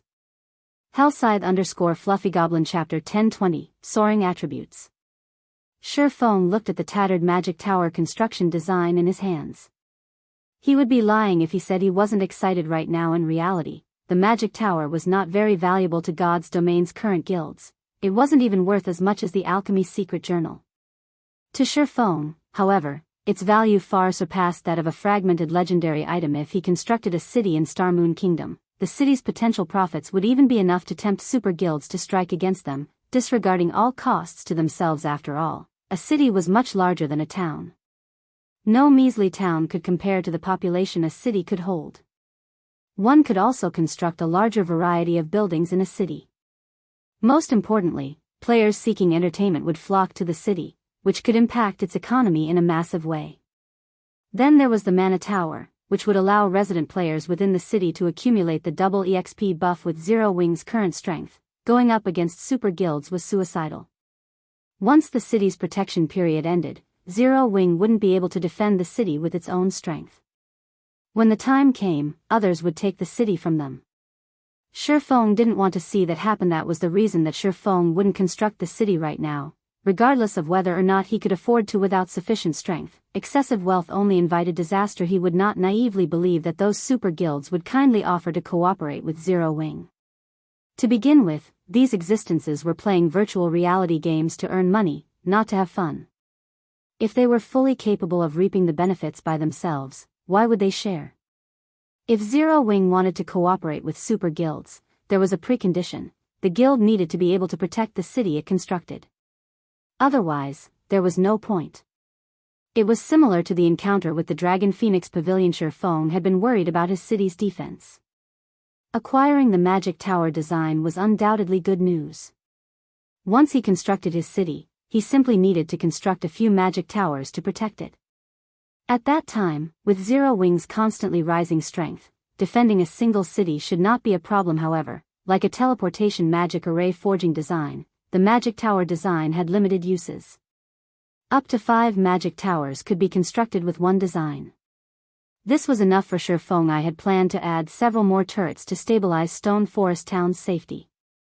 It seems that won't be necessary now. Shifeng smiled. He then contacted Aqua Rose, instructing her to collect the necessary materials and lifestyle players to construct the magic tower in Stone Forest Town. Unlike other items production, the magic tower's construction did not require specific lifestyle classes. In fact, any player could construct the magic tower. It was only a matter of speed and efficiency. However, to construct the magic tower's core, players needed to be capable of drawing an intermediate magic array.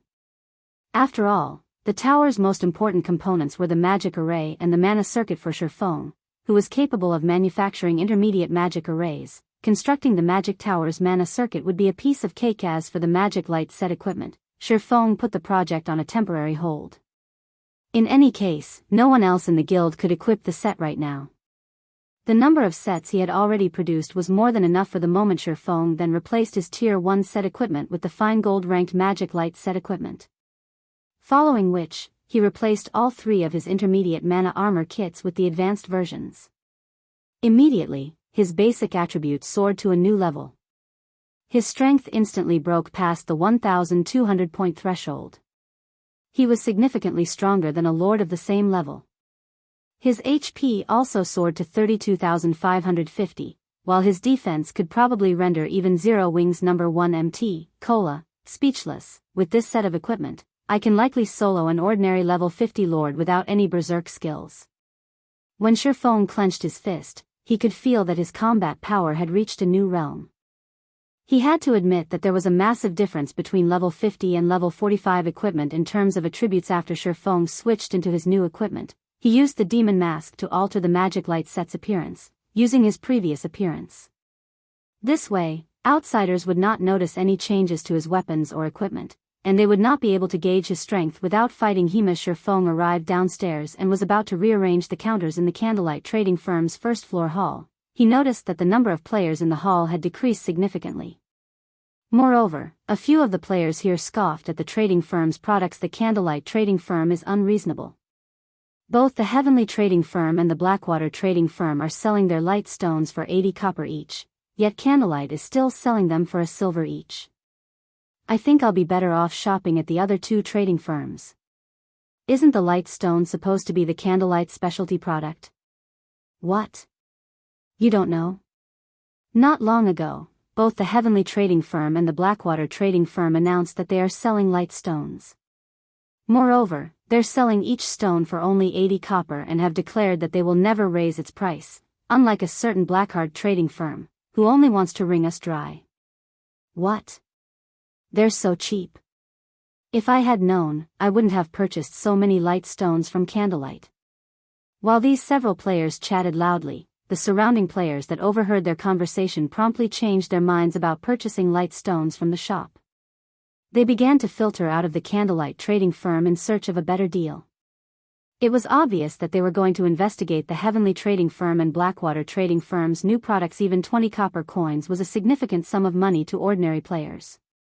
If they used 5 light stones in a day, they could save up to 1 silver coin each day. That was enough money for independent players to buy themselves several drinks at the bar. If they saved up for a few days, they could also afford a nice piece of bronze or mysterious iron equipment. They sure are quick to extend their hands. Shifeng glanced at the several independent players who conversed with each other. He then called up the shop system interface and teleported these players out of the shop. He banned them permanently from all of Candlelight's shops. It was very obvious that these people had no intentions of purchasing anything from Candlelight. They were either hired by Heaven's Burial or Blackwater to come here and steal customers. Otherwise, why would these people bother coming to Candlelight if they knew that the Heavenly trading firm and Blackwater trading firm sold light stones? Instead of blabbering on in the shop, showing no signs of leaving, anyone who heard the news would likely rush out of the shop as the previous customers had crap. Why can't I enter the shop? What kind of trading firm is this? They dare to chase away their customers? I'm never coming back. After Shifeng banished several independent players from the Candlelight trading firm, those players stood outside the shop, cursing in indignation. Very quickly, they attracted passers-by's attention. The Candlelight trading firm is outrageous. How can they randomly kick people out of their shop? Isn't there some saying stating that customers are akin to God? They dare to kick God out of their shop. They must want to go out of business. In my opinion, Candlelight is no longer a friend to players. Hearing those words, the crowd on the street began to discuss the Candlelight trading firm, their discontent rising as the discussion stretched on. However, Shifeng didn't pay any attention to the situation outside of the shop. Instead, he opened a new counter in the first-floor hall. He then placed 10 advanced mana armor kits on display inside the counter's cabinet. Chapter 1021, Astronomically Priced Armor Kit. Hellscythe _Fluffy Chapter 1021, Astronomically Priced Armor Kit. I can't wait to see what the Candlelight trading firm plans to do now. As several players felt triumphant, thinking that their actions would damage the Candlelight trading firm's business, they noticed that the player traffic entering the firm gradually began to increase, rather than decrease. Moreover, among these players, there were even members from various large guilds. A flood of advanced horse carriages also began to stop near the shop's entrance. Quick! Quick! If we're late, they will sell out. One after another, guild players alighted from the carriages. What's going on? The independent players who had been banned from the shop realized that something was off, but they had no idea what was wrong. Although they wanted to enter the shop to investigate the situation, no matter how hard they tried, they could not take one step into the building. They could only stare at the establishment from outside. Fellow brother, do you know what's going on inside the Candlelight trading firm? It seems that Candlelight has revealed a new product in the first-floor hall. After hearing what a friend told me, I stopped what I was doing and hurried over immediately. The new product is called the Advanced Mana Armor Kit, and I heard that its attributes trump the intermediate version. However, the production volume is much lower. Hence, Candlelight intends to hold an auction in a few minutes. If I can get my hands on one, I'll definitely make a fortune by reselling it later. Advanced Mana Armor Kit? The several players that Shifeng had chased out were stupefied. They had been tasked to observe the Candlelight trading firm and to cause some trouble while they were at it yet. As soon as they had been kicked out of the shop, the Candlelight trading firm began to sell the Advanced Mana Armor Kit. Everyone in Star Moon Kingdom and the several surrounding countries knew about the Mana Armor Kits. However, due to their rarity, very few players could actually get their hands on them. For the intermediate Mana Armor Kits, only Zero Wings members had reliable access to them with their guild contribution points. Even then, elite members were only allowed to purchase one kit, while only core members were allowed to purchase 3. Because of this, the various large guilds were forced to purchase the intermediate Mana Armor Kits from Zero Wings members secretly and at a high price. Moreover, only their guild's top-tier experts qualified to use the kits. Now that Zero Wing was selling the superior Advanced Mana Armor Kit, it would cause an uproar throughout Star Moon Kingdom. It was no wonder why the various large guilds had frantically dispatched their representatives to Candlelight. Even the large guilds, who had come to White River City to grind abyssal monsters, surged into the Candlelight trading firm. Thinking up to this point, these spies contacted Blackwater's upper echelons immediately, hoping these upper echelons would send representatives to purchase the kits. If they could make it in time for the auction, the guild might decide to forego their punishment. However, as soon as they began to contact their upper echelons, they heard a cheer from inside the Candlelight trading firm. Following which, a loud, clear voice echoed down the street, "Welcome, everyone, to the Candlelight trading firm. The auction for the Advanced Mana Armor Kits will now begin." When the announcement ended, some new arrivals rushed into the shop with eager smiles. Upon hearing news of the Advanced Mana Armor Kits auction, they immediately teleported to White River City and rushed over in an advanced horse carriage. Had they waited a minute longer, they might have lost their chance to purchase the armor kits. At this moment, the several incognito Blackwater members were stunned. They no longer had a way to explain themselves to their superiors. Even if someone from White River City's Blackwater trading firm headed this way now, they wouldn't arrive for at least another 10 minutes. By then, the auction would be over. As for having their guilds send them money, although the funds would arrive in time, they couldn't enter the Candlelight trading firm. Meanwhile, inside the Candlelight trading firm, the various guild members and independent players began to yell out their bids. The Advanced Mana Armor Kit starting bid was 10 gold. Everyone was surprised. No one had expected the Candlelight to sell these kits so cheaply. Even the intermediate Mana Armor Kits cost more than 10 gold per piece. Every player here had seen the Advanced Mana Armor Kits attributes for themselves. If a player equipped 3 of the kits could increase their basic attributes by roughly 10%.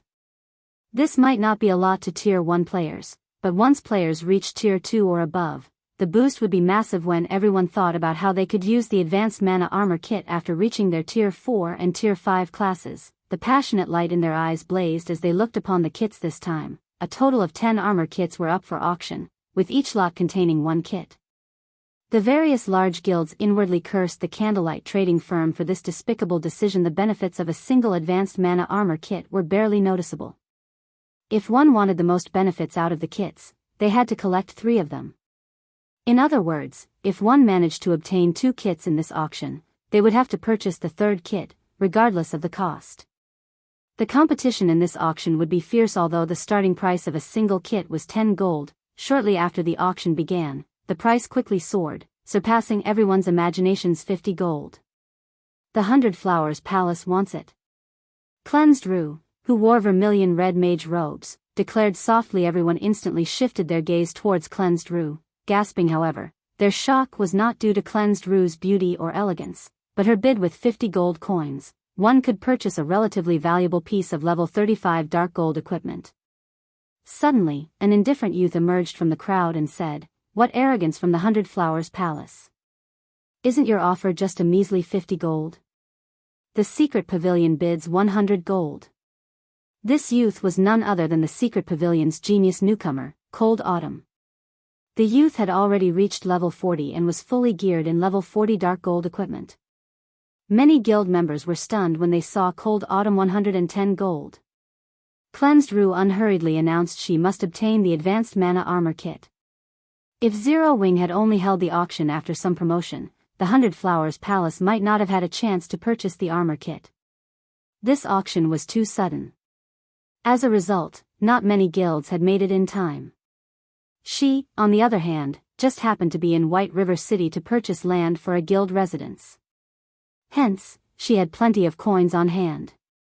She definitely had what it took to compete with the secret pavilion. However, Cold Autumn did not give up as he shouted his next bid. Within a short moment, the advanced mana armor kit's price rose to 150 gold, causing most players to give up on the item. Although the advanced mana armor kit was impressive, one would only have around a 10% increase to their basic attributes after gathering 3 kits. It was not worth that much money. Just as everyone thought that the advanced mana armor kit would go to the 100 Flowers Palace, a woman wearing green mage robes raised her hand and called out, "I bid 200 gold." Chapter 1022, Candlelight's Large-Scale Auction. Hellscythe _ Fluffy Goblin. Chapter 1022, Candlelight's Large-Scale Auction. 200? She is insane. With that much money, I'd rather buy a level 40 dark gold weapon. Everyone inside the hall looked towards the woman who had placed the latest bid. What they saw, however, stunned them. The woman who placed the bid was level 41. Among the crowd in the hall, there were only a handful of players who had reached level 40. Meanwhile, every one of these players was an expert from a powerful guild such as Cleansed Rue from the 100 Flowers Palace and Cold Autumn from the Secret Pavilion. Even among their own guilds, these people were top-ranking personnel.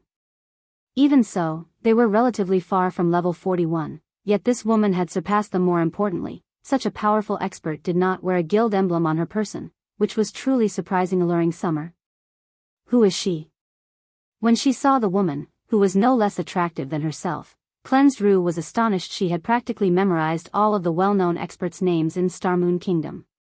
She also knew about many powerful experts, who hid from the public eye, in the various large guilds. However, logically, it was impossible for an ordinary expert to be able to reach level 41 at this stage of the game, much less an independent player. Cleansed Rue wasn't the only one surprised by Alluring Summer's presence. Even Cold Autumn was shocked. The Secret Pavilion's information network was extensive. However, despite his search, he found no information relating to Alluring Summer. Not only did this woman feel dangerous, but she was also clearly wealthy. Logically, a person like this should not be able to hide from the public. The Secret Pavilion's records even included the notable achievements players from some cities had accomplished, yet they included nothing about Alluring Summer. This was too strange to Cleansed Rue and Cold Autumn. 200 gold was not much money. However, neither of them was a fool. At this point, the advanced mana armor kit's price was already way above its actual value. Hence, in the end, they decided to let Alluring Summer have it, following which, the auction for the advanced mana armor kits became a bidding competition between these 3 players. In the end, however, Alluring Summer purchased the second and third armor kit for 200 gold each, astounding everyone who took part. It would have been fine if a guild player had purchased the armor kits for such a high price. After all, large guilds like the 100 Flowers Palace and the Secret Pavilion had many members. Naturally, they could get their hands on a lot of money. To ordinary players, however, 200 gold was undoubtedly astronomical. Even expert players could not produce that much money yet. An independent expert like Alluring Summer had spent 600 gold on just 3 advanced mana armor kits. Her wealth invoked questions about her origins. Moreover, judging by the woman's expression, it did not seem as if she particularly minded spending 600 gold. For a time, everyone was concerned about Alluring Summer's identity. They were very curious about this woman's identity. Some large guild representatives even messaged Alluring Summer secretly, stating that they wished to recruit her into their guilds and that they were willing to offer any benefits that she wanted. However, without exception, Alluring Summer deleted every message. She showed no interest whatsoever in these guilds. After Alluring Summer bought the first 3 advanced mana armor kits, Cleansed Rue and Cold Autumn split the remaining 7. In the end, the other guilds and players had wasted a trip to the Candlelight trading firm. Just when everyone thought that the auction was over and was about to leave the premise, a voice resounded through the hall once more, arousing everyone's excitement. Our auction for today has officially come to an end. In 4 days, Candlelight will hold its first large-scale auction. This will be the venue for that auction, as well. However, the auction will not be limited to the advanced mana armor kits. Many other valuable items will be available. Bronze mounts will be among those items. As for the grand finale, we will be auctioning entrance slots to the holy city of Titan. We hope that you all will spread the news of our upcoming auction. As the announcement faded, everyone in the hall had chills. Although they had no idea what the holy city of Titan was, they knew what bronze mounts were. Many top-tier experts in God's domain had already reached level 40. This hinted that the era of mounts had officially begun. Unfortunately, they weren't easy to obtain. Ordinary players had a hard time obtaining common mounts, not to mention bronze mounts. Any guild that had their own would prioritize their own experts. A guild would never sell their bronze mounts yet. The Candlelight trading firm had publicly declared that it would sell bronze mounts in its large-scale auction. How could they not be excited? After the announcement, many independent experts started to consider joining the competition for the bronze mounts. After all, even ordinary experts only found one if they were lucky. However, if it were only a matter of coins, then independent experts had a chance. At this moment, some independent experts were even considering to purchase coins with credits. Bronze mounts were different from common mounts. Not only were they faster, but they could also assist players in battle. This small difference might not be much to ordinary players, but to experts, it was extremely important. More often than not, that small difference could decide whether or not they could solo a powerful monster. Moreover, if they had the assistance of a bronze mount, their survivability and hunting capabilities in the fields would increase significantly. Hence, even if they had to spend a lot of credits to get their own bronze mount, they would do so. This was the equivalent of investing into one's business. What? Is Zero Wing that desperate for money? They're even selling the Titan City slots. The announcement surprised Cold Autumn. The majority of the players present might not know what the holy city of Titan was, but he knew. After all, Pantheon had exposed the truth about the holy city to God's domain's various superpowers. So, he understood how valuable the slots to Titan City were. What an interesting guild. Everyone believes that Zero Wing will succumb to Blackwater's attack. It seems that they have underestimated Zero Wing's foundations. Cleansed Rue smiled upon hearing this announcement, her interest in Candlelight's large-scale auction growing. After the auction, players left the Candlelight trading firm, one after another. However, once outside the shop, they found that a group of level 39 expert players radiating killing intent had surrounded the trading firm's entrance. Every one of these players wore Blackwater's guild emblem. Seeing this, ordinary players moved out of these players' way, afraid of attracting their attention. Suddenly, a tall, robust man wearing silver battle armor stepped into Alluring Summer's way and asked sternly, "Are you the one who purchased the advanced mana armor kits?" Chapter 1023, Intense Battle at the Entrance. Hellscythe _Fluffy Goblin. Chapter 1023, Intense Battle at the Entrance. When Blackwater's members blocked Alluring Summer's path, the people on the street turned to watch what was happening. Setting aside Alluring Summer's great beauty, her level 41 drew everyone's admiration. Between that and Blackwater's menacing players, this group had no difficulty attracting attention. So, he's Laughing Drunkard of Blackwater. Cold Autumn's gaze chilled when he saw the leading silver-armored man. Laughing Drunkard was one of the few experts who had risen to prominence in the Blackwater Guild. Although his battle record was limited, he had, single-handedly, defeated the Star Alliance's Purple Eye and a dozen or so experts, wounding the first-rate guild. He already ranked within the top 1,000 on the God's Domain experts list. Moreover, it was obvious that Laughing Drunkard had not used his full strength in his last battle. Due to this, the Secret Pavilion had investigated this man thoroughly. Even now, Cold Autumn could remember Yuan Tianxin's words, warning him that, should he encounter Laughing Drunkard in the fields, caution would be best. His safest option was to step aside and take a long way around. Now, after observing Laughing Drunkard in detail, Cold Autumn discovered that the man radiated quite a pressure. Laughing Drunkard wore a full set of excellent level 40 dark gold equipment. The man also carried a snow-white spear across his back. Overall, the man looked like a daunting general on a battlefield. However, with his current strength, he shouldn't need to fear Laughing Drunkard to the point of avoiding contact. This left Cold Autumn confused about Yuan Tianxin's warning. While Cold Autumn watched Laughing Drunkard, the man shot the youth a look, revealing a sneer, as if he had sensed Cold Autumn's gaze. He then ignored Cold Autumn and returned his attention to the woman before him. Watching Laughing Drunkard and the others, Alluring Summer nodded and said, "That's right. What business do you have with me?" "Good. We'll give you 150 gold, Sell us all of your advanced mana armor kits, Laughing Drunkard said in a commanding tone after confirming that he got the right person. Of course, you can choose not to sell them. But I can't guarantee you will leave White River City with your life. As soon as Laughing Drunkard made the threat, the dozen or so level 39 players beside him encircled Alluring Summer, sneering at the woman. Laughing Drunkard had not spoken softly. Almost every player watching his group had heard him clearly. Many players instantly voiced their complaints that woman spent 600 gold to buy those 3 kits, yet he wants to buy them all for 150 gold.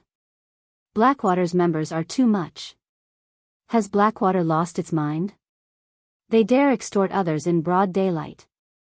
Are they not afraid of the guards? Sure enough, independent players shouldn't stand out. I've heard that Blackwater members even dared to attack Ouroboros's guild leader, Gentle Snow, in the middle of the city. That beauty has no choice but to concede. Many players began to pity Alluring Summer. Everyone understood that, rather than targeting Alluring Summer specifically, Blackwater's true intention was to demonstrate its might in White River City. Blackwater was currently engaged in an all-out war against Zero Wing. Now that Zero Wing had declared its large-scale auction in 4 days, Blackwater had to do something to suppress Zero Wing, preventing the guild from making a comeback. An independent player like Alluring Summer, who had purchased the Candlelight trading firm's items and wasn't particularly strong, would undoubtedly be Blackwater's best target for a demonstration. Whether Alluring Summer handed over the items willingly or they took the items by force, the act would send a message that anyone who purchased items from Candlelight would suffer the consequences. You're going to attack me if I refuse? Narrowing her eyes, Alluring Summer smiled as she said, I want to see if your Blackwater is strong enough to do so, then.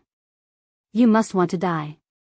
A level 39 black-robed assassin suddenly appeared behind Alluring Summer, his eyes containing bloodlust. The assassin thrust his dagger towards the back of Alluring Summer's head, giving the woman no room to dodge or counter. Despicable. Cleansed Rue, who stood by the side, inwardly cursed this sight. While Laughing Drunkard had been talking, he had sent an expert assassin to approach Alluring Summer stealthily and attack her should the negotiations fail. This was truly despicable behavior, as everyone thought that Alluring Summer was done for. They watched the level 39 assassin's dagger pass through the woman's body harmlessly. Rather than finding its target, the assassin's attack struck Alluring Smile's afterimage. Her reaction time is so fast. Cold Autumn's eyes widened, shocked at Alluring Summer's speed. If he faced such a sneak attack, he would likely lose his life, then and there, yet Alluring Summer had dodged the attack as if she had predicted it. However, these players from Blackwater weren't ordinary players either. Everyone was an expert. After realizing that his attack had failed, that assassin turned to where Alluring Summer had aimed her blink. After discovering the woman, he used shadow steps. In the blink of an eye, the assassin appeared behind Alluring Smile once more. With a backhand swing, he sent a backstab at Alluring Smile, the fluidity of his movements impressing many of the guild experts who watched the fight. Bang. Before anyone realized it, an ice wall had appeared behind Alluring Summer. When the dagger struck the wall and subsequently slowed, Alluring Summer tilted her body forward slightly, deftly dodging the assassin's backstab. Following which, she turned and before anyone realized it, completed chanting and tracing the runes for another spell.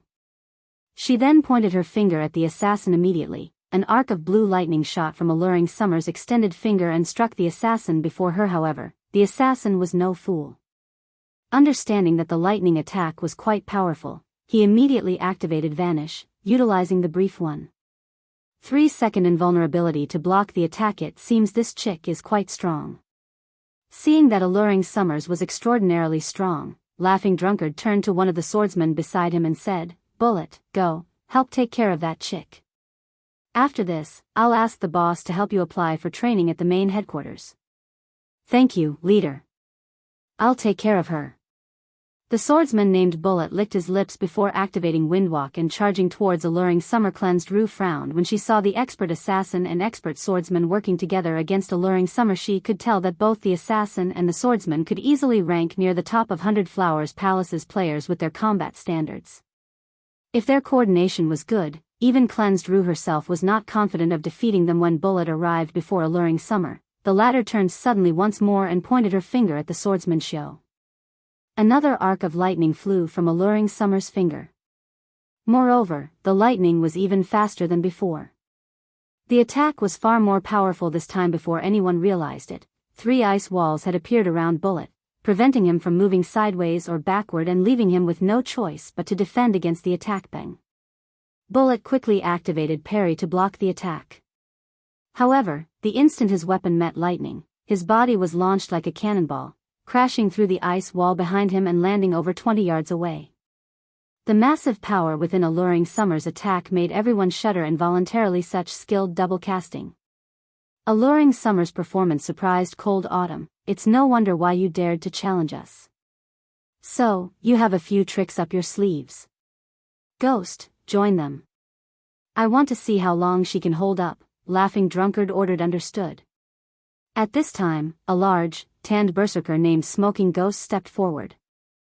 Without hesitation, he used charge on the fatigued Alluring Summer. Just when this level 39 berserker's weapon was about to hit Alluring Summer, a 3-meter-tall skeletal claw appeared beside the berserker without so much as a sound. Catching Smoking Ghost by surprise, the skeletal claw grabbed the berserker before squeezing him, releasing a loud crunch. Smoking Ghost's body transformed into a pile of ash that fell through the skeletal clawed fingers. This is. Every spectator was stupefied. They could not figure out what had happened. That had been a level 39 berserker. Even Cold Autumn and Cleansed Rue were shocked. They could not believe that such an expert had died in a single move. Suddenly, a clear voice resonated down the street.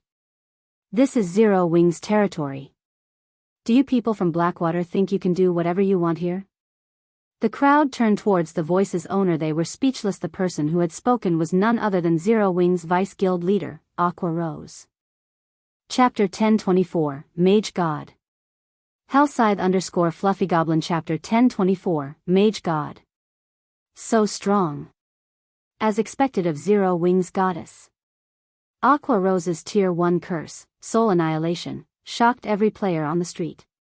Many female players were even mesmerized. She's Zero Wings Vice Guild leader. Cleansed Rue's eyes widened in shock as she saw Aqua Rose. Although she had been in White River City for a time and had seen photos of Aqua Rose and watched many of the woman's videos, this was the first time she had seen her in person. However, the Aqua Rose she stared at was different from her guild's reports based on the information her guild had provided. Although Aqua Rose was very strong, the woman's combat power was only slightly stronger than the Star Alliance's Red Feather.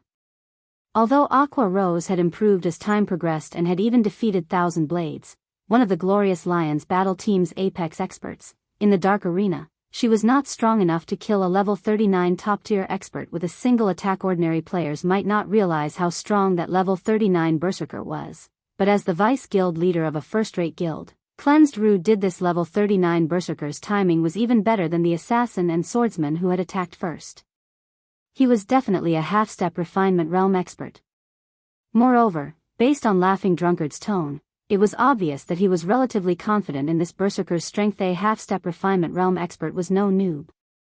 In a first-rate guild, said expert would rank near the top of the guild. Said expert might even become the guild's strongest player yet. Aqua Rose had killed such an expert instantly. Cleansed Rue began to wonder if Zero Wing had bribed her information department. It had only been a short time since she had received the report on Aqua Rose.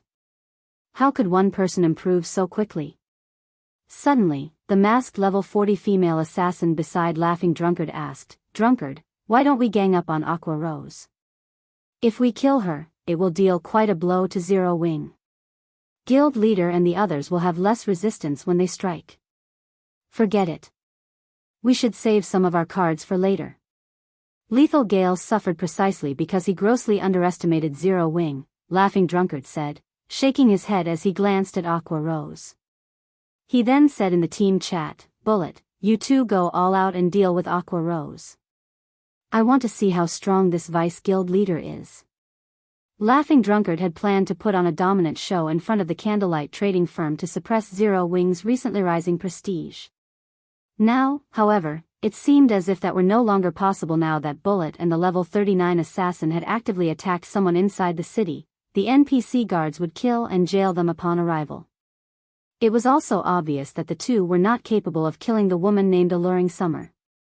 Rather than lose their lives pointlessly, they might as well use this opportunity to test Aqua Rose's strength. No matter what was said or done, Aqua Rose was Zero Wing's Vice Guild leader, a VIP. If they could collect some information on Aqua Rose now, it would be easier to deal with the woman in the future. This war between guilds would not be determined with just one or two big battles or several dozen minor skirmishes. Aside from an economic war, information gathering was extremely important. Information could determine a war's outcome if used during a crucial moment. Understood. After Bullet and the assassin received their command, they activated their berserk skills before turning and dashing towards Aqua Rose. Like machines, there wasn't a shred of hesitation in their eyes. Both players' attributes rose significantly, and their dangerous auras resembled that of wild beasts. The surrounding players instantly felt death loom over them, and they started to back away from these two players after the two activated their berserk skills. Each temporarily gained the combat power of a lord of the same level, yet, as if the pressure these two players radiated were a spring breeze, Aqua Rose remained unfazed as she stood before the Candlelight trading firm's entrance watching the two players charge at her. Aqua Rose simply waved her staff. The ground beneath her feet turned pitch black, and as if this black shadow were contagious, it spread quickly, covering the ground around her. The shadow then enveloped the assassin and swordsman, and they instinctively jumped into the air to avoid the attack. Begone.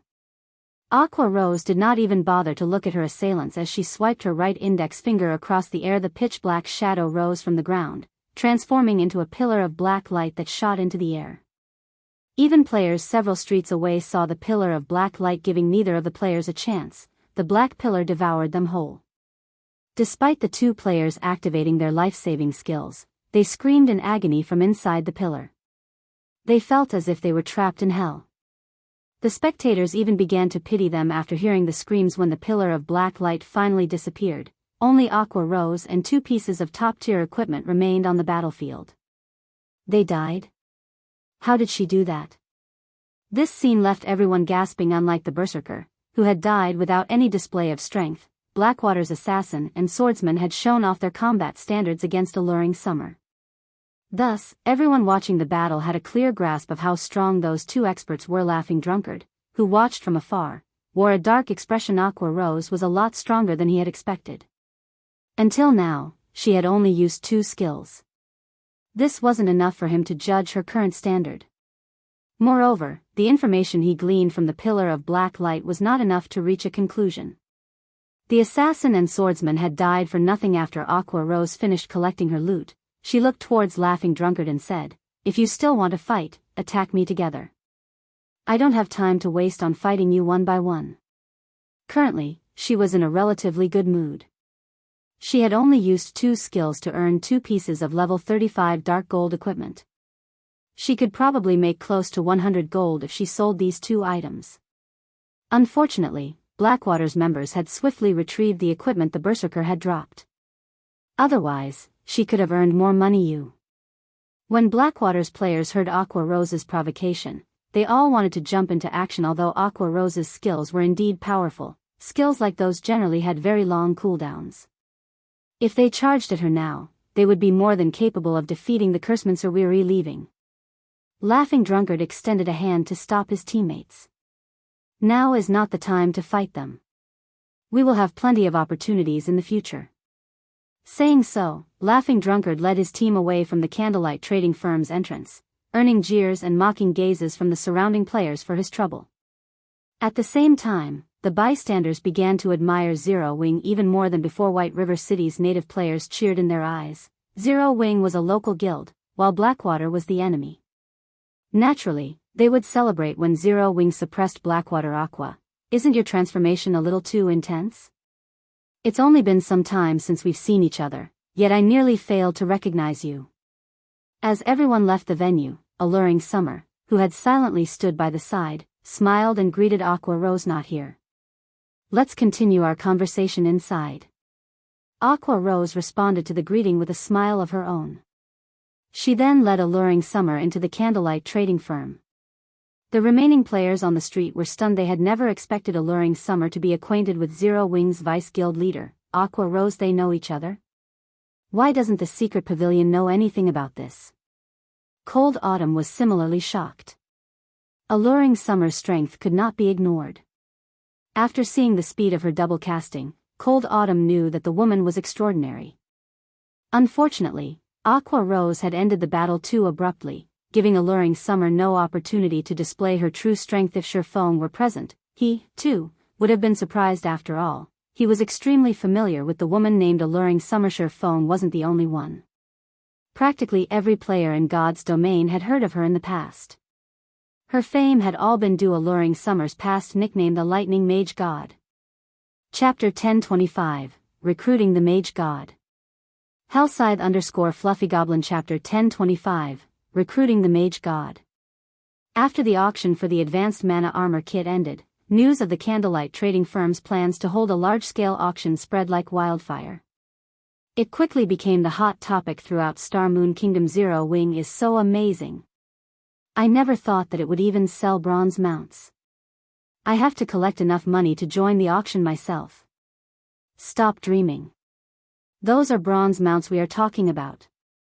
Even large guilds only have a few.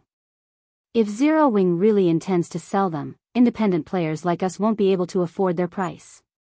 Even if I can't afford it, visiting the auction is still be a good idea. I heard that, aside from the bronze mounts, they'll be selling rare items. The majority of the players eagerly anticipated the Candlelight auction in 4 days. Even if they could not buy themselves a bronze mount, they would be more than satisfied with a good weapon or piece of equipment, as the public disregarded this as just another normal auction. God's domain's various large guilds immediately took action, secretly gathering funds to ordinary players. The most attractive item up for auction was the bronze mount. To large guilds, however, the entrance slots to the Holy City of Titan and the Advanced Mana Armor Kits were far more important. The entrance slots were particularly valuable to super guilds. After all, they had the master lifestyle players that other guilds did not. Only, these lifestyle players had yet to familiarize themselves with God's domain's lifestyle system. As long as these players had enough resources, they would easily become true master lifestyle players with Super Guild's expansive network of connections. They could easily earn a ton of coins with these master lifestyle players' advanced products. Hence, when the various Super Guilds and Super First-Rate Guilds heard the news of Zero Wing selling the Holy City's entrance slots, they immediately began to gather funds. As I expected of the number 1 guild of Star Moon Kingdom, to think Zero Wing still had such a move. Singular Burial could not help but laugh when he read the report his subordinate had sent. Others might only see Zero Wing holding a simple auction, but he knew the true value of the Holy City's entrance slots. Those slots would attract a large number of super first-rate guilds and super guilds. There was also the Advanced Mana Armor Kit to consider. A 10% increase to one's basic attributes was no trifling matter.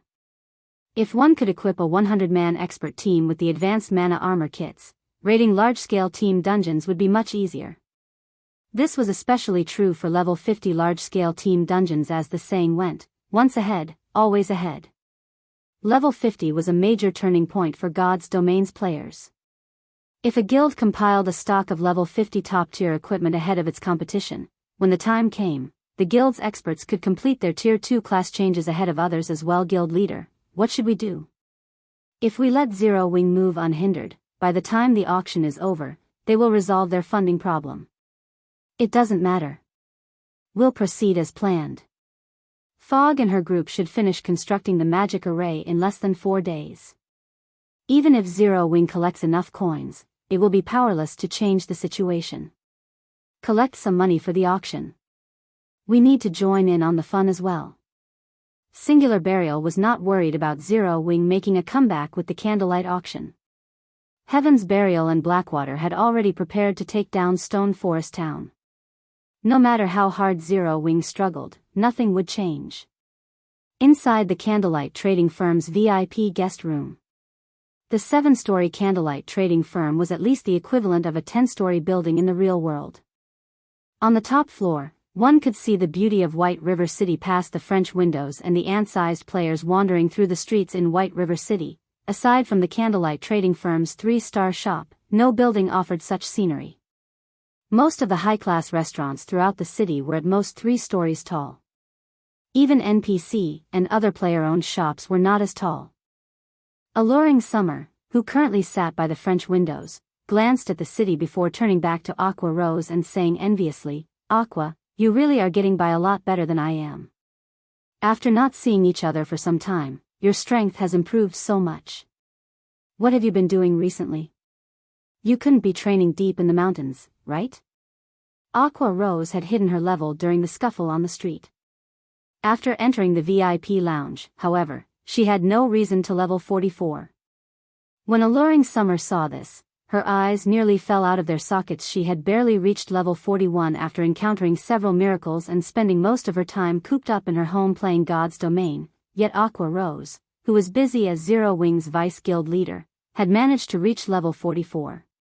It was truly inconceivable. Alluring Summer could clearly remember that, when Aqua Rose had resided in the Storm Empire and one of Twilight Echo's honorary elders, the woman's level and equipment had been on par with hers. If she had lost to her friend only in levels and equipment, she wouldn't have minded. The biggest issue was that Aqua Rose had also improved her combat techniques. Coupled with the woman's equipment, she was not confident that she could defeat Aqua Rose right now. What are you talking about? Aqua Rose covered her mouth and grinned. She had known Alluring Summer since she was young, as their families were friends. However, Alluring Summer was a far more talented gamer than herself. Due to that, this woman had always bullied her. Now that Alluring Summer had said such a thing, the little vanity inside her was quite satisfied.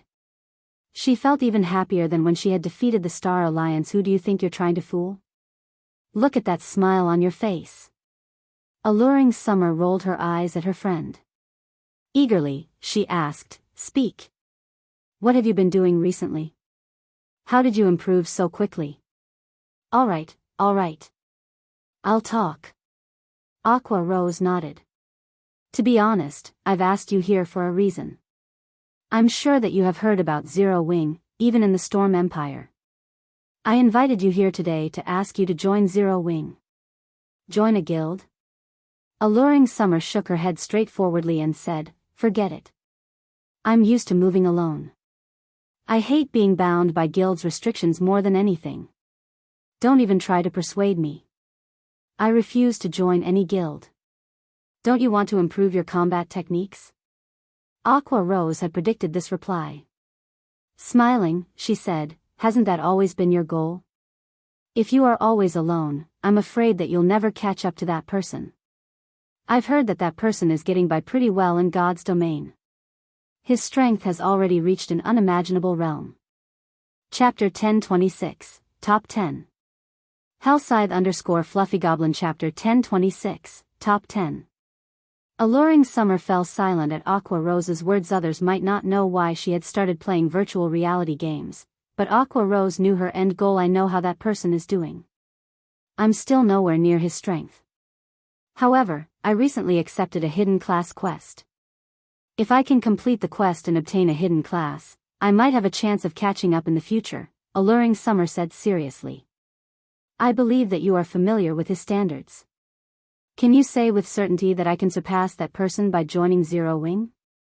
Before she arrived in Starmoon Kingdom, she had researched Aqua Rose's guild thoroughly. She had to admit that it was miraculous that a small, unknown guild had grown to become Starmoon Kingdom's #1 guild in such a short time. However, Starmoon Kingdom wasn't much when compared to the whole of God's Domain. There were hundreds of kingdoms. Starmoon Kingdom was only slightly above average kingdom. Meanwhile, empires stood far above kingdoms. Based on what she knew, there were other small, unknown guilds that had taken control of entire kingdoms.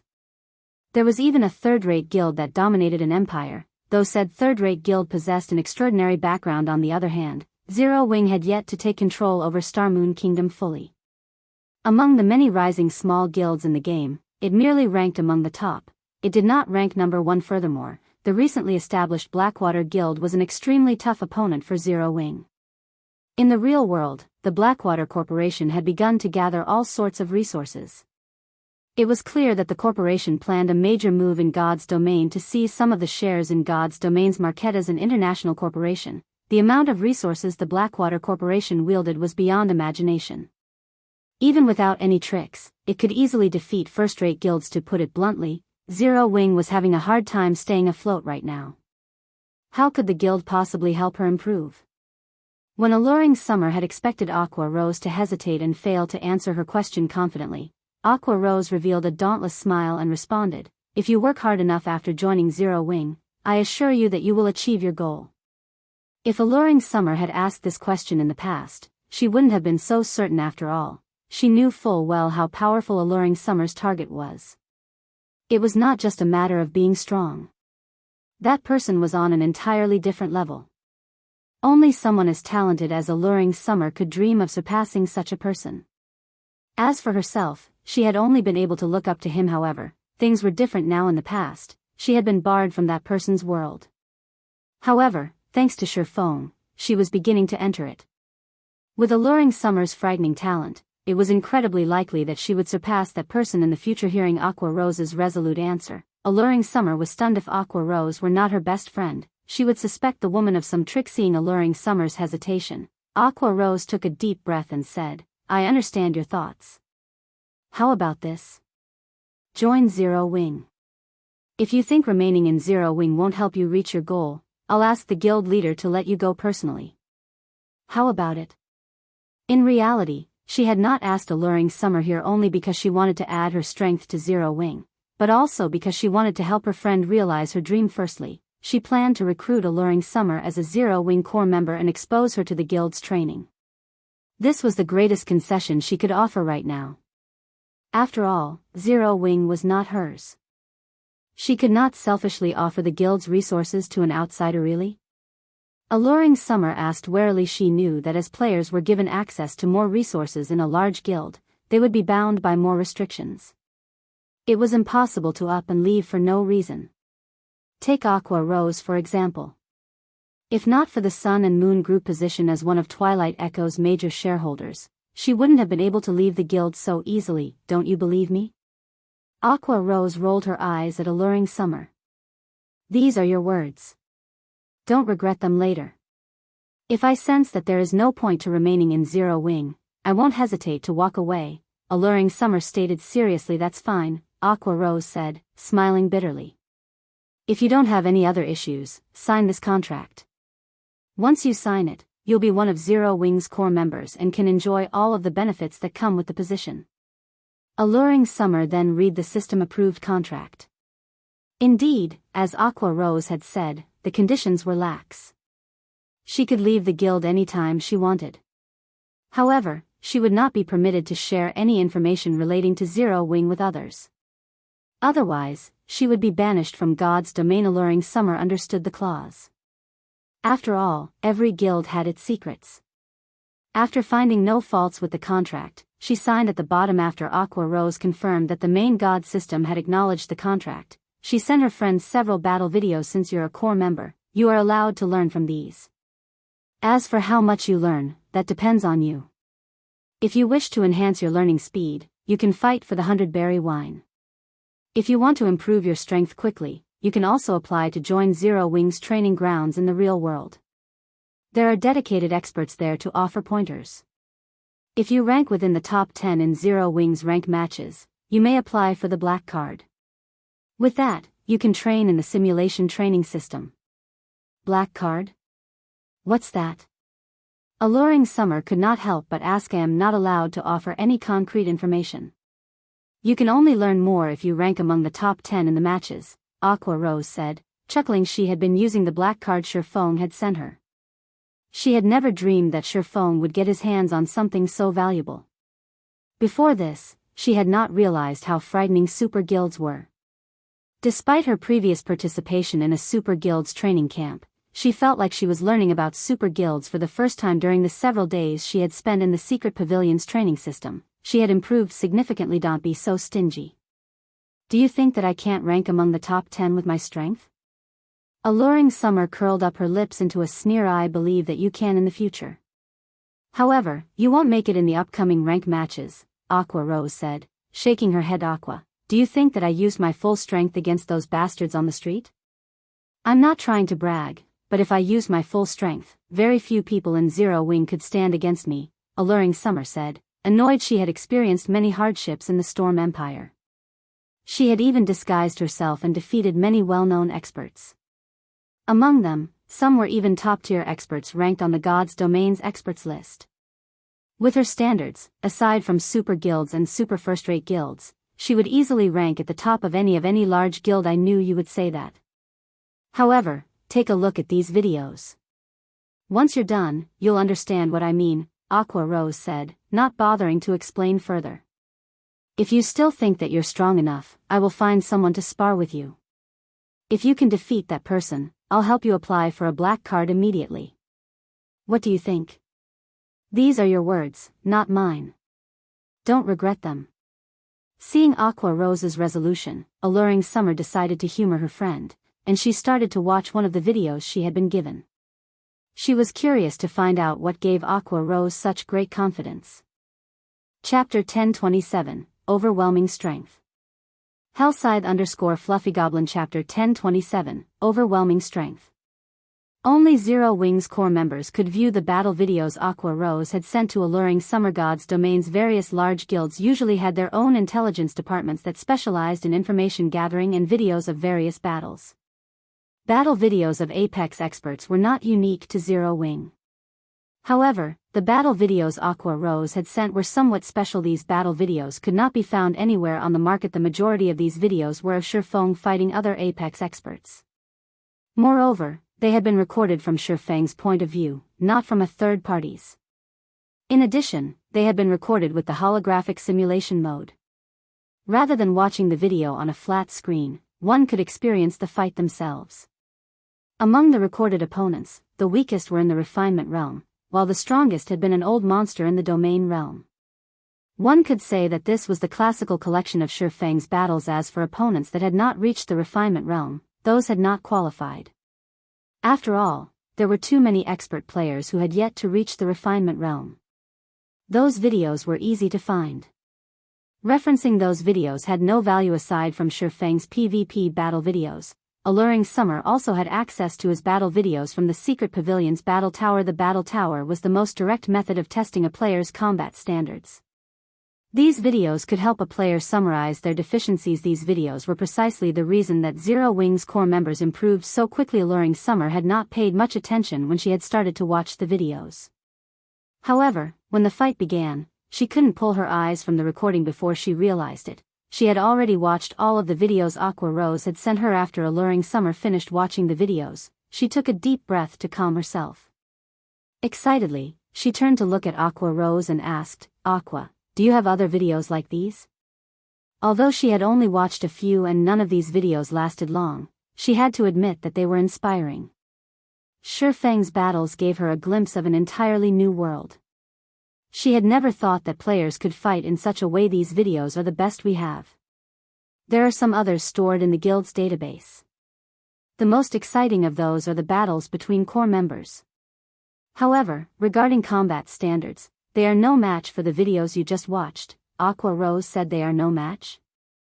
Alluring Summer was disappointed. Although she had only watched the videos for a short time, she already felt that she had improved in a way. If she could watch more recordings of such high combat standards, she could improve faster than relying on trial and error. Are you disappointed? Aqua Rose asked, giggling. Of course. I usually collect battle videos of God's Domain's experts, too. However, compared what you have given me, those experts are no more than children playing house. At this moment, Alluring Summer still couldn't get enough of those videos. To be honest, you don't need to feel so disappointed. If you fight your way into the top 10 in the rank matches and obtain a black card, you'll develop even faster. Aqua Rose chuckled. One could fight all sorts of experts in the simulation training system. Experience would help one grow stronger much faster than watching videos. Really? Alluring Summer's excitement was immediate. Didn't you say that, if I defeat a particular person, I can apply for a black card immediately? Call them here. I want to find out what this black card is.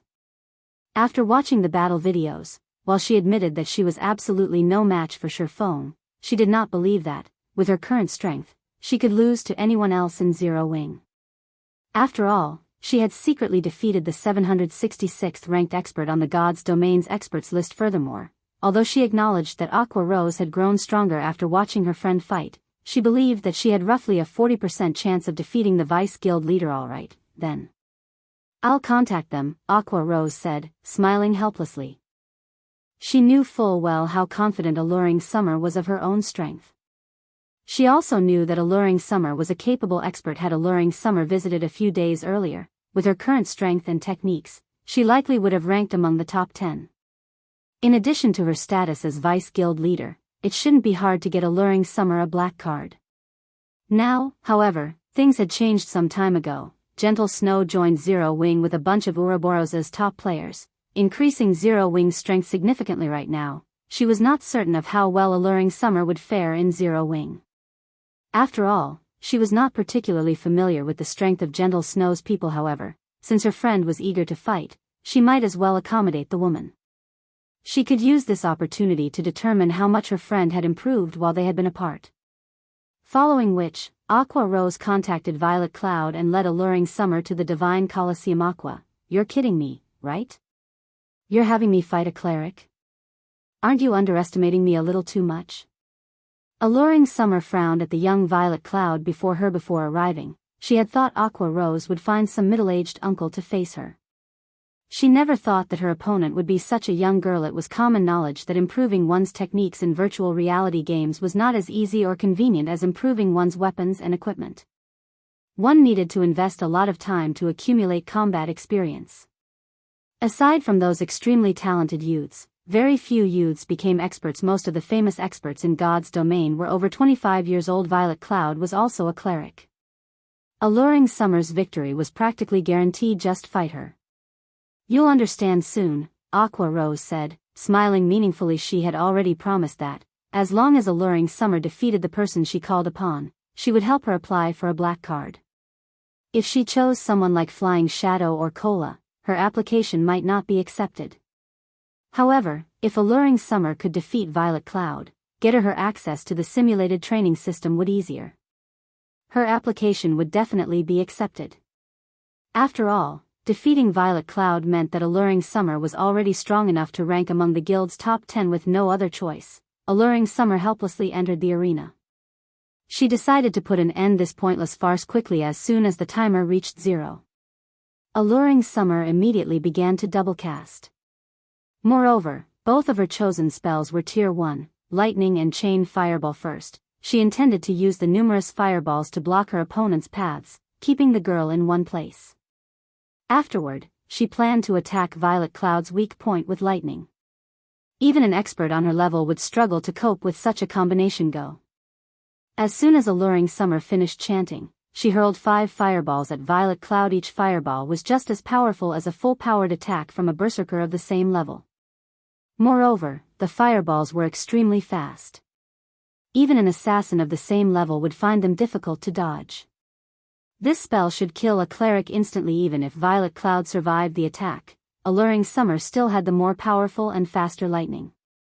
This was the spell she had used to throw Bullet, the swordsman from Blackwater, over 20 yards away.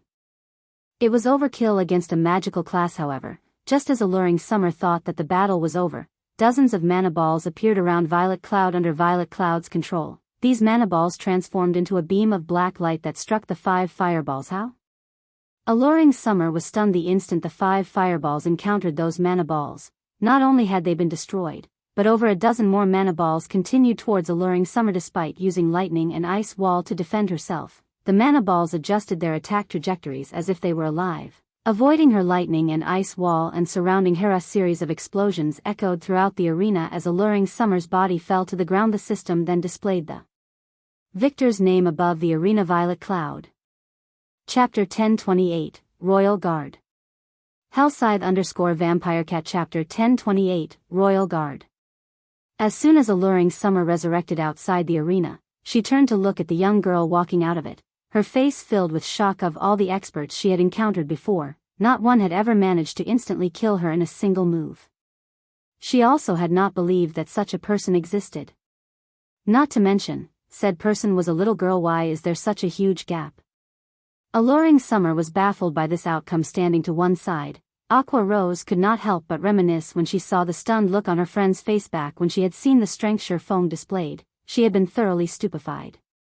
Now, Alluring Summer was experiencing a similar situation. The outcome of this match came as no surprise whatsoever to Aqua Rose. Although they were all playing the same game, the disparity in strength had made her wonder whether they were truly playing the same game. Alluring Summer was most likely pondering this same question at the moment, utterly confused by this situation. However, this was reality, an extremely cruel reality. This was the most unreasonable aspect of games in ordinary virtual reality games. The gradual accumulation of attributes made it very easy for a gap to appear between players. Meanwhile, God's domain was even more special than the usual virtual reality games. Not only was there the gap of attributes, but there was also the gap of combat experience and techniques, reaction speed, observation power, skill utilization, grasp of timing, and many other aspects. If one was just a tad stronger than their opponent in all these aspects, in a situation where both fighters possessed the same attributes, there would still be a massive difference in the combat power displayed. This battle was undoubtedly the best proof in terms of attributes. Violet Cloud, who was currently level 44, completely surpassed Alluring Summer. In terms of combat techniques, Violet Cloud, who had already entered the refinement realm, was also superior to Alluring Summer, who was only at the half-step refinement realm. The result of this combination of advantages was a one-hit KO. After falling into a daze for quite some time, Alluring Summer turned to look at Aqua Rose and asked curiously, "Aqua, tell me honestly. What's her rank within the guild?" This was Alluring Summer's first time encountering such a powerful cleric since she started playing God's Domain. She did not believe that Violet Cloud ranked only within the top 10 of Zero Wing. Based on her estimation, the girl should be among the top 3 at the very least. If a guild could have 3 of such experts, it was no wonder Zero Wing was considered Star Moon Kingdom's #1 guild, probably within the top 5. Aqua Rose could not say for sure. As far as she knew, Feng had not held back in nurturing Gentle Snow and the others after they joined Zero Wing. Moreover, Aqua Rose had heard that Gentle Snow had already entered the refinement realm even before she joined Zero Wing. The weapon she wielded was even a magic weapon. She also had a hidden class that enabled her to use twofold Berserk. In addition, there was Thoughtful Rain, who did not participate much in guild activities. The girl was very strong and was another one who had a special legacy. She's so strong, yet she's only ranked within the top 5? Alluring Summer exclaimed in shock. You're kidding me, right? She truly found it hard to imagine what kind of guild Zero Wing was. There were actually 4 more monsters like Violet Cloud in the guild. Just how were other guilds supposed to go up against Zero Wing? What benefit do I get from lying to you? Aqua Rose rolled her eyes at Alluring Summer. Grumpily, she added, now you know how powerful Zero Wing is, right? Although Aqua Rose was acting somewhat smug, Alluring Summer was paying no attention to her words whatsoever. Instead, she directly rushed up to Violet Cloud, hoping to continue challenging the young girl. Before this, she had extreme difficulty finding a powerful expert to fight against. Now that this little monster was right before her eyes, how could she possibly let this chance get away? To a battle maniac like Alluring Summer, this situation was equivalent to placing fresh meat before a hungry wolf. At the same time as Alluring Summer had joined Zero Wing, a huge incident had occurred over at the distant Star Moon City. A short while ago, monsters had captured an NPC town belonging to Star Moon City, massacring every player within the town and reducing a town with a population of nearly 20,000 players to a town of death. In response, Star Moon City had announced that players could launch a crusade against this town. As long as they managed to clear out the monsters from this town, they would obtain generous rewards, including direct promotion to a Count of Star Moon City in God's Domain. The importance of reputation to players spoke volumes for itself. The higher a player's reputation was, the easier it would be for them to obtain a high ranking or rare quest. Players could also receive discounts on their repair fees and teleportation fees. Most importantly, the number of personal guards they could hire would increase. At the Viscount rank, players were only allowed 2 personal guards. At the Count rank, however, players could have 4 even if a player themselves was not strong. If they had 4 high-quality personal guards around them, even expert players would have to give them a wide berth. Moreover, grinding field bosses would also become a very simple task. Only, it was extremely difficult to find high-quality personal guards currently. Even a mysterious iron guard would go for an astronomical price, not to mention secret silver and fine gold guards. However, players were no fools either. Currently, even the various large guilds had managed to find only a few mysterious iron guards, much less secret silver guards. Anyone who obtained one would definitely treat the NPC as their family heirloom. They would not sell the NPC no matter what. Meanwhile, one of the rewards for the town crusade just so happened to be an opportunity to select a personal guard from the King's Royal Guard. The King's Royal Guard. That was the gathering place of Star Moon Kingdom's elites. only the most outstanding guards could join the Royal Guard. Their growth potential would naturally be significantly better than that of the NPCs players could find on the streets. Even if an ordinary player managed to obtain only a mysterious Iron Guard, they could immediately resign from their jobs in the real world and rely solely on God's domain to sustain themselves. If one obtained a secret Silver Guard and directly sold the NPC to a large guild, they would no longer have to worry about living expenses for the rest of their lives. Hence, the moment news of this was released, the entire Starmoon City went into an uproar. Both independent and guild players formed teams one after another and embarked on an expedition to take back the town. Many guilds and workshops even started preparing siege tools. Guild leader, should we send some men over as well? In any case, that town is not very far away from Stone Forest Town, Blackie suggested softly as he looked at Shifeng, who was currently overseeing the construction of the magic tower. No need to hurry. It'll be fine even if we head out after the tower is constructed, Shifeng replied, shaking his head. In reality, though, even he was greatly tempted by this reward. The NPCs in the Royal Guard were dragons among men generally. Only players who had reached the Marquis rank had the opportunity to choose a personal guard from the Royal Guard. Even then, they would be required to complete a quest whose difficulty was no less than an epic quest's. Extremely few players were capable of completing it. Fortunately, this quest belonged to the category of pure reward quests, so players would not incur any punishment even if they failed. At most, they would lose their opportunity to recruit a Royal Guard. Yet, now, players only needed to capture a town in order to receive such a reward. Shifeng was somewhat puzzled by this situation. Chapter 1029, Mythic Monster.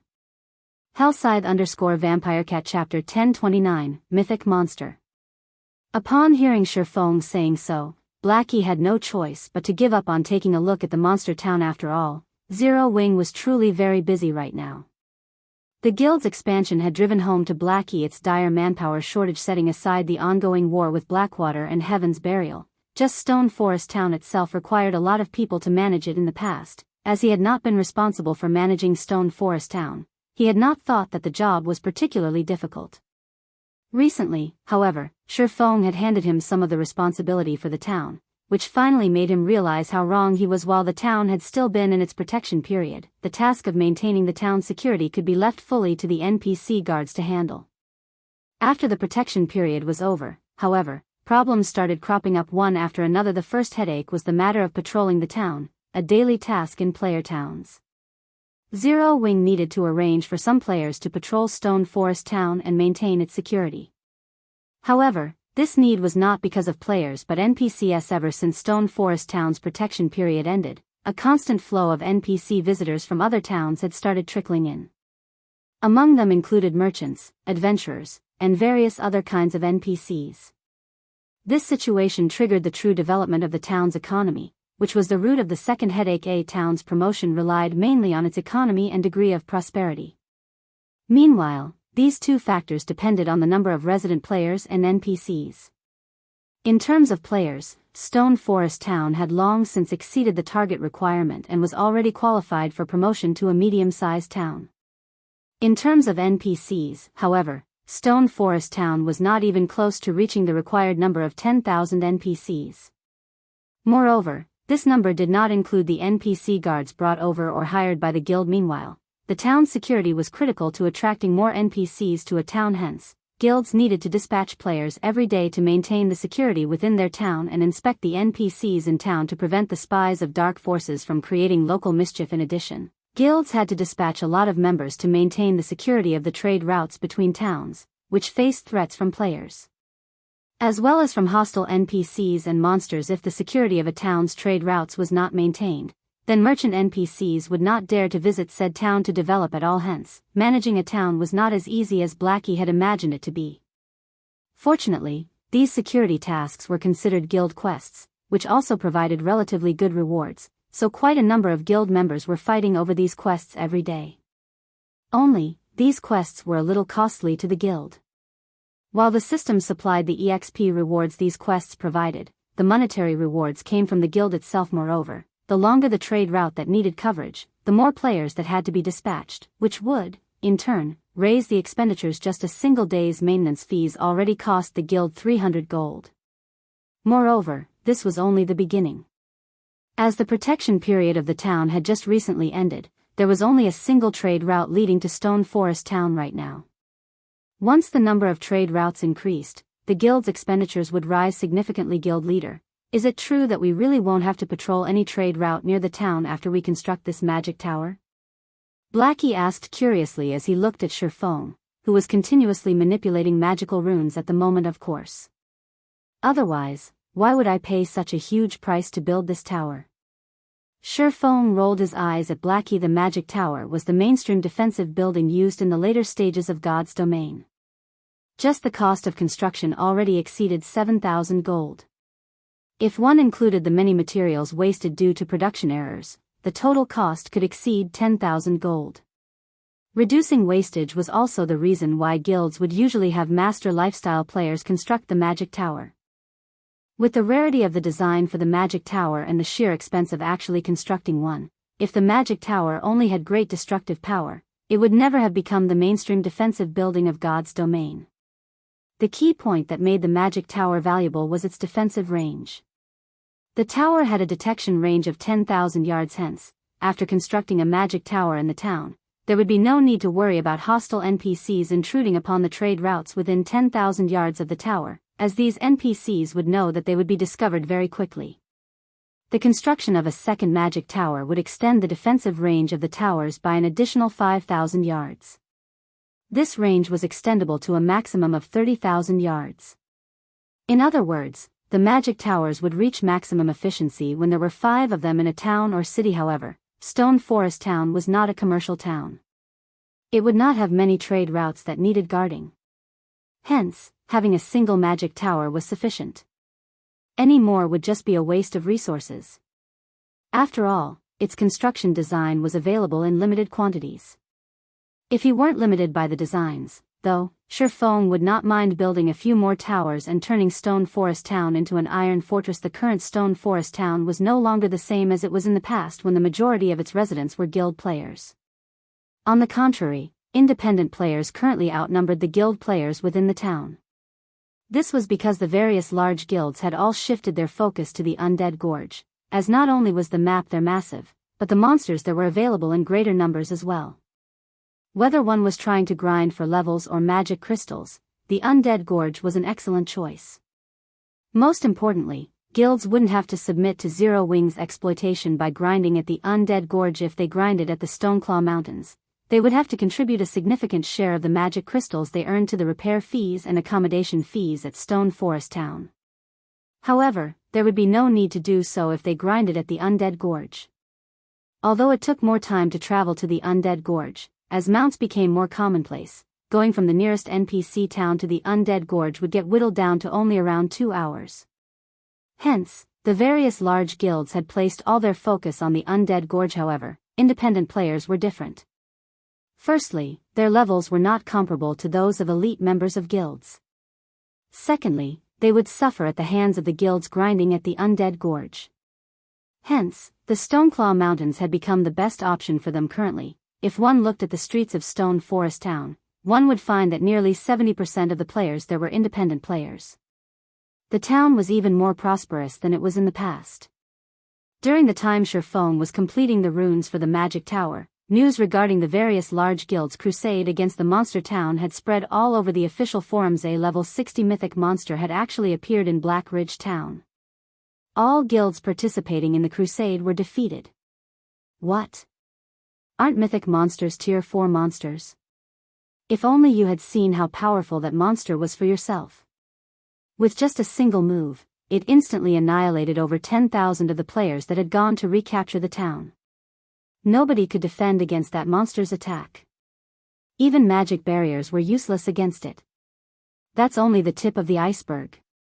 I've heard that the monsters in that town all possess extremely high combat standards. Even ordinary players might not be able to defeat the common monsters there in a one-on-one. Most importantly, I've heard that players killed by those monsters aren't able to log into God's domain for some time. Moreover, those monsters would also grow in strength after killing players. How are we supposed to recapture that town, then? The more people that go there, the stronger those monsters become. Plus, there's even a Tier 4 boss guarding the town, that's as strong as the strongest NPCs in major NPC cities.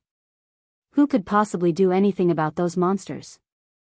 I've heard that the monsters inside the town have already begun spreading out into the surroundings. They aren't just staying in Black Ridge Town. They've even ambushed many players grinding in that map. Now, no player dares to approach that map anymore. It's no wonder the system is offering such generous rewards. The difficulty of this quest is simply ridiculous. Luckily, I didn't go there. Do you think those monsters will continue taking over the nearby towns? That might actually be possible. I think Stone Forest Town is in one of the maps closest to Black Ridge Town. If those monsters head over to Stone Forest Town, we'll have an interesting show to watch. Many players were merrily discussing the monster town on the forums. At the same time, the various large guilds also suddenly realized that something joyous was going to happen. If those monsters really continued extending their reach into the vicinity, it was only a matter of time before Stone Forest Town encountered trouble. Chapter 1030, Magic Tower completed. Hellscythe_Vampirecat Chapter 1030, Magic Tower completed. The news of the Monster Crusade failure spread rapidly throughout the entire Star Moon Kingdom. Immediately after, the safety of Stone Forest Town also became a topic of discussion. Many players were delighted at this situation, particularly the members of Blackwater and Heaven's Burial. They never thought that even the game would side with them. As long as Zero Wing lost its possession of Stone Forest Town, the guild would lose a major source of income. Afterwards, with the capital their guilds possessed, they could easily crush Zero Wing. Moreover, to fan the flames, Blackwater and Heaven's Burial started deliberately purchasing the Candlelight trading firm's light stones in bulk and selling them together with the light stones they produced cheaply, quickly solving their shop's shortage of light stones. Although this would increase the Candlelight trading firm's income in the short term as well as incur losses for their own guilds, doing so would encourage Candlelight's customers to gradually transition to shopping at the Heavenly Trading Firm and Blackwater Trading Firm in the long run. Due to this sudden development, the elite players originally planning to join Zero Wing started hesitating. After Aqua Rose received word of this development, she immediately conducted her own investigation. The joy she felt from successfully recruiting Alluring Summer vanished in an instant, following which, Aqua Rose contacted Shifeng, saying, "Guild leader, this is our overall situation as of now." In less than an hour since news of the crusade failing had spread, the Candlelight trading firm's sales of the light stones had increased by nearly 5 times. As a consequence, both the Heavenly and Blackwater trading firms had managed to plunder the popularity Candlelight had garnered through the advanced mana armor kits. As for the number of players trying to join Zero Wing, that had directly fallen by half. This was not good news for Zero Wing, which was currently in urgent need of manpower. Blackwater and Heaven's Burial sure are good. Only they would dare to do something like this. Shifeng could not help but sigh ruefully as he looked at the Candlelight trading firm's income and traffic situation. Guild leader, you're still in the mood to joke around? If they really start mass-producing light stones, we will be in so much trouble, Aqua Rose said, pouting. Moreover, you've also seen for yourself how bad Stone Forest Town's situation is by now. Based on our investigations, those monsters' numbers are continuously increasing. Current estimates put them at over 100,000 already. Moreover, they've also begun spreading out. It won't be long before they come attacking Stone Forest Town. Shifeng took a look at the report sent over by Aqua Rose. In one of the video recordings, he had spotted a familiar figure. This figure was none other than the one-horned humanoid monster. Only, it had improved significantly compared to when he first saw it. At this point, it had already reached level 53. Its HP had undergone a qualitative transformation as well, rising from being over 1 million to 6 million. Now, the humanoid monster was at the standard of a level 50 lord. Back then, it had only been at the standard of a level 40 chieftain. Its improvement speed was truly terrifying. Fortunately, these one-horned monsters were very few. The majority of the monster army consisted of level 50 to level 60 wild beast-type monsters. Their intelligence and combat standards were clearly beneath the humanoid monsters. Even so, these wild beasts already possessed the combat standards of ordinary players. This situation was a disaster for ordinary players if these monsters continued developing, Shifeng did not doubt that the entire Star Moon Kingdom would fall into danger since the Blackwater Corporation wants to hit us while we're down. Let's fulfill their wishes. Any player who purchases 2 or more stacks of light stones will have to pay 2 silver per light stone. If players only buy 1 stack, they'll receive the normal rate of 80 copper per piece, Shifeng said, chuckling. As for those monsters, just ignore them for now. We'll continue doing what we need to do. It still isn't certain who will have the last laugh. If this situation had happened before he had obtained the magic tower design, he really would have worried about those monsters, which were nurtured by the evil god's temple now. However, things were different. As long as Stone Forest Town's magic tower got constructed, aside from NPC cities and some of the more fortified NPC towns, Stone Forest Town would definitely be the safest place in Star Moon Kingdom if the monsters from the evil god's temple were to spread throughout the entire Star Moon City region. The one crying tears of regret at that time definitely would not be him. Are we really going to ignore them? Aqua Rose was still very worried, although she knew that Zero Wing still had other sources of income. The magic crystal income of Stone Forest Town was very important to them. Without a supply of magic crystals, the guild's development would very quickly come to a standstill. Relax, Shifeng said confidently. The magic tower was no trifling matter. Otherwise, it would have never become the mainstream defensive building in God's domain. Time passed quickly. After spending most of his day working, Shifeng finally completed the construction of the magic tower. The instant the tower was done, Shifeng's EXP rose tremendously. His forging proficiency also increased directly by 500 points. To an advanced forger like Shifeng, raising his proficiency by even a single point was a very difficult task. He needed to make multiple advanced items for that to happen. Normally, an advanced forger would have to spend the entire day working in order to gain 500 proficiency. At the same time as the construction was completed, the magic tower, which he had situated in the center of Stone Forest Town, released a blue pulse that gave everyone within the town the feeling they were under observation. What's this thing? Players throughout the town quickly noticed the lofty magic tower. At the top of the tower sat a gigantic crystal glowing a faint blue.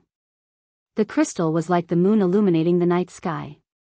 This scene piqued everyone's curiosity about the tower. Previously, while Shifeng was building the magic tower, a layer of fog had shrouded the tower itself and the area around it. Others couldn't see what was going on beyond the fog. They only knew that something was under construction. After seeing this tall building, everyone was fascinated by the magic tower's appearance. Meanwhile, Shifeng himself was currently standing atop the magic tower, one hand resting on the giant crystal. He then started activating the magic tower. The magic tower had a total of 3 functions. The first function was attacking distant targets. The power of the magic tower's attacks rivaled that of the basic mana pulse cannon.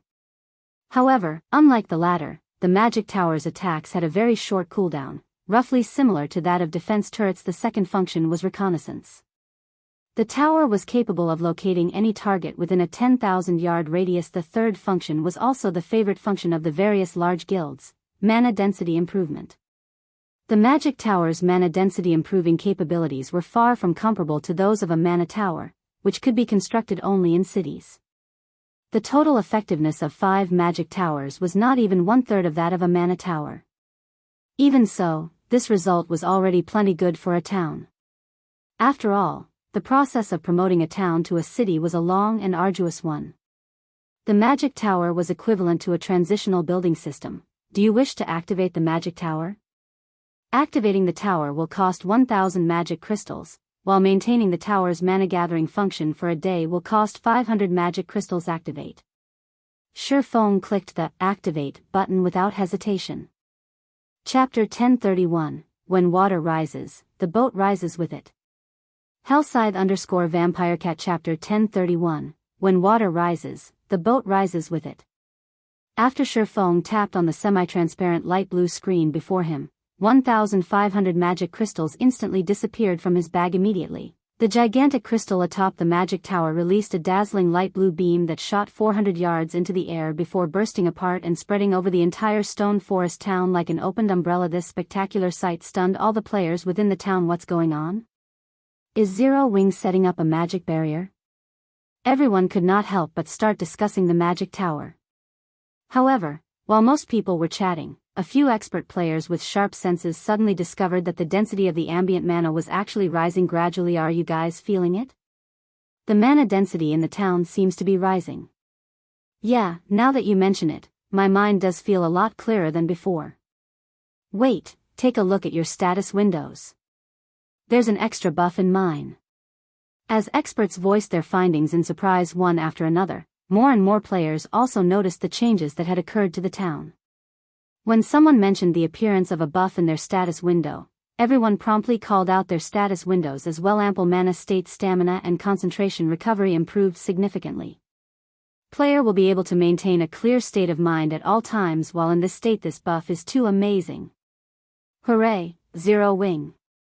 Ha ha ha. This is too awesome. My current recovery rate already rivals the recovery rate inside a hotel. With this, I won't have to rest in a hotel anymore. What a fool.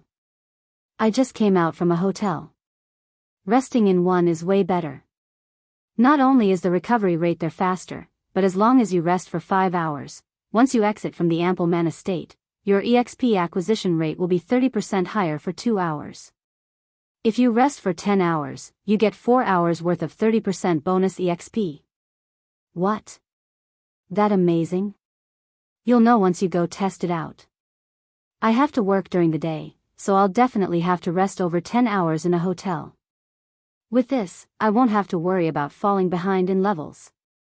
After the players in the town realized the effects of the magic tower, many of them couldn't hold back their excitement and started cheering loudly in the streets. The majority of the players in Stone Forest Town were independent players. Unlike guild players, who had guild residences, they did not have the opportunity to accumulate the double EXP buff. Hence, independent players generally lagged behind guild players in levels. However, as many independent players disliked the restrictive rules of guilds, they would rather level up at a slower pace than join a guild. That way, they could enjoy a free and comfortable lifestyle as well as the exciting adventures God's domain had to offer. However, now that they could also enjoy an EXP increase buff by resting in hotels, how could they not get excited? With this, they could have their freedom and level up quickly at the same time their originally bustling hotels suddenly became jammed with players. Every independent player in town had rushed to the nearest hotel in the hopes of renting a room for themselves. Previously, everyone had angrily cursed that the hotel rates of Stone Forest Town were daylight robbery, as the town was charging nearly triple that of other places, and only by paying with magic crystals would they receive the normal rate. Now, however, everyone thought nothing of it. Instead, they felt that this price was a bargain after all. After resting for 10 hours, one would have a 30% increased EXP acquisition rate for 4 hours. Crap, this is a scam. I'm already using magic crystals to pay, so why are the rates still triple the normal hotel rates? If you can't afford it, get lost. Can't you see that there's still a bunch of people waiting to rent a room? Ha ha ha. Luckily, I was smart enough to rent a room for 10 days before this situation happened. I've saved a fortune this time. Currently, every hotel within Stone Forest Town was packed with independent players. Although many were disgruntled at the price markup, the 30% EXP buff was just too important. Hence, they had no choice but to grit their teeth and rent a room. Moreover, every player would rent for at least 10 days. Otherwise, when demand for the hotel room skyrocketed in the future, they might not get an opportunity to rent one. Guild leader, this magic tower is simply amazing. It's only been a few minutes, but every hotel in Stone Forest Town is already at capacity. Right now, many players are even complaining that there are too few hotels in town and are demanding that we build more, Blackie reported, smiling. Originally, renting a room for a day in one of Stone Forest Town's hotels cost only 50 copper. Now, even after jacking up the price to 1 silver, 50 copper, the many hotels in town still could not keep up with demand. Moreover, this price was for transactions in magic crystals. If players were using coins, they would have to pay 3 silver per day. Ignore the matters regarding the hotels for now. Prioritize constructing a battle arena. That's where the money will really come from, Surefoam said, shaking his head. Although hotels seem to be very profitable, in reality, these establishments did not earn a lot of money. Hotels simply took up too much space. Moreover, Zero Wing would only gross a maximum of 1 silver, 50 copper per day from each player. After deducting the cost of hiring NPCs to manage the hotels, the guild was earning roughly 1 silver, 20 copper from each player. Currently, the hotels in Stone Forest Town could accommodate a maximum of 20,000 people only. In other words, Zero Wing could earn 240 gold per day at most through the hotels, a large sum of money to ordinary large guilds, but to Zero Wing, this was a drop in the bucket. Moreover, 20,000 players were not even 1/10 of Stone Forest Town's population. Even so, the current number of hotels occupied over half of the town's lands originally. The reason why Shifeng had constructed so many cheap hotels was to earn magic crystals. However, now that he had the magic tower, there was another building that could earn him even more money. The battle arena. The battle arena was a place where players could fight against each other. Due to the magic tower, the mana density in the entire town had increased. This situation would be of great assistance to players, just like in the trial tower of the Divine Colosseum. Under the effects of Stone Forest Town's environment, players could maintain a very clear state of mind. Fighting under such a state would be of great help in improving their strength. However, inside a player-constructed town, PvP was prohibited. The only place players could fight against each other in a town was at a battle arena. When the time came, the 200,000 or so players residing in Stone Forest Town would definitely head to the battle arena to improve themselves through PvP. At that time, the money Zero Wing could earn through the battle arena would no doubt far surpass the income they were currently making from the hotels. I'll get it done right away. Blackie's eyes glowed when he heard Shifeng's explanation. At the same time, the matter regarding Stone Forest Town gradually spread throughout the entire Starmoon Kingdom. As a result, independent players who were tempted to head to the Undead Gorge started having second thoughts. Getting 4 hours of 30% increased EXP acquisition rate was no laughing matter, particularly for independent elite and expert players. This was a rare opportunity to level up quicker. If utilized properly, even if they could not completely catch up to guild players, at the very least, they wouldn't be left too far behind. Starmoon City, Blackwater's residence. Damn it. To think Zero Wing would still have such a move. Abandoned Wave's expression turned very ugly when he received the news regarding Stone Forest Town. At this rate, the more time they wasted, the more troublesome Zero Wing would become. At the same time, his heart was also filled with sheer envy, and he grew even more impatient to obtain Stone Forest Town. Following which, he looked at the subordinates standing beside him and commanded, "Immediately notify Singular Burial's side. Tell them that there's a change of plans. We're going to take action ahead of time." Chapter 1032, Independent Players Holy Land. Hellscythe _Fluffy Chapter 1032, Independent Players Holy Land. The several upper echelons inside Blackwater's guild leader's office were shocked when they heard Abandoned Wave's command. Though they could understand Abandoned Wave's train of thought, Stone Forest Town's latest transformation made it all the more tempting. Stone Forest Town had been, at most, a tool that Blackwater could use to defeat Zero Wing, but now, the town was a mountain of gold and silver that could massively help Blackwater's establishment in God's domain. To current guilds, magic crystals were incredibly important if a guild wanted to nurture and improve its members' techniques quickly. Sending them to the Divine Colosseum's trial tower was undoubtedly the fastest way. In order to do so, they needed magic crystals. Unfortunately, magic crystals were too difficult to procure. Even with the massive wealth and connections the Blackwater Corporation possessed, they could only procure a limited amount. In the end, the guild could only supply its experts and a small number of elite members with magic crystals. In Blackwater, there was no lack of talented players. As long as they had enough magic crystals, they could nurture large groups of experts as they wished. Now that Stone Forest Town's mana density had increased and players could acquire a 30% EXP buff from the town's hotels, the town would attract swarms of independent players. Unlike when these players' choices of leveling areas had been limited, now, they could go to Stone Forest Town if they wanted to level quickly. The sooner Blackwater took control of Stone Forest Town, the sooner it could officially start its conquest of God's domain. Boss Wave, we still have a lot of preparation. If we take action now, it might be difficult to take down Stone Forest Town, Laughing Drunkard advised. Moreover, Big Sis Ling has set out to negotiate with Pantheon. If Pantheon agrees to lend us their experts, it will be easy to take the town. We don't need to be in such a hurry. You're right. I was a little impatient, Abandoned Wave admitted as he took in a deep breath. He then laughed and said, I was still angry about Zero Wing's actions. Now, however, it would seem that I should thank them. They've even gone ahead and sent me a gift in their final moments. Let's give them another 2 days to live, then. However, you should head to Stone Forest Town and investigate the new building. The town's sudden transformation is definitely related to that tower. I want to know how we can construct one for ourselves as soon as possible. He had been somewhat impatient. The sealing magic array in the Stoneclaw Mountains was still incomplete. Without it, capturing Stone Forest Town would be quite difficult. However, once the magic array was complete and they persuaded the Super Guild Pantheon, Zero Wing wouldn't be able to hold the town, regardless of the guild's capabilities. As Blackwater planned to wait for the sealing magic array's completion, the independent players throughout Star Moon Kingdom were in an uproar. As a result, many major companies, which had doubted Zero Wing's future, began to regret their decisions due to the magic tower. Stone Forest Town's potential and value had increased exponentially to companies like theirs. Nothing was more important than sufficient players.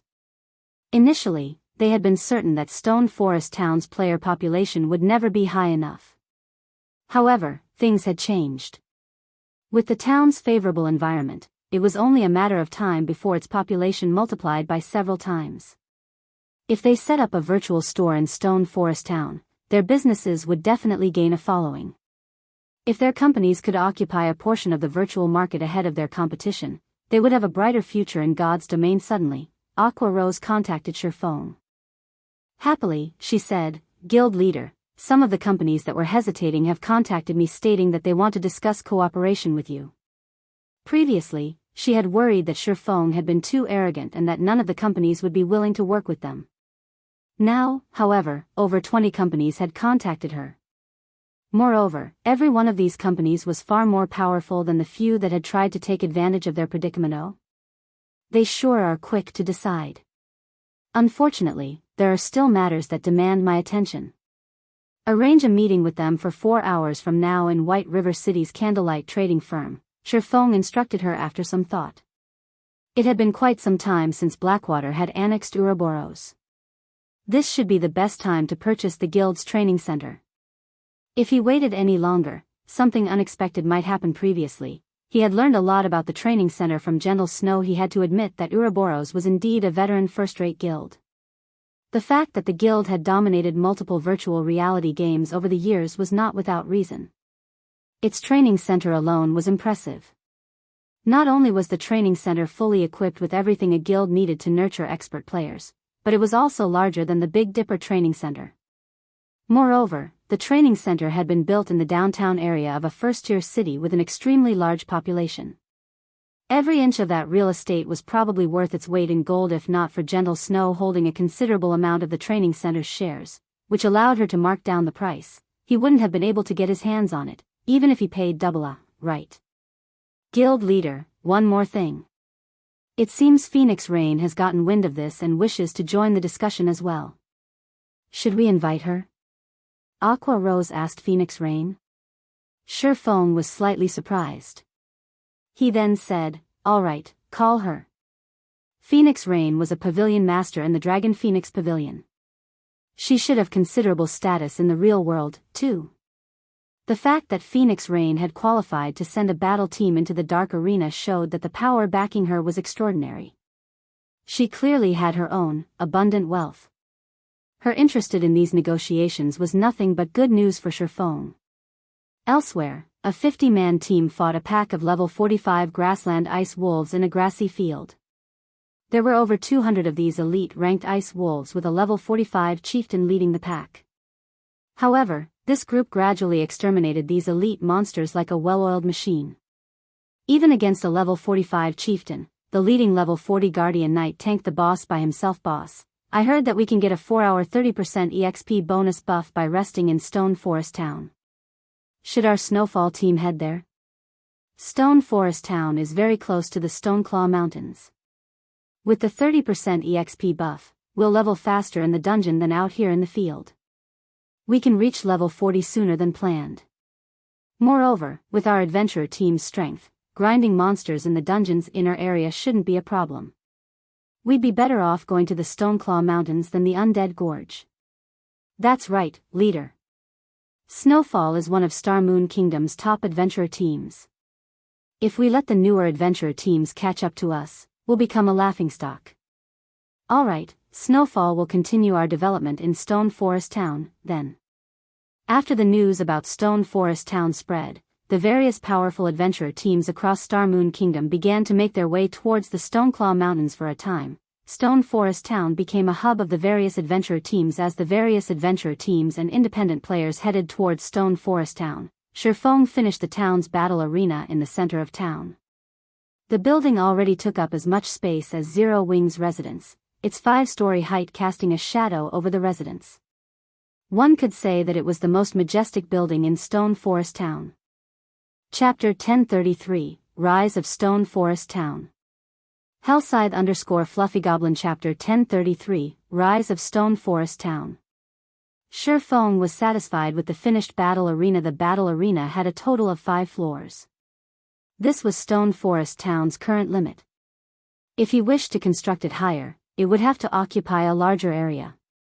However, Stone Forest Town was only a small town.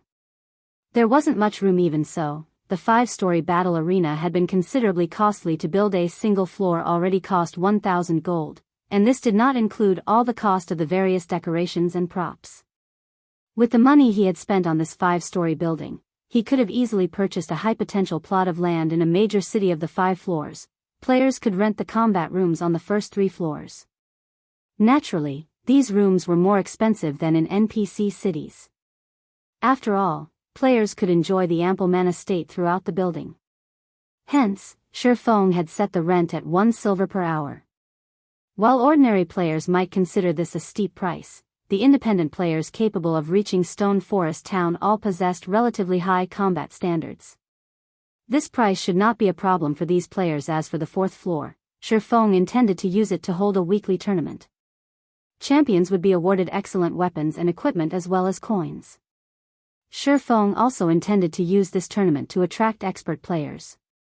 If the opportunity presented itself, he could recruit talented players through the tournament.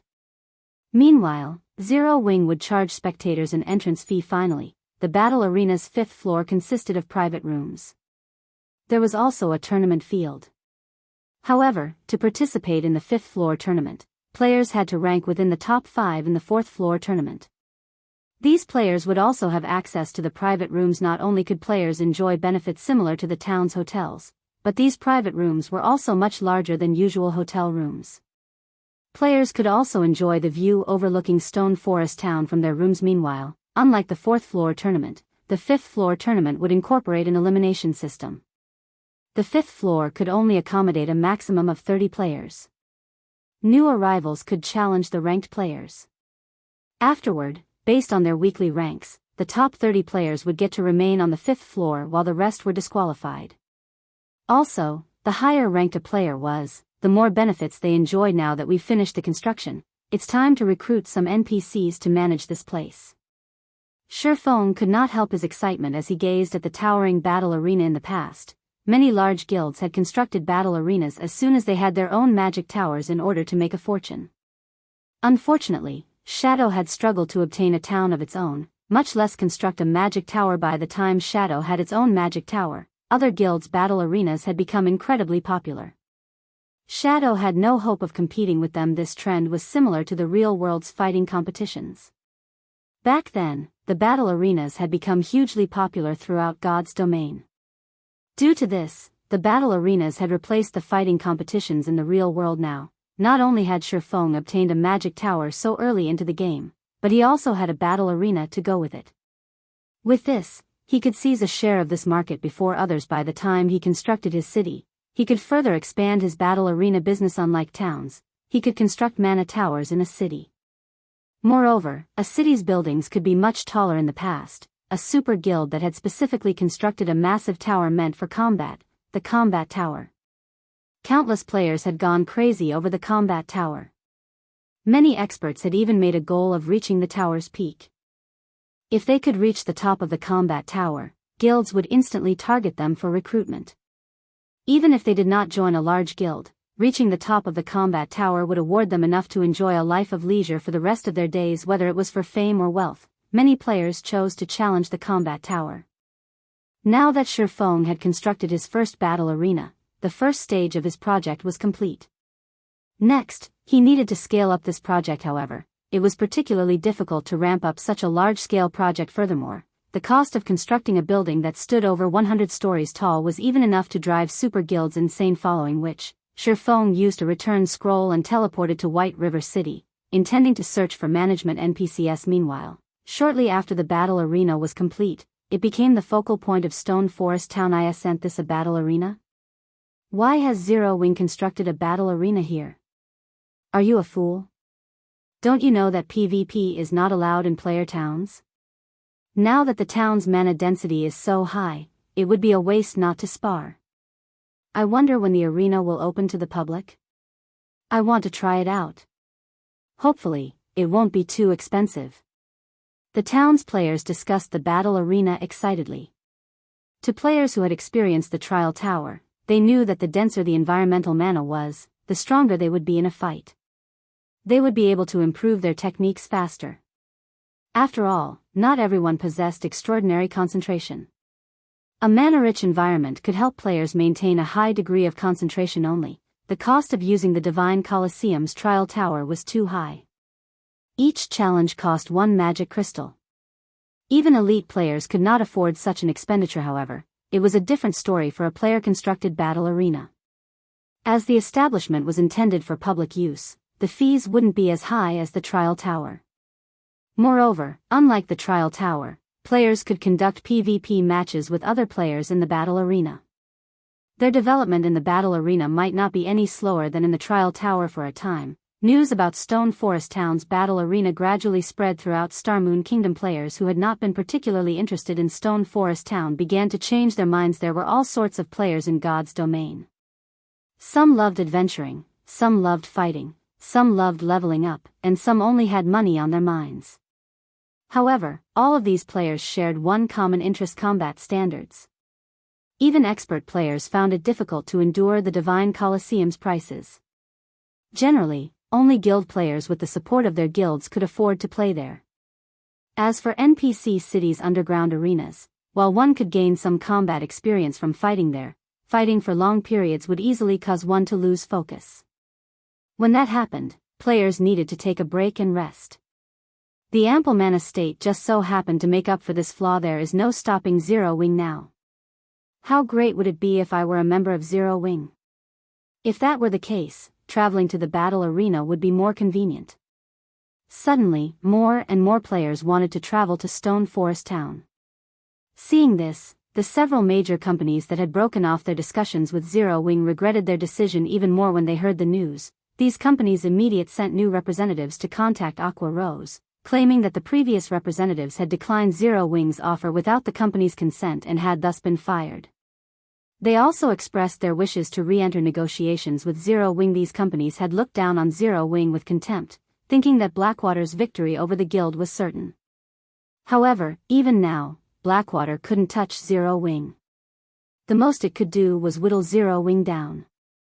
However, now that Zero Wing had a gold mine like Stone Forest Town, it was practically impossible for Blackwater to weaken Zero Wing with its minor harassments. As everyone discussed Stone Forest Town, Shifeng finally returned to White River City. Chapter 1034, Crimson Emperor. Chapter 1034, Crimson Emperor. Upon returning to White River City, Shifeng discovered that the number of players teleporting into the city had increased, particularly the members of other guilds all around. He could see guild players. Moreover, they were extraordinarily high-leveled, with the lowest being level 39 and the team leaders being level 40 experts at the very least. This situation confused Shifeng slightly. However, he quickly shook the thought out of his head. Right now, hiring NPC managers for the battle arena had utmost importance. To avoid attention, he took an advanced horse carriage to the Adventurers Association. Shortly after Shifeng left the teleportation hall, a team of 20 players appeared inside. These players each wore an emblem shaped like a crimson flame. The lowest leveled player among them was level 40. The equipment they wore also radiated the glowing effects unique to dark gold equipment. The white-haired man standing at the head of the group was even a level 41 Guardian Knight, whose appearance suggested that he had experienced the vicissitudes of life. The man carried a diamond-shaped shield with a dragon printed on it slung on his back and a blood-red longsword inserted inside the shield. Despite this longsword clearly being a one-handed sword, the width of its guard was wider than the man's shoulders, while the length of its hilt matched a two-handed sword's. Combined with the blade, the sword was nearly as tall as he was seen from afar. The man appeared to wield a bloody cross. As he stood in the spacious teleportation hall, he was extremely conspicuous yet, despite the eye-catching composition of this team of 20, everyone who saw this team would almost immediately shift their gazes away, not daring to take a second look. The reason for such a reaction was these players' emblem, which indicated they belonged to the Dark Knight Empire's veteran super first-rate guild, Crimson Emperor. Crimson Emperor was also the ruler of the Dark Knight Empire. No guild in the entire empire dared to make an enemy of it. The Guardian Knight leading the team was even head and shoulders above his team members. He was Crimson Emperor's top 5 Guardian Knight, Cuttlefish, also known as the Iron Wall, and someone who had witnessed Crimson Emperor's gradual growth from an ordinary guild into the super first-rate guild it was today. At this time, a middle-aged man on the team looked towards the leading Guardian Knight and asked, "Uncle Cuttlefish, we were in the middle of raiding a hell mode large-scale team dungeon. Why did you suddenly call us to come all the way over here? I've also just received a notice about this from the guild. It seems that some ancient ruins were found at the Twin Towers Kingdom. Currently, all guilds that have received news about it have already dispatched teams. Crimson Emperor naturally cannot let this opportunity pass, either," Cuttlefish replied. Although he was already an old man in his 60s, his voice was just like a young man's, filled with energy. "Ancient ruins?" An elegant and slim female elementalist asked curiously, "Is there something special about those ruins? Is there really a need for us main force members to take action as well?" "That's right. The ancient ruins discovered are like a huge maze. It is massive inside, however, only teams of 20 are allowed. After entering, teams are immediately teleported to an area with monsters that have a chance of dropping a kind of slate fragment. Those who complete a set can exchange for a mount inside the maze. Based on what we know so far, there are even mysterious iron mounts available for exchange. Moreover, this was only in the outer area.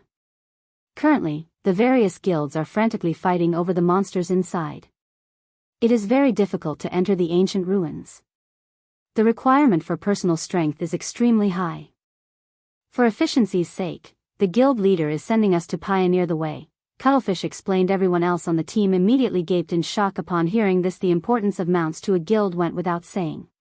Just the number of bronze mounts Crimson Emperor obtained was not even enough for the guild's internal experts, much less mysterious iron mounts. Yet, now, they could obtain mysterious iron mounts just by grinding in the outer area of some ancient ruins. Naturally, the upper echelons would freak out over this opportunity. However, before we head to the ruins, we need to establish a stronghold in White River City.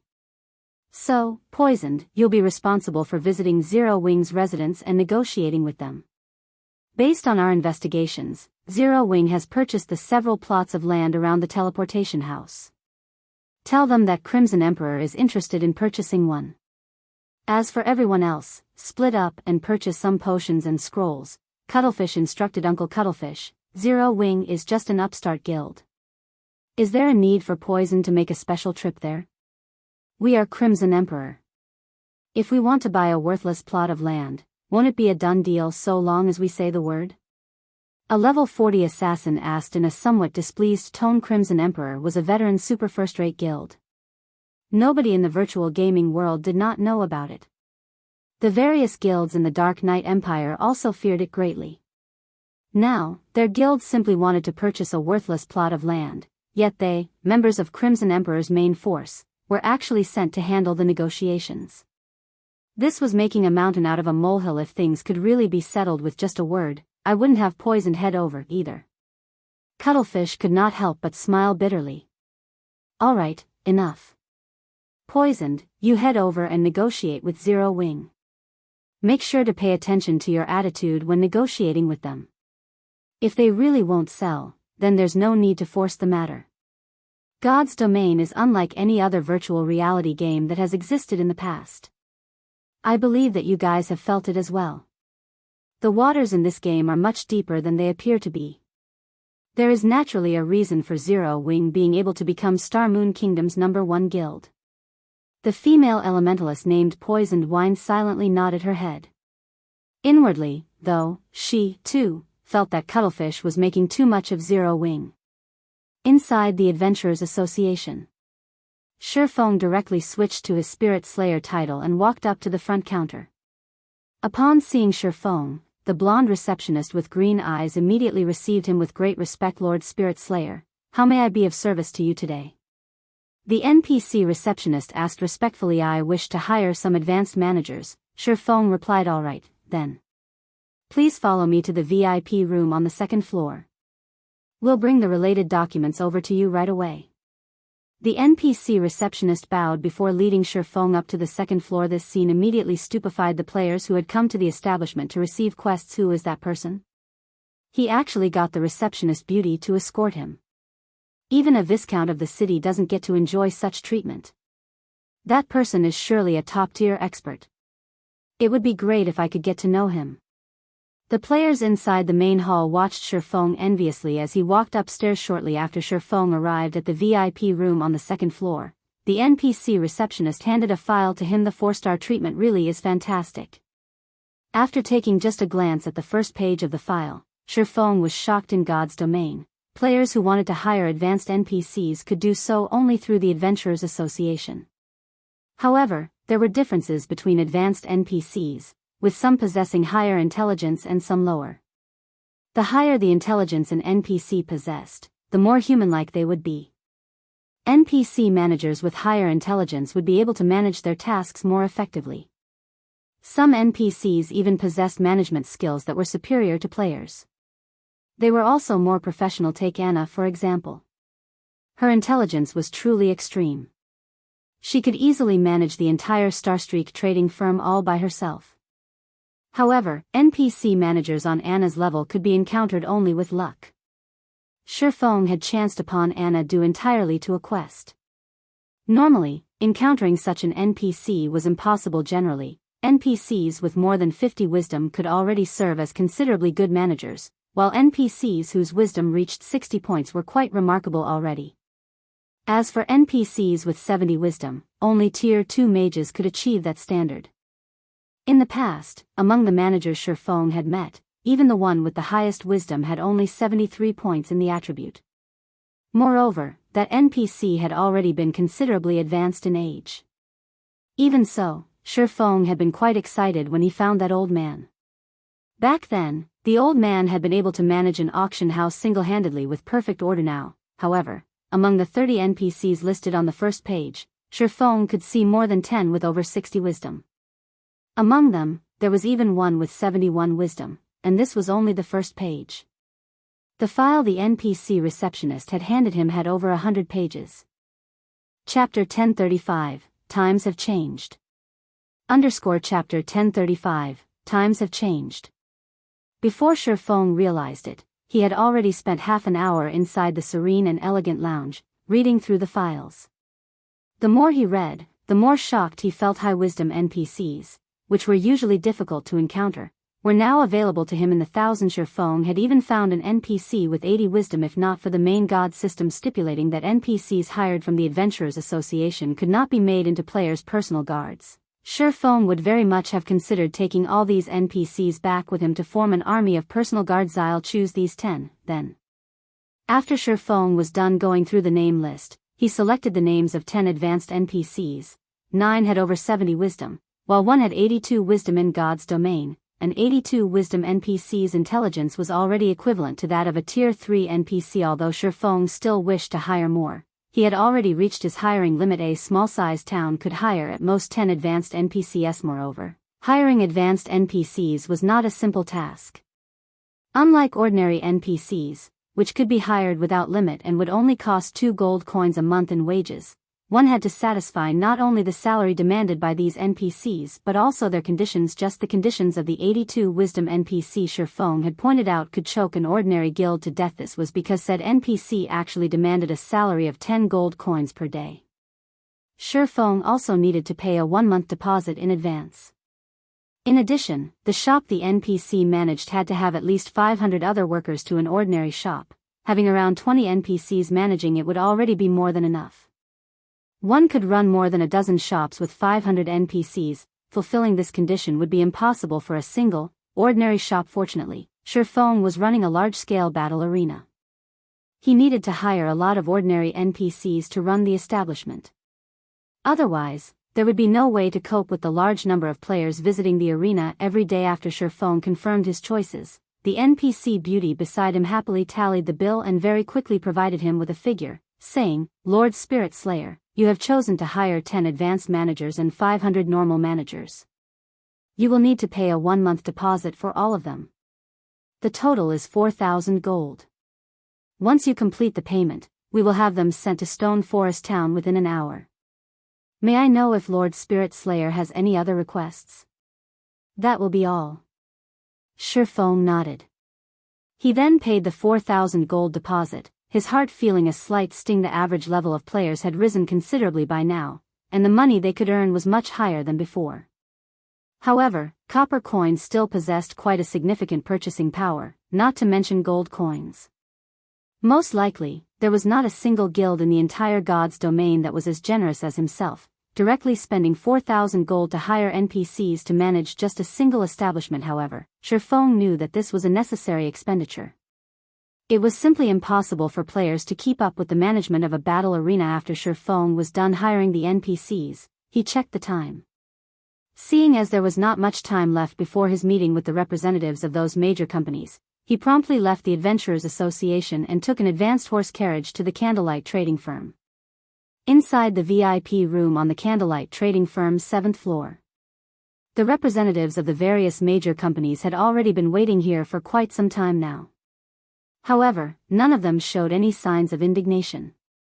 On the contrary, expressions of shock filled their faces at this point. White River City was the most populous city in Starmoon Kingdom. Meanwhile, the Candlelight trading firm was situated in the central business district of White River City.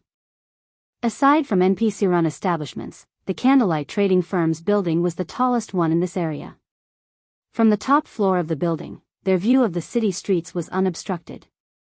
They felt as if they were kings overlooking the entire city. However, this unique scenery was still only secondary when compared to the report they had just received.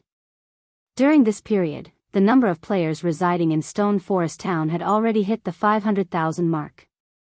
In the future, that number was sure to double. A player population of 1 million was equivalent to the population of a major NPC city. If they could set up a virtual store in this bustling town, said store would definitely have no lack of customers. The only problem was that Stone Forest Town was too small. If the town were a medium-sized town, then that would be perfect. However, Stone Forest Town's protection period had ended just recently. The town was only beginning to attract NPCs. It would still take a considerable amount of time to get promoted. Furthermore, Zero Wing was simply asking for too much money. With 1 billion credits, these major companies could establish a large guild of their own or invest into a second-rate guild. With the latter option, they could even obtain a considerable number of shares. By cooperating with Zero Wing, however, they would only get priority in investing into a town. They would only receive a guarantee that they could directly rent a golden land in one of the towns Zero Wing captured. The rent of these lands would be gradually deducted from this 1 billion deposit.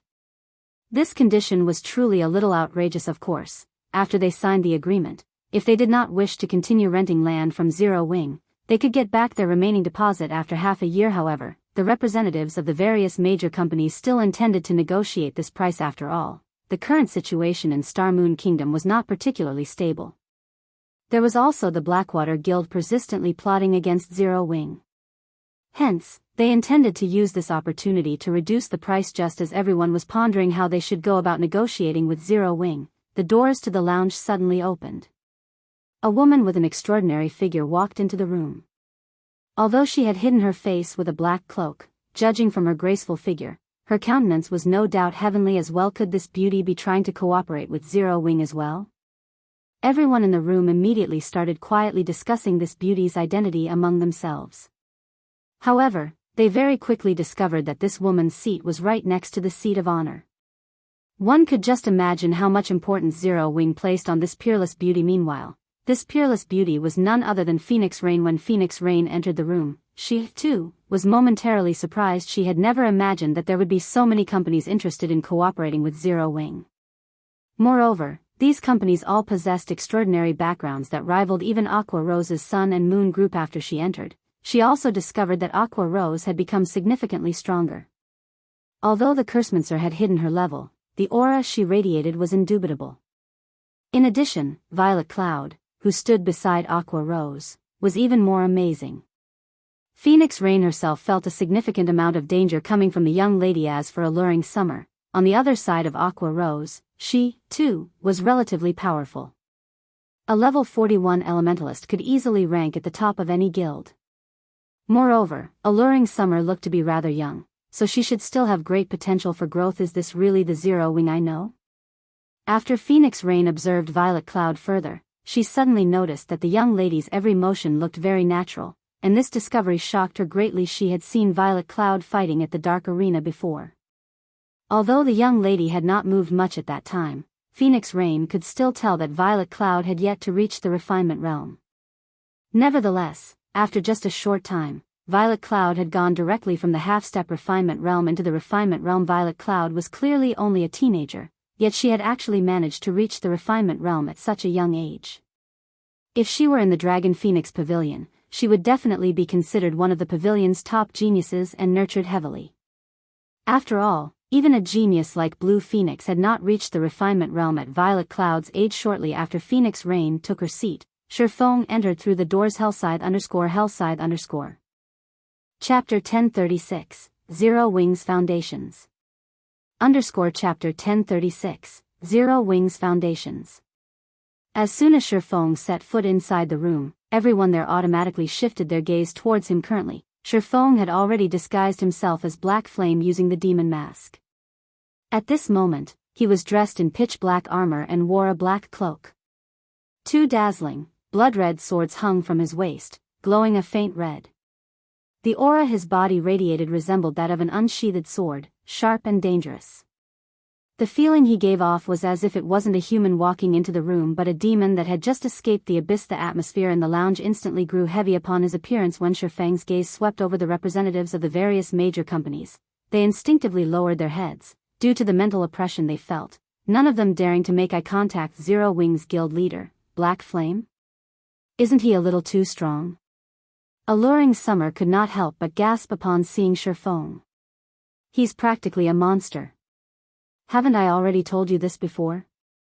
Our guild leader is very strong, Aqua Rose said somewhat pridefully. As long as you develop yourself in Zero Wing, it is only a matter of time before you achieve that dream of yours. At this moment, Phoenix Rain's eyes had also widened in shock as she looked at Shifeng slowly walking over to her. Just how much has he improved again? During her last encounter with Shifeng, the latter only gave her the feeling of a sheathed sword. Now, however, his aura was entirely different. It was utterly overpowering, impressing on others the presence of a steamroller. Rather than calling him a player, he was practically a humanoid. Lord Shifeng did not pay much attention to Phoenix Rain's shocked reaction. He had on the level 50 fine gold-ranked Magic Light set equipment. His basic attributes were far superior to those using level 40 or level 45 dark gold equipment. After all, level 50 equipment was meant for tier 2 players. Phoenix Rain was naturally no match for him in terms of attributes. Not to mention, he also wielded a fragmented legendary item and multiple epic weapons and equipment. Strength-wise, he had long since surpassed Lord-ranked monsters of the same level. Hence, it was only normal for Phoenix Rain to feel a massive sense of oppression when he did not suppress his aura. However, Shifeng's grandiose entrance had made the various company representatives lose their composure. Now, they were no longer as confident as before. After taking his seat, Shifeng took another look at everyone present before saying straightforwardly, "Since you all wish to cooperate with Zero Wing, I believe you should have already read the agreement given to you, correct? If you have any problems, ask away. However, take note that Zero Wing will not make any changes to the conditions of cooperation, no matter what." Guild leader Black Flame, although Stone Forest Town indeed has excellent prospects, the conditions you require are simply excessive. You could even say that they are far above Stone Forest Town's potential value. Moreover, 1 billion is no small number.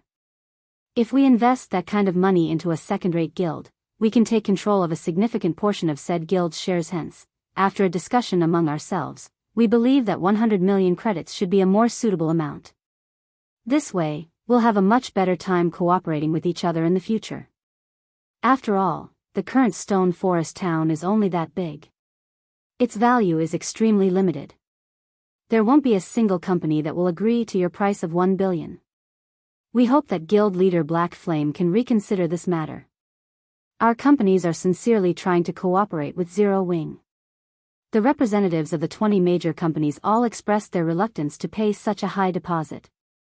Moreover, they also firmly believe that no company would foolishly agree to this condition. However, in order to get a head start in occupying the virtual market, their companies were still willing to pay a certain price. It seems you all are operating under a misconception. Zero Wing's offer of a 1 billion deposit is only the threshold for cooperation. In addition, Zero Wing is providing only 10 slots. This doesn't mean that anyone with 1 billion credits will qualify for this offer. Shifeng then chuckled and added, if you are dissatisfied with this offer, Zero Wing won't try to force you into accepting it. Before everyone could refute his words, Shifeng took out an old book from his bag and placed it on the table. Staring at the book on the table, everyone was greatly confused at Shifeng's intentions. They then clicked to check the book's information. Magic Tower design. Could this be? Phoenix Rain immediately thought of the tower in Stone Forest Town upon seeing the name of this book. That's right. Just like you surmised, the tower constructed in Stone Forest Town is indeed a magic tower. It is also the cause of Stone Forest Town's mana density increase, Shifeng explained, smiling. I believe you all should have already seen for yourselves the effects of the magic tower, correct? Now, do you still think this 1 billion threshold is a little too high? Immediately, everyone in the room fell silent, shock plastered over their faces as they looked at the magic tower design. A hint of fanaticism gleamed in their eyes. Everyone had attributed the change in Stone Forest Town to the newly constructed tower. Hence, the people from the various large guilds as well as those from companies and corporations had immediately launched investigations into the tower. They all sought to obtain a magic tower for themselves. Unfortunately, they could not find any information regarding the magic tower whatsoever. They only knew that Zero Wing had built the tower. There were also rumors floating about that the magic tower might be a one-time use quest reward. Hence, Zero Wing had chosen to set up the tower at Stone Forest Town, using the opportunity to raise the town's value. However, they never imagined that players could actually build this thing. If Zero Wing could truly build as many magic towers as it wished and only needed to pay the production cost, then the guild's potential was indeed immense in the future. As long as the guild captured a town, it could directly construct a magic tower in it and use the higher mana density in the town to attract large numbers of players. With this, Zero Wing would have another brand new Stone Forest Town. As for Stone Forest Town being too small, that would no longer pose a problem, either at that time. Even obtaining a significant portion of the virtual market share would not be a dream for their companies. No wonder he's so confident. At this moment, Phoenix Rain was eyeing the magic tower design enviously. At the same time, she also felt fortunate that she had made this trip here with the magic tower. Trying to gather players and earning money would both be extremely easy to accomplish. Standing beside Shifeng, Aqua Rose noticed the unflinching gazes of the various company representatives as well as their expressions, which stated that they would become Zero Wing's collaborator, no matter what. She nearly let out a laugh. Although Shifeng had revealed the magic tower design, all everyone could see was the item's name. They could not open the book and view its actual contents. In the end, everyone had mistakenly believed that one could construct an unlimited number of magic towers with the design and did not know about the magic tower design's limitations. Of course, this could not be considered as Zero Wing being deceitful. This was simply a beautiful misunderstanding. Under the fanatic gazes of everyone, Shifeng stored the magic tower design. Smiling, he said, "You've seen the item for yourselves. As for the qualifications for cooperation, 1 billion is the minimum requirement. Or to put it more precisely, 1 billion will only get you a plot of golden land in a town. Also, Zero Wing doesn't necessarily need 10 collaborators. If none of you have any problems, let's start the auction for the first slot." Chapter 1037, Insane Woman. Hellscythe_VampireCat. Chapter 1037, Insane Woman. Shifeng's words caused another commotion in the room. None of the representatives had expected him to have such intentions from the very beginning. This sudden announcement truly caught them by surprise. The various company representatives, who were originally sitting close together, immediately started eyeing the people next to them, a wary expression appearing on their faces. At the same time, they were also secretly contacting the directors of their companies, hoping to get a quick reply from them. Nobody present was a fool. They knew just how much was at stake here. Just the value of a single town with a magic tower could practically rival that of 8 player-owned towns. Moreover, capturing 8 towns was easier said than done.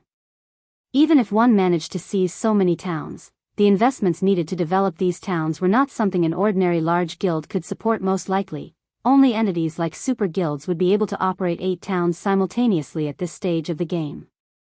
However, buying a plot of land in the towns owned by super guilds was nigh impossible for their companies. That was no longer a problem that could be solved with enough money. Super guilds operated differently from ordinary large guilds. They were playing virtual reality games with the intention of monopolizing a large share of the virtual industry and were more than capable of doing so. Hence, why would they want to split their profits with someone else? On the other hand, Zero Wing only needed to capture 1 town to gain the economic benefits of 8 towns. If their companies could gain priority in investing in Zero Wing's towns, they might be able to establish themselves in God's domain's virtual industry. How could they possibly let this opportunity get away? Seeing Shifeng remaining silent for some time after his announcement, Aqua Rose could not help but ask softly, "Guild leader, are you still not going to start the auction?" "Wait a little. There's no need to rush this matter. We'll let them digest this information first. When the time comes, they'll compete with even greater ferocity," Shifeng replied, smiling as he looked at the company representatives busy contacting their superiors. Originally, this matter of cooperation had been relatively urgent. He had even made plans to risk exposing the city building order just to gather enough funds to purchase Ouroboros's training center. The existence of a training center was simply too important to a guild. This relevance was akin to that of the current dojos. The experts nurtured in dojos would go on to participate in all sorts of competitions. Training centers were similar in this respect, where the experts nurtured in training centers would go on to participate in all sorts of virtual competitions. The only difference was that virtual competitions possessed much greater influence and competitiveness. Moreover, if Shifeng had his own training center, he could do things much more conveniently. He would have less to worry about in other matters. Most importantly, he could recruit and nurture members en masse rather than in limited numbers. He could also attract many more people to Zero Wing. This was also one of the reasons why super guilds would never have a lack of recruits each year.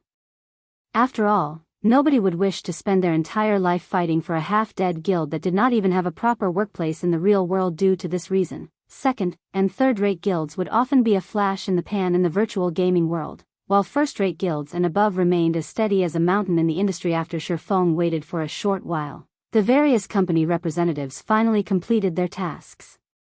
They then turned to look at Shifeng, their eyes filled with appreciation for his patience. "It seems you all have prepared yourselves already.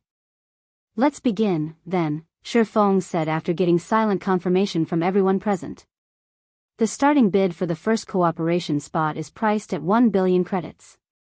Every increment must be no less than 10 million. 1 billion, 20 million. 1 billion, 30 million. 1 billion, 40 million. At this moment, the various company representatives no longer hesitated as they began frantically calling out bids one after another. There were only 10 slots available. Even in the best-case scenario, only 10 companies could cooperate with Zero Wing. Meanwhile, there were 20 companies present. If some companies were slightly greedy and were willing to pay the price and gamble on Zero Wing's future, a single company might purchase 2, or even 3, slots. After all, however small a town was, there should still be no problem if it had 2 or 3 of the same virtual stores. The stores should not affect each other too greatly. Most importantly, the money they invested could still be taken back. They were merely placing a deposit for renting lands right now. Moreover, judging by the popularity of God's domain, they could already tell what the future of the virtual industry would look like. Most likely, it would be even more profitable than the real estate industry. Hence, the various companies intended to obtain as many cooperation slots as they could right now very quickly. The first cooperation slot's price had risen to 1,200 million. Moreover, the bidders still showed no signs of stopping. "Aqua, your guild leader is simply too good at doing business. He's practically robbing them at this point," Alluring Summer said, smacking her lips. This was not her first time seeing such large transactions taking place. After all, just the construction of a single 5-star hotel in the real world cost nearly 10 billion credits. It was even more expensive for 6- and 7-star hotels. However, this was definitely her first time seeing a virtual store selling for such a high price. This is nothing. Those who want to cooperate with us in the future will have to pay an even higher price, Aqua Rose said, unfazed by this situation. Although the towns in God's domain were good, they were a far cry from being comparable to a city, particularly the first player-owned city in God's domain.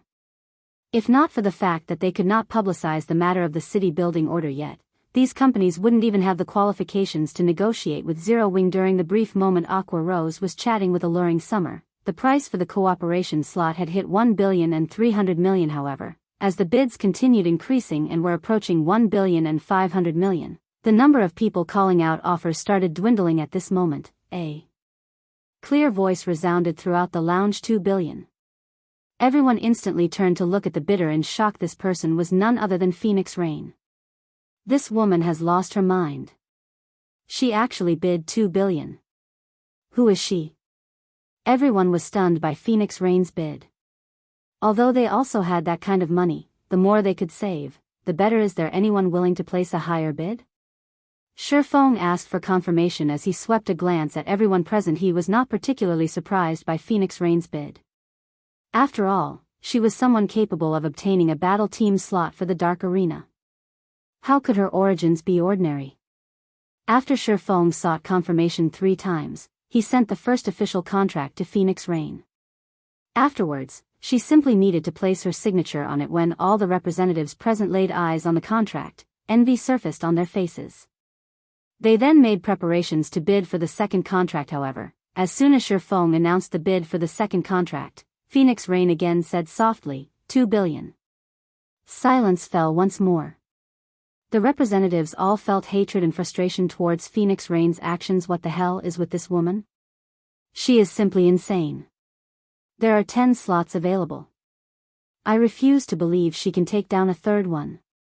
Everyone initially thought that Phoenix Rain would hit her limit after purchasing a single slot for 2 billion. They never imagined that she would repeat her feat. However, in their opinion, Phoenix Rain should have run through the funds she had on hand after spending 4 billion.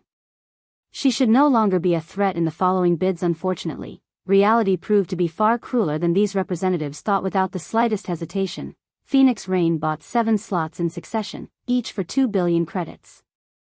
Her actions thoroughly frightened all the company representatives. They even started to suspect that Phoenix Rain was merely putting on an act for Zero Wing right now. However, just as everyone was thinking this, Phoenix Rain suddenly opened her mouth and said, "Guild leader Black Flame, there's no need to continue this auction. I want all the remaining slots. I hope that the two of us can sit down and discuss the matter of cooperation further instead of continuing to waste time here." Chapter 1038, Town of Beginnings. Hellscythe_Vampirecat Chapter 1038, Town of Beginnings. Although Phoenix Rain did not speak loudly, everyone was still dumbfounded by her words. As for the matter of Phoenix Rain being Zero Wing's puppet, they had long since flung that idea out of their minds. Is this the background of a super first-rate guild?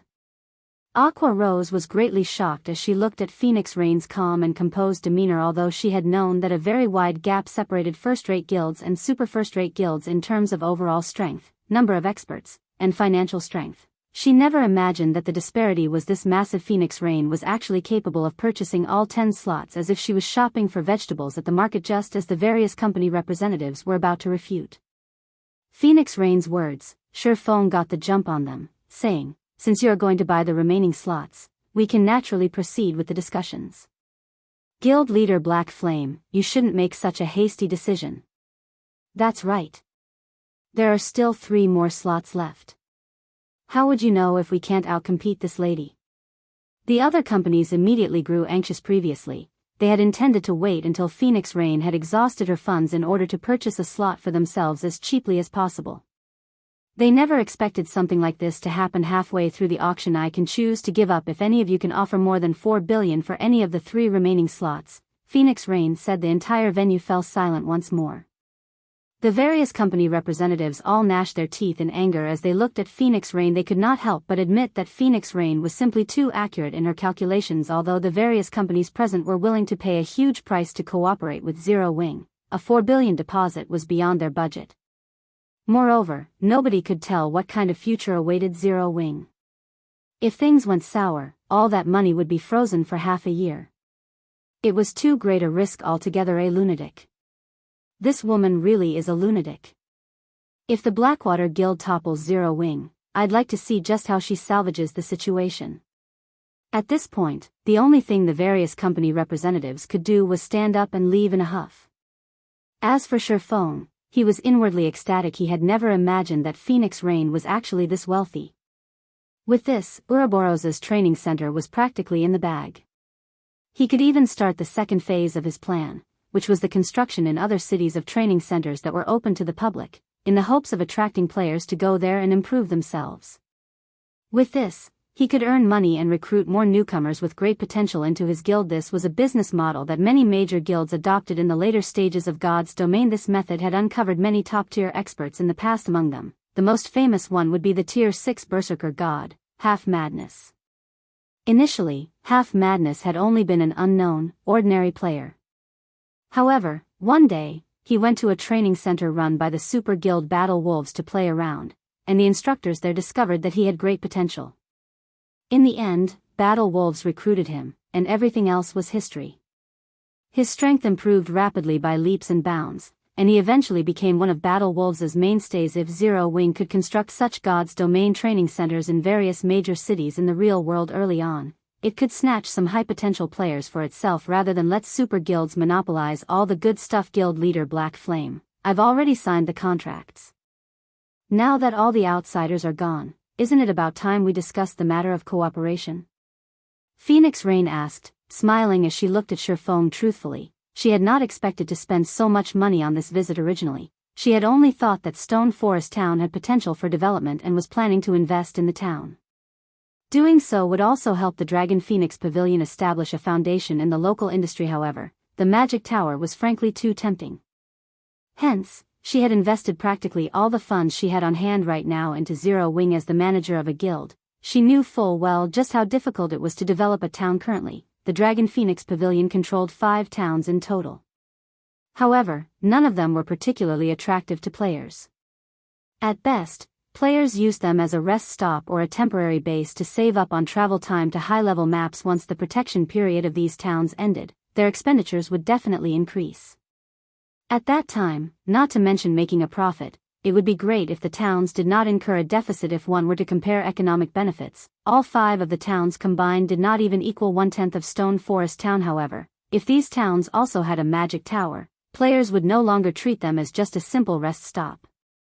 Instead, the towns would become a mecca for players who wanted to improve their strength. Seeing as Phoenix Pavilion Master has spent so much money, I believe that your goal isn't just gaining priority in investing in Zero Wing's towns. Instead, it should be the Magic Tower, correct? Shifeng said. That's right. I am indeed doing this for the Magic Tower. As long as you can construct a Magic Tower in a town I manage, I can give you 40% of the town's profits. How about it? Phoenix Rain said and nodded, her words replete with temptation. The Dragon Phoenix Pavilion was a super first-rate guild. Be it the ability to capture a town or to develop one, there was no comparison. Meanwhile, Shifeng only needed to construct a single magic tower in order to receive 40% of one town's profits. This offer would tempt anyone. I want 50%.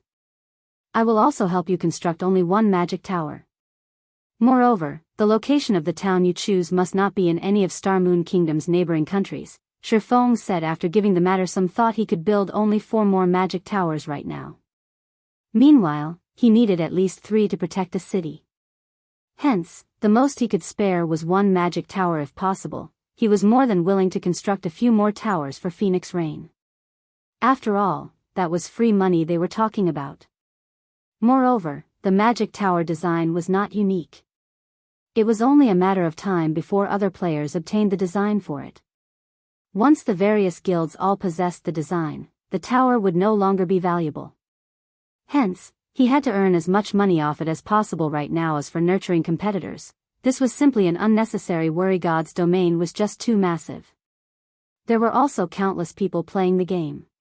On the other hand, how many players could a single town possibly contain, or even a single city?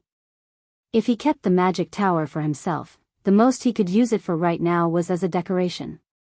Rather than do so, it would be much better if he converted the tower into sustained revenue. Moreover, it was much harder to operate a city than a town. The current Zero Wing would barely be able to afford the manpower and resources required. This was also the reason why he was mass recruiting members. Once he built his city, he would not have any energy to spare for managing any additional towns. Alright, then. However, I have another condition. You need to get it done within 3 days. Previously, Phoenix Rain still wanted to renegotiate. However, seeing Shifeng's determined demeanor, she knew that that was not going to happen. However, at the very least, she had secured one magic tower for herself, achieving her initial goal. That won't be a problem. Send the town's coordinates to me. When the time comes, I'll send some people over to build it. Shifeng did not mind this condition. Constructing a magic tower took only half a day. After which, he would have one more source of income. Then, he also would not have to worry about the construction fees for his city. After the two of them signed a contract reflecting their agreement, Phoenix Rain sent a set of coordinates to Shifeng. Savage Wildland, Town of Beginnings. What? You've actually discovered the Savage Wildland? Shifeng was momentarily surprised upon seeing the coordinates. Chapter 1039, Humanity's Origins. Hellscythe_FluffyGoblin. Chapter 1039, Humanity's Origins. Shifeng's reaction astonished Phoenix Rain. The Savage Wildland was a massive, mysterious island discovered by one of the Dragon Phoenix Pavilion's old monsters while he had been working on an epic quest. The pavilion had investigated the island in depth, and they only uncovered part of the island's secrets after much difficulty. She hadn't expected Shifeng to react as if he knew the Savage Wildland secrets when she had sent him the location. Do you know about the Savage Wildland? Phoenix Rain asked curiously. Only after browsing the library in the Apocalypse Empire's imperial capital had the Dragon Phoenix Pavilion found some information about the Savage Wildland. However, the information was very vague. The only thing it mentioned was that the Savage Wildland was the birthplace of humans, which is why the town on that massive island had been named the Town of Beginnings. Even the weakest monsters on the island were level 40. Moreover, the monsters exhibited considerably high combat standards. Even guild elite players could not solo the area's elite monsters of the same level. They needed to form groups of 3 to take one down. Furthermore, it was very easy to come across special elite and chieftain ranked monsters. These monsters mostly moved in groups, making it considerably difficult to level up. This also made it difficult to attract players to the Town of Beginnings. Yet, the Town of Beginnings was too important to her to utilize the town's true function. It needed to be promoted to a medium-sized town. She had been incredibly worried about this now that she had the magic tower, though, attracting players would be much easier. Yes, I've read about it in a book. I have heard it's humanity's birthplace. Shifeng nodded, though he did not reveal the frightening secret the Savage Wildland hid in the past. When the Savage Wildland had first appeared, it had not attracted any attention whatsoever. First, it was simply too difficult to level up there. Rather than relying on the monsters, one would be better off grinding the useless monsters in low-resource areas. Moreover, the Savage Wildland's monsters were quite stingy. How stingy?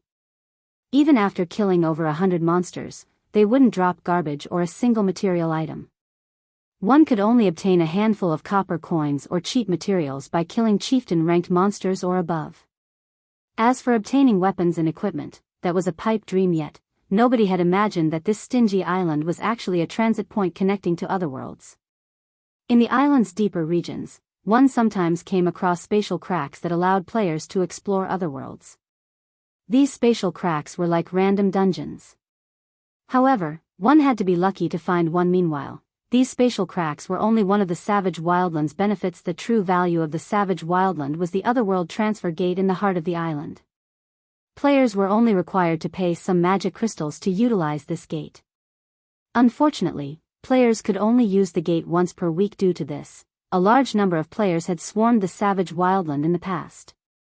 However, back then, the Savage Wildland had already fallen under the Super Guild Pantheon's control. Anyone who wished to utilize the transfer gate had been required to pay an exorbitant fee. Despite the many other super guilds' complaints, none of them had been able to do anything about it as the Pantheon ruled over the town of beginnings. The other super guilds could only watch as Pantheon regulated the area and collected massive amounts of money. Hence, the fact that the Dragon Phoenix Pavilion had taken the town of beginnings had truly surprised Shifeng initially. Shifeng had thought of searching for the savage wildland in this life. However, activating the island had many conditions. He also did not know which conditions he would need to trigger. Hence, he had no choice but to leave the island alone for now. He had never expected this opportunity to present itself. An Otherworld could effectively train players and help them improve their techniques. Clearing an Otherworld also granted bountiful rewards. This was the reason why transfer tools to Otherworlds were so precious and expensive. If he could take control of the transfer gate to an Otherworld, it would undoubtedly provide a special training location for Zero Wings members. Guild leader Black Flame is quite knowledgeable. The pavilion has searched high and low for this information. If I had known earlier, I could have just asked you. Phoenix Rain could not help but sigh. She had mobilized all of the guild's power to learn about the savage wildland. Only after a 2-day search had they found anything. Phoenix Pavilion Master, you think too highly of me. I just like to read books about God's domain's history in my free time, Shifeng said, laughing. It seems I'll have to read about God's domain's history more often, then, Phoenix Rain replied, smiling. She felt that Shifeng's habit of reading books was a wise one, particularly books related to God's domain's history. If she did so as well, she might learn something that could come in handy in the future. Following which, Phoenix Rain said her goodbyes and returned to gather the funds she owed. As for Shifeng, he immediately notified Gentle Snow about purchasing Ouroboros's training center, having her make the necessary arrangements. After Shifeng finished assigning the necessary tasks, he secretly traveled to the teleportation hall, intending to make a trip to the savage wildland. The savage wildland wasn't currently valuable because the town of beginnings wasn't yet a medium-sized town. It couldn't yet activate its repellent magic array. The savage wildland's monsters were extremely concentrated. It was very difficult to reach the heart of the island. However, once the repellent magic array was active, the area's monsters would spread out. Generally, monsters in the wildland's outer region ranged between level 40 and level 70, while the inner region had monsters ranging between level 70 and level 100. As for the island's core, monsters around level 100 to level 120 called it home. Moreover, due to the high concentration of monsters, players could only reach the island's heart after clearing the monsters in their way. However, once the repellent magic array activated, as long as players were careful, they could enter the island's inner region without trouble. There, players could randomly encounter spatial cracks that allowed them to enter other worlds to build their strength. Hence, once the town of beginnings became a medium-sized town, the town's popularity would experience a qualitative change. Despite the closest NPC town in the Apocalypse Empire being nearly 20 hours away from the town of beginnings, countless players still made the journey. Stone Forest Town was nothing in comparison. Now that Shifeng knew that the savage wildland was active, he couldn't let this opportunity get away. Others might not be able to reach the savage wildland's core, but he could. He had the 7 Luminaries ring. He could use space movement to travel directly there. Only, if he accidentally came across monsters over level 100 in the core region, it was highly likely that he would die. However, Shifeng was willing to take the risk as long as he could set coordinates for a teleportation magic array in the core region. Zero Wings members could just teleport there in the future, easily entering an Otherworld to improve their strength, with one Otherworld transfer gate serving as Zero Wings training grounds. In addition to the special training in the training center, what guild could possibly compete with Zero Wings' development speed? Chapter 1040, Maritime Business. Hellscythe _Fluffy Chapter 1040, Maritime Business. Starmoon City, Blackwater's Guild residence. Currently, 3 people, 2 men and 1 woman, sat inside the guild leader's luxurious office. Among them, 1 man was Blackwater's guild leader, Abandoned Wave, while the woman was Qin Muyun, who had been tasked with managing Blackwater's affairs in the Black Dragon Empire. However, these 2 VIPs of the Blackwater Guild had their eyes locked on the man before them. The man wore a black cloak and had tightly wrapped bandages around most of his face, preventing others from seeing his appearance or level. Moreover, he felt as if he were an illusion, as if the man would vanish if one did not pay him careful attention. Yuri saying that Zero Wing can construct as many of those magic tower as they want. Abandoned Wave asked, his brows raised in suspicion. He found this information somewhat hard to believe. Everyone throughout Star Moon Kingdom had likely discovered how powerful the Magic Tower's effects were in Stone Forest Town. The Magic Tower was precisely the reason that players had overcrowded the town. When Abandoned Wave saw the number of players traveling to and from Stone Forest Town, he could not help his jealousy. After all these players were walking sacks of coins. Although the Blackwater Corporation was wealthy, its coin income was very limited. With just the income of Stone Forest Town, it was no impossible for Blackwater to wear down Zero Wing. If what the bandaged man had said was indeed true, once Zero Wing captured another 1 or 2 towns, Blackwater would not be able to compete with the guild's financial strength. I can assure you that this news is true. Moreover, Zero Wing has found a powerful financial backer. I'm afraid that within this short period, Zero Wing's strength will rise explosively once more, the bandaged man declared confidently.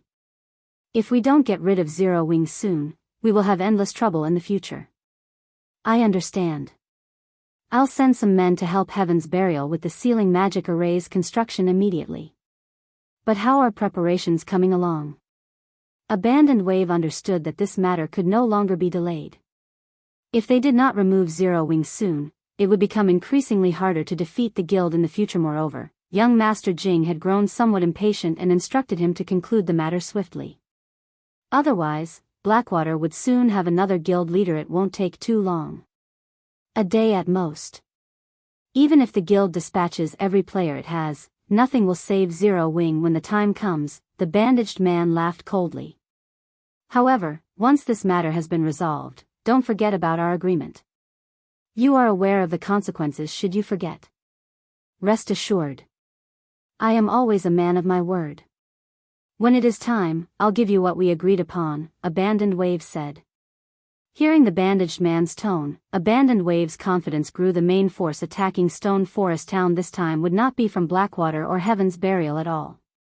Rather, it would be this bandaged man before him. Guild leader, Big Sister Ling just sent a message stating that the situation with Pantheon is a done deal. Now, we only need to decide a date for the operation, Qin Muyun suddenly reported. Abandoned Wave grew ecstatic upon hearing this. Good.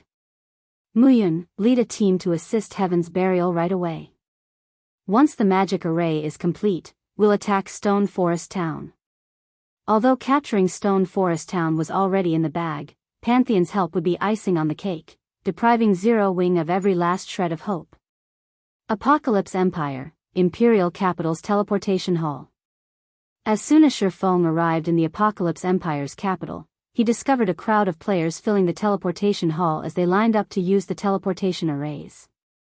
It was even more crowded than Stone Forest Town. There sure are a lot of people here. Shifeng could not help but sigh as he surveyed his surroundings. As one of the most ancient empires still in existence in God's domain, the Apocalypse Empire had a lot of players. Ordinary empires simply could not compete. The quality of the players in the teleportation hall made this clear.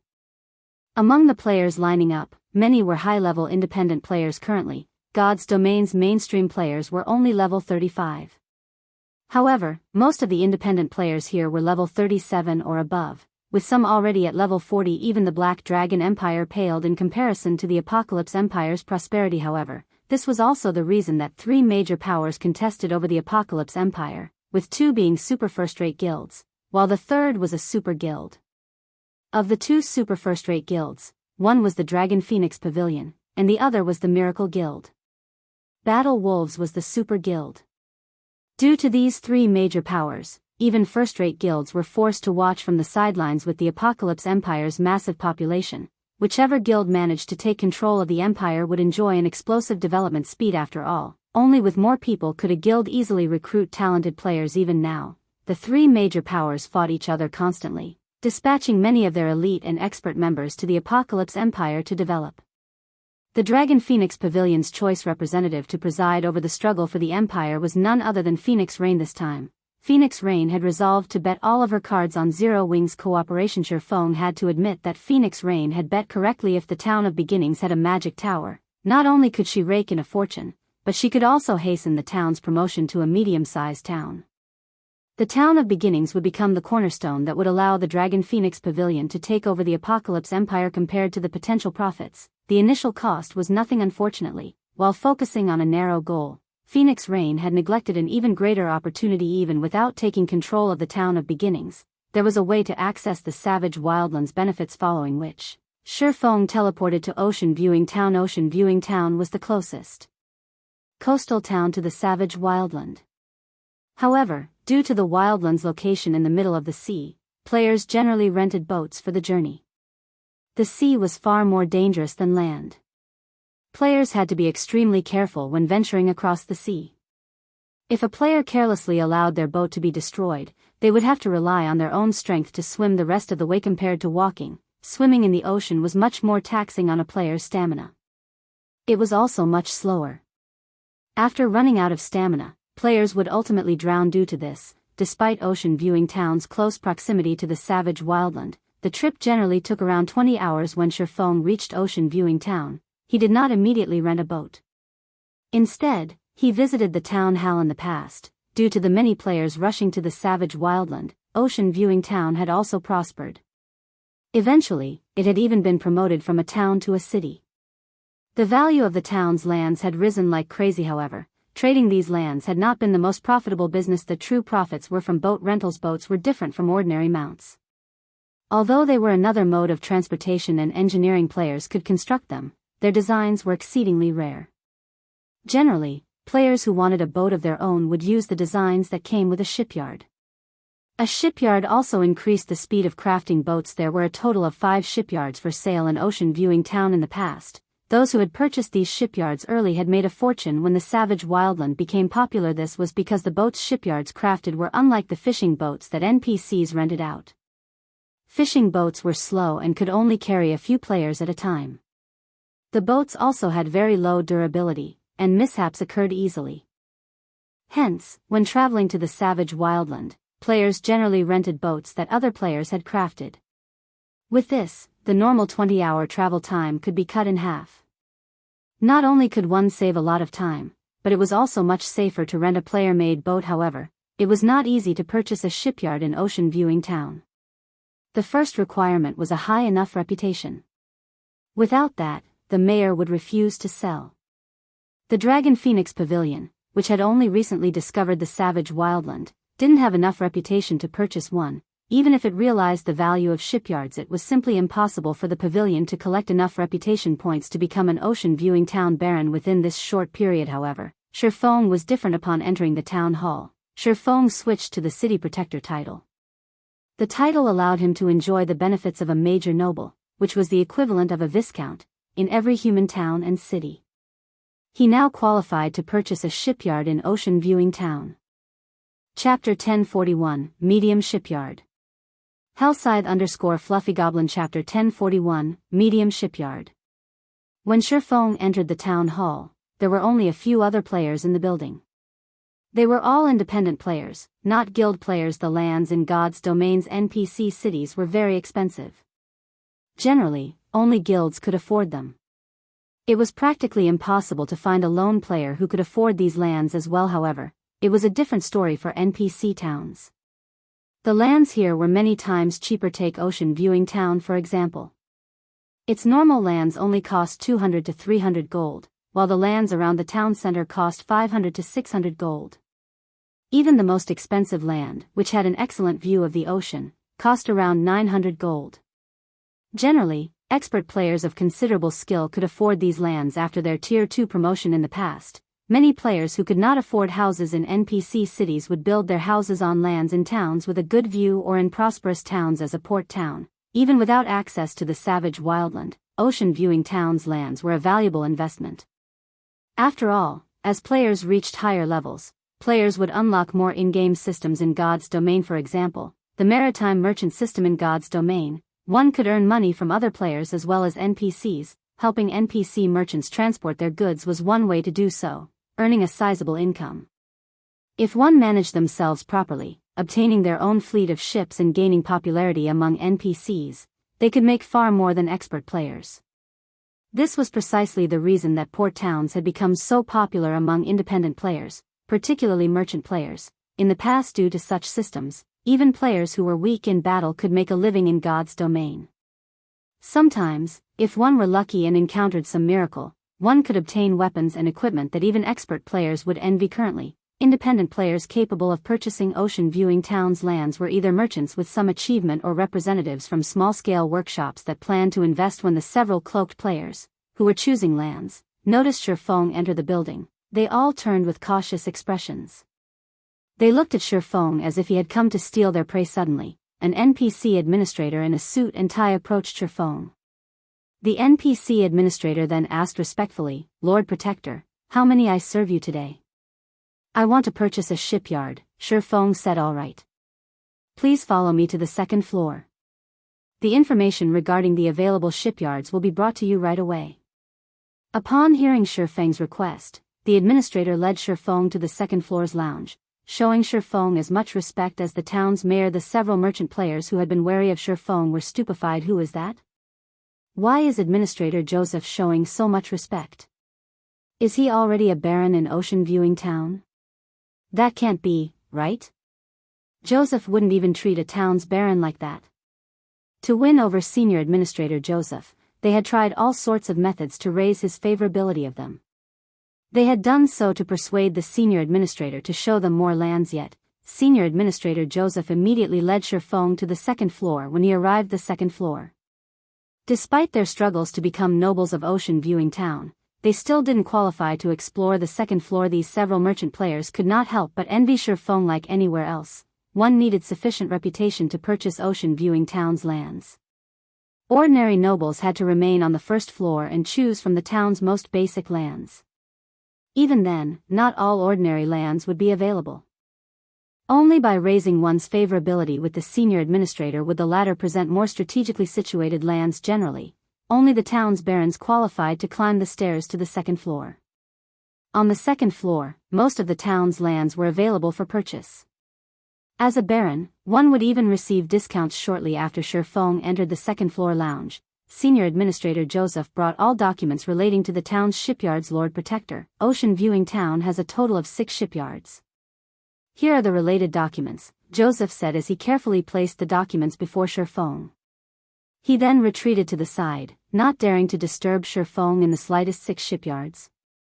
Weren't there only supposed to be 5? Shifeng was somewhat surprised. He was relatively familiar with Ocean Viewing Town. In the past, he had visited the savage wildland multiple times. He could clearly remember that there had only been 5 shipyards. "Lord Protector, there were only 5 shipyards before. However, due to the Far Ocean trading firm's bad luck and recent shipwreck, the firm had been forced to sell its shipyard to recuperate financially. The firm has asked us to help sell its shipyard. The mayor has stated that if this shipyard has not sold after a month, he will take the shipyard as collateral and issue the Far Ocean trading firm a loan. I have heard that the trading firm recently built this shipyard to produce its new cargo ship," Joseph explained in detail. "New cargo ship?" Shifeng's interest was immediately piqued. Ship designs were almost as rare as fragmented legendary items. Moreover, owning a design was one thing, but producing the ship was another. Constructing a common ship wasn't a big deal. However, for high-quality ships, construction was extremely troublesome. Finding the raw materials alone was costly in both time and money. Most importantly, ship designs were similar to the Magic Tower design, in which both were limited-use items. Usually, one could construct 10 ships from one design. Even after 10 years, high-quality ships had still been considerably rare. God's Domain's ocean was expansive. Moreover, many miraculous encounters and treasures were available on the ocean's islands and secret areas. Without a ship of considerable quality, death was likely when exploring the sea. Due to these 2 reasons, players in the past had been very willing to rent, even purchase, high-quality ships, even for an absurd cost. Following which, Shifeng began to browse the documents. Shifeng took 10 minutes to look through all of the information. As Joseph had said, the Far Ocean trading firm had researched a new cargo ship. Although the ship was only common rank, it was 15% faster than the other 5 shipyards' cargo ships. Moreover, its carrying capacity and durability were 20% higher. Aside from bronze or higher-ranked cargo ships, this was the best choice for merchant players. The only problem was the price. Although this was a town, a shipyard was different from lands. Even a small shipyard could sell for 10,000 gold, not to mention a recently built medium shipyard in God's Domain. The size of a shipyard determined the types of ship it could construct. Not only could a medium shipyard produce small ships, but it could also construct medium ships. For example, a cargo ship was a medium ship. The Far Ocean trading firm's asking price was 30,000 gold. At this price, Shifeng could purchase 3 plots of golden land in a major city. Chapter 1042, Bronze Speedboat. Hellscythe_Fluffygoblin Chapter 1042, Bronze Speedboat. Shifeng had to admit that the Far Ocean trading firm's price was quite high normally. Medium shipyards only went for 20,000 gold. He could purchase another small shipyard with the additional 10,000 gold. 30,000 gold was almost everything Shifeng had on him. Previously, he had spent quite a bit to deal with the dark guilds. Afterward, he had constructed the magic tower, the large-scale battle arena, and hired hundreds of NPC managers. The money he earned in the past several days had vanished in an instant. Shifeng had only planned to spend 20,000 gold to buy a medium shipyard while leaving the remaining 10,000 gold to start the magic tower's construction in the town of beginnings. Now, his plans had been disrupted. However, even if the price were high, Shifeng steeled himself to make the purchase. He had encountered a golden opportunity this time. Shifeng could clearly remember that in the past, Ocean Viewing Town only had 5 shipyards. A 6th hadn't existed. Moreover, based on Joseph's explanation, this shipyard would be available for 1 month. If a player did not purchase it within the month, this new shipyard would no longer be up for sale. In the past, players had likely missed out on this opportunity. As for the Far Ocean trading firm's recent shipwreck, in Shifeng's opinion, it was very likely due to the activation of the Savage Wildland. After the Savage Wildland activated, the nearby water became far more dangerous. If Shifeng missed this opportunity, he would not have the chance to buy it again. In the past, among the 5 shipyards available, 1 had been a medium shipyard, while the other 4 had been small shipyards. A smart guild would purchase the medium shipyard as soon as possible.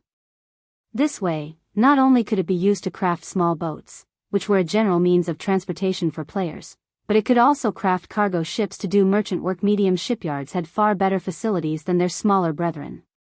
The production speed medium shipyards was also 30% faster than small shipyards.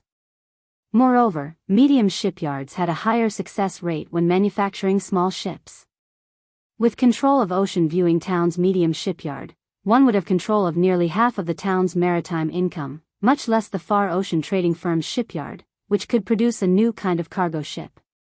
With that shipyard, Shifeng might be able to snag a share of the nearby town's market in addition to Ocean Viewing Town's sale by the new shipyard. Then, Shifeng said softly after suppressing the excitement in his heart. Hearing this, Joseph quickly and carefully responded, "Lord Protector, as we do not own this shipyard and it has only been consigned to us, the most we can offer is a 5% discount.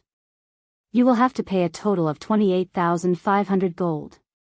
A city protector's status was the equivalent of a major noble's. Even Ocean Viewing Town's mayor had to address Shifeng carefully. Shifeng was not someone a town administrator could afford to provoke. "All right, here's the money." Shifeng was not particularly surprised as he handed over the stated amount. A shipyard was not a land. Normally, a major noble would only receive a 10% discount when purchasing one. He was lucky to receive a 5% discount for a time-sensitive event like this. At the very least, he saved 1,500 gold. That was the equivalent of a poorly attributed epic item. However, he was now broke. He had less than 3,000 gold on his person. Shifeng suddenly felt as if he were drifting further and further away from his 150,000 gold target. A moment later, Senior Administrator Joseph brought Shifeng the deed to the Far Ocean shipyard. After Shifeng verified the information, he rushed to the town's port. He decided to set aside the Far Ocean shipyard's operations until Melancholic Smiles Group returned. Unlike producing weapons and equipment, which only required 1 player, the construction of even a small speedboat required 10 engineers. Medium ships required 30 to 40 engineers. Moreover, the engineers could be no lower than intermediate rank. Otherwise, the success rate would be too low and would result in losses. It was not easy to operate a shipyard. It was not a problem that could be solved with enough money. One needed a small army of engineers. Moreover, apprentice engineers were utterly useless for this task. To run a medium shipyard smoothly, one needed at least 100 intermediate engineers. If one wanted higher production success rates, it would be best to have at least 10 advanced engineers producing the ship's core components. As for the new cargo ship the Far Ocean Shipyard had researched, it required even more than usual. The one ship required 50 intermediate engineers. In addition, the ship's core required 5 advanced engineers. Intermediate engineers did not qualify to touch the core component. Only after fulfilling these requirements could they manufacture this new cargo ship at the standard speed. Hence, Shifeng planned to wait until Melancholic Smiles Group returned. He needed 5 advanced engineers at the very least to begin the ship's construction. Otherwise, he would have to rely on small speedboats to earn money, wasting away the advantage of the new cargo ship. When he reached Ocean Viewing Town's port, Shifeng discovered many small fishing boats tied to the docks. Players could rent or purchase these boats only. They were somewhat expensive to purchase outright. Ordinary players couldn't afford them. Even the crappiest fishing boat, which could only accommodate a maximum of 4 people at a time, sold for 3 gold. A fishing boat that could hold up to 6 players cost 5 gold. As for fishing boats with a small sail, their prices were even more absurd, with the most common selling for 10 gold. However, one had to admit that it was worth every coin. Fishing boats with sails were 10% faster than those without. Moreover, they possessed the passive skill, sail along the wind. Players could increase their speed by another 20% with the wind in their sails. This way, players could escape sea monsters easily, avoiding the risk of losing both their lives and their ship. Renting a boat was far cheaper than purchasing one. One was only required to pay a deposit of half the value of the boat's selling price and a 5% rental fee of once every 3 days. If the boat were damaged, players were only required to cover the repair fees. In the event that the boat was destroyed completely, however, one was required to compensate the owner in full within a fixed time. If one failed to do so, the owner would place a bounty on their head. Moreover, the bounty contract would not expire, only letting the player rest once it was fulfilled. Hence, players were extremely careful with their rentals. At the same time, if they had the money, they would just buy one. Shifeng could already see quite a few small fishing boats sailing across the ocean. These boats all carried a party of players. With a full party, players had a higher chance of surviving while they explored the islands. Players rarely explored the islands by themselves in God's domain. Small islands were like party dungeons. However, there were both good and bad small islands. If players encountered a good island, they might find a treasure chest, instantly making a fortune. If players encountered a bad island, however, they might leave with nothing. Generally, the treasure chests on a small island could range from common to dark gold rank. Though, the higher-ranked treasure chests had lower probabilities of appearing. Generally, players only found common and bronze treasure chests on small islands. Even so, players could still profit off of them. They were even more profitable than raiding party dungeons or questing. That was why so many independent players were willing to brave the sea. After reaching the port, Shifeng did not choose to visit the boat chartering association to rent a boat. Instead, he walked towards the market beside the port. The market offered many items. NPC merchants from many countries had gathered here, offering more than those in typical NPC towns. After multiple twists and turns through the market, Shifeng finally stood before a 2-story building called Doll's Workshop. Hopefully, nobody has triggered the hidden quest yet. Shifeng inwardly prayed as he stepped into Doll's Workshop. In the past, the most famous quest in Ocean Viewing Town had been the chain quest that awarded a bronze speedboat. Back then, when the player had completed that quest series and received the reward, he had instantly become a target of envy. After all, most players at that time had still been renting fishing boats from NPCs. Even after guilds had purchased a small shipyard, the small ships they produced were only common rank. They could not produce bronze speedboats. After that player obtained the bronze speedboat, he had generously announced the method of triggering and completing said quest on the forums. Unfortunately, that quest was unique. After its completion, no other player could trigger the quest, much less obtain that particular reward. This quest could be triggered in Doll's Workshop. Chapter 1043, Godly Player. Among the many workshops in the port market, Doll's Workshop was not particularly eye-catching. However, it was the oldest workshop in Ocean Viewing Town and had been created by a Grandmaster engineer.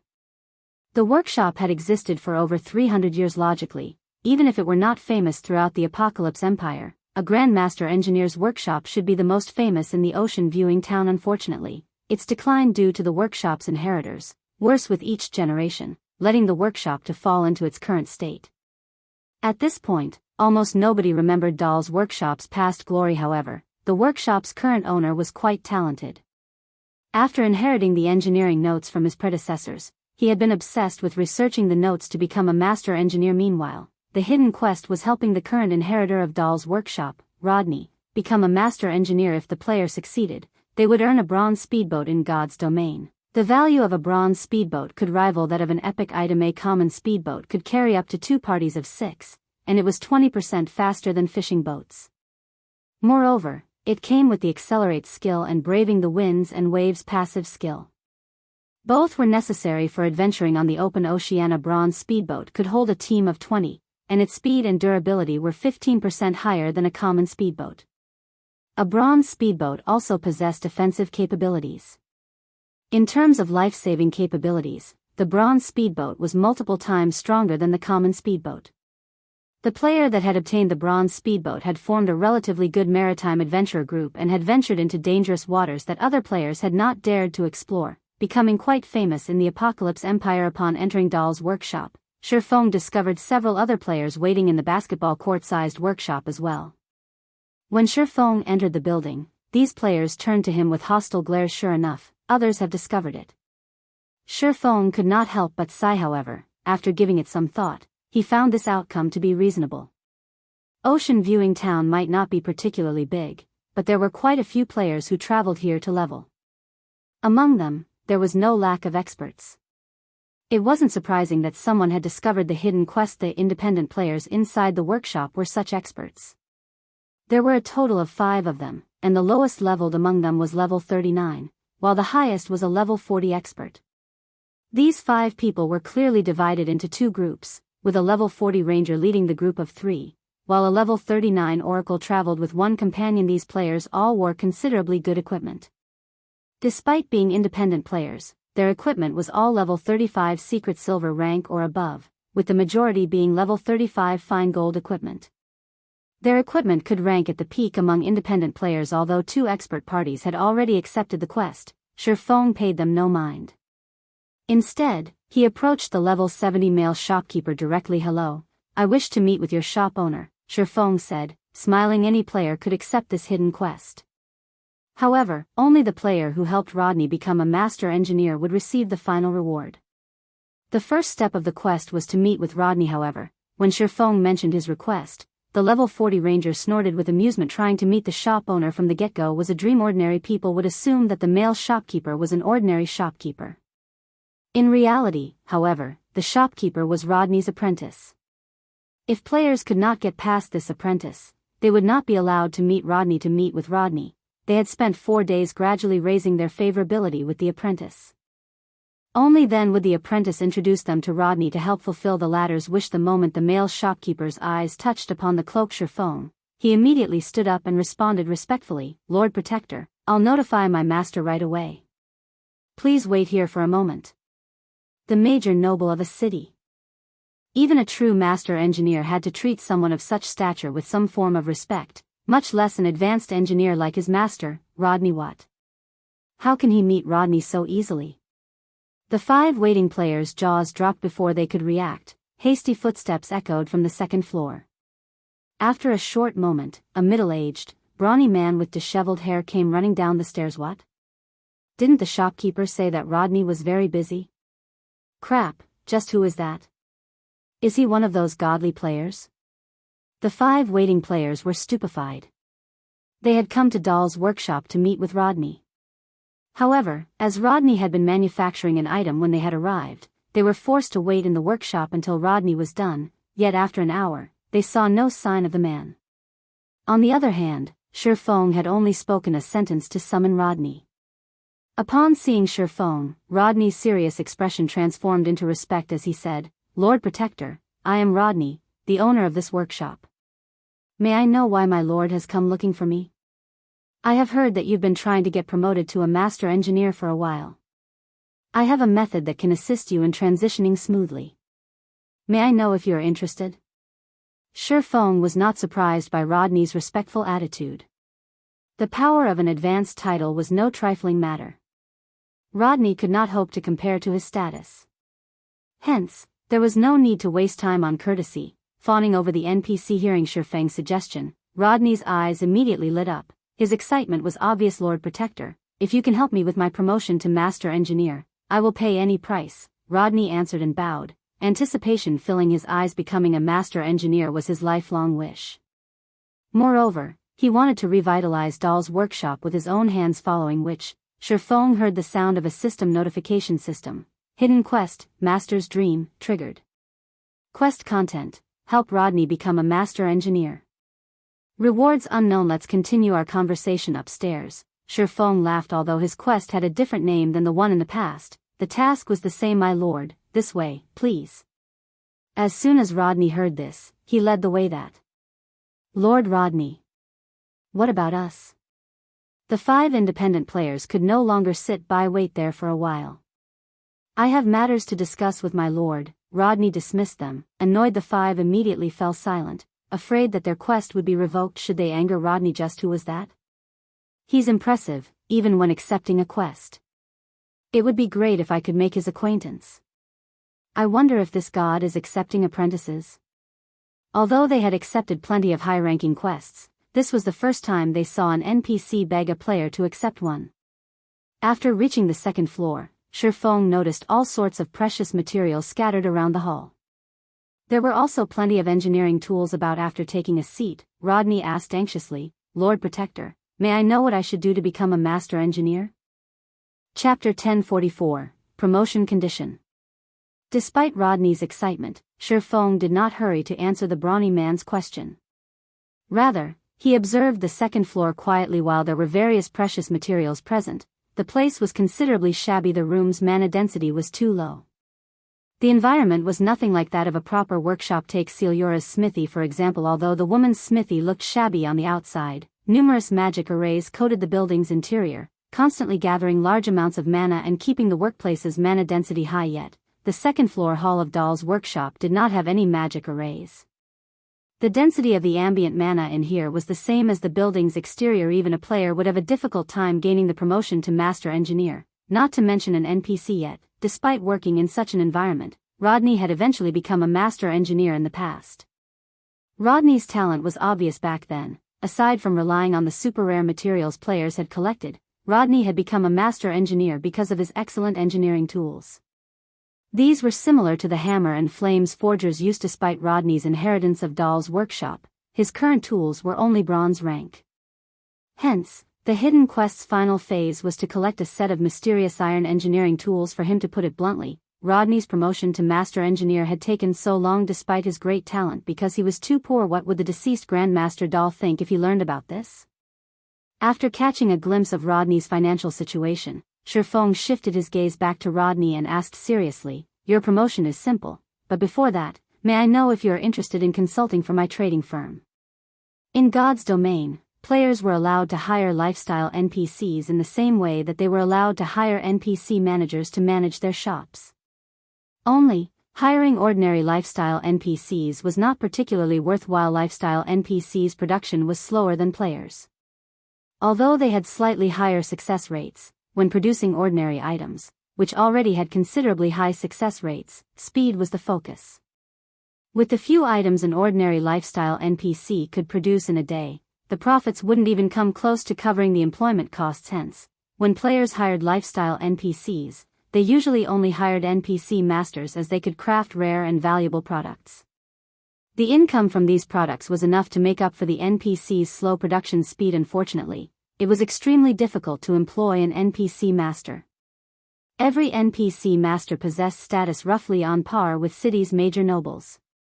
For example, when Celiura was a master, even Weissman, White River City's Tier 4 magistrate, had to take her seriously. However, after Celiura became a grandmaster, her status surpassed Weissman's. Even Starmoon Kingdom's king had to treat Celiura with respect. Because of this, it was extremely difficult to hire an NPC master. Generally, there were only 2 methods to employ such an NPC. The first method was very direct. Players simply needed to offer conditions that could even tempt NPC masters. However, very few individuals or guilds were capable of this method. The second method was to recruit and invest in a lifestyle NPC who was still at the advanced rank but had the potential to become a master. While this method was much cheaper than the first, luck would determine whether or not the NPC reached the master rank. Since Shifeng already knew Rodney's potential, he could not let this chance slip away. Whether it was manufacturing boats or the bronze engineering locomotive, a master engineer could achieve them with ease. If he had the help of an NPC like this, he could earn all the money he needed whenever he needed. Hearing Shifeng's proposal, Rodney's passionate gaze immediately cooled. Determinedly, he said, "Lord Protector, as the inheritor to Dahl's workshop, my only wish is to revitalize this workshop. Please allow me to refuse your offer." "Don't be in such a hurry to refuse. I'm not asking you to join my trading firm. I just want you to help me with producing some items." Shifeng had not expected it to be that easy. Hence, he took a step back and loosened his condition. "No matter how I look at it, Dahl's workshop will need a lot of money to grow strong again. I'll pay the normal employment rates even after I help with your promotion." Rodney hesitated. After pondering for some time, he said, "If my lord helps me become a master, I will promise to work for my lord for 3 months.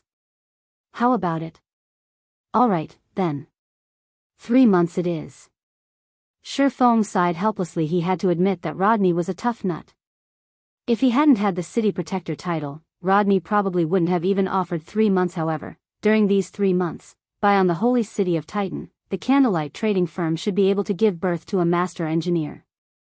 With Rodney's help, they could make it through the next few months, following which, Shifeng took out a set of mysterious iron engineering tools and an old design that was as large as a table. He gave Rodney the tools to ensure a high success rate with the new items production.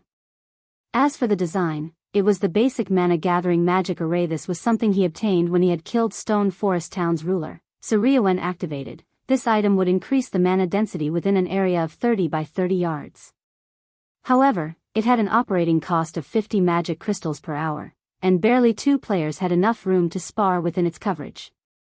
Using it to train one's combat techniques regularly was too much of a luxury.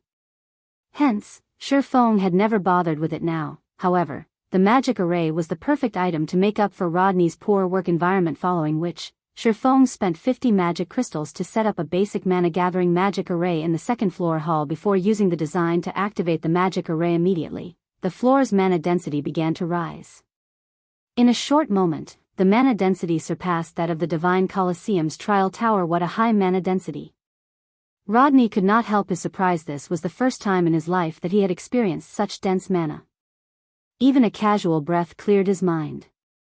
He could maintain his calm and focus like never before. "Try creating something now," Shifeng said as he pointed towards the workstation a short distance away. Before this, Rodney lacked both good tools and a good environment. Now that these deficiencies had been supplemented with Rodney's talent, it was only a matter of time before he became a master engineer. "Thank you, my lord."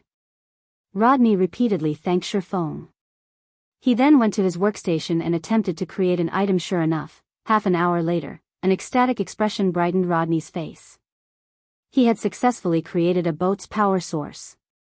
When Shifeng looked at Rodney's details again, the latter's introduction text had changed from being an advanced engineer to a master engineer. Suddenly, the sound of the quest completion notification reached Shifeng's ears. System: unique quest, Master's Dream, completed. Following which, Shifeng's experience bar increased by 15%, pushing him to 19% of level 44.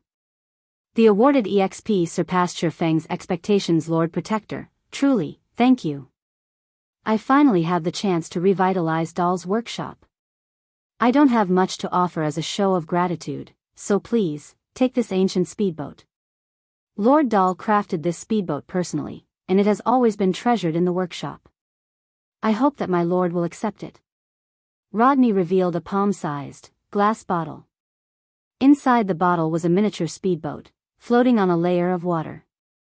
Pulsating magic patterns decorated the speedboat's body. At first glance, it was obvious that the speedboat was extraordinary. Was it supposed to be bronze rank? Shifeng was thunderstruck when he saw this speedboat. He couldn't take his eyes off of it. Chapter 1045, Tyrant of the Seas. "What rank is it?"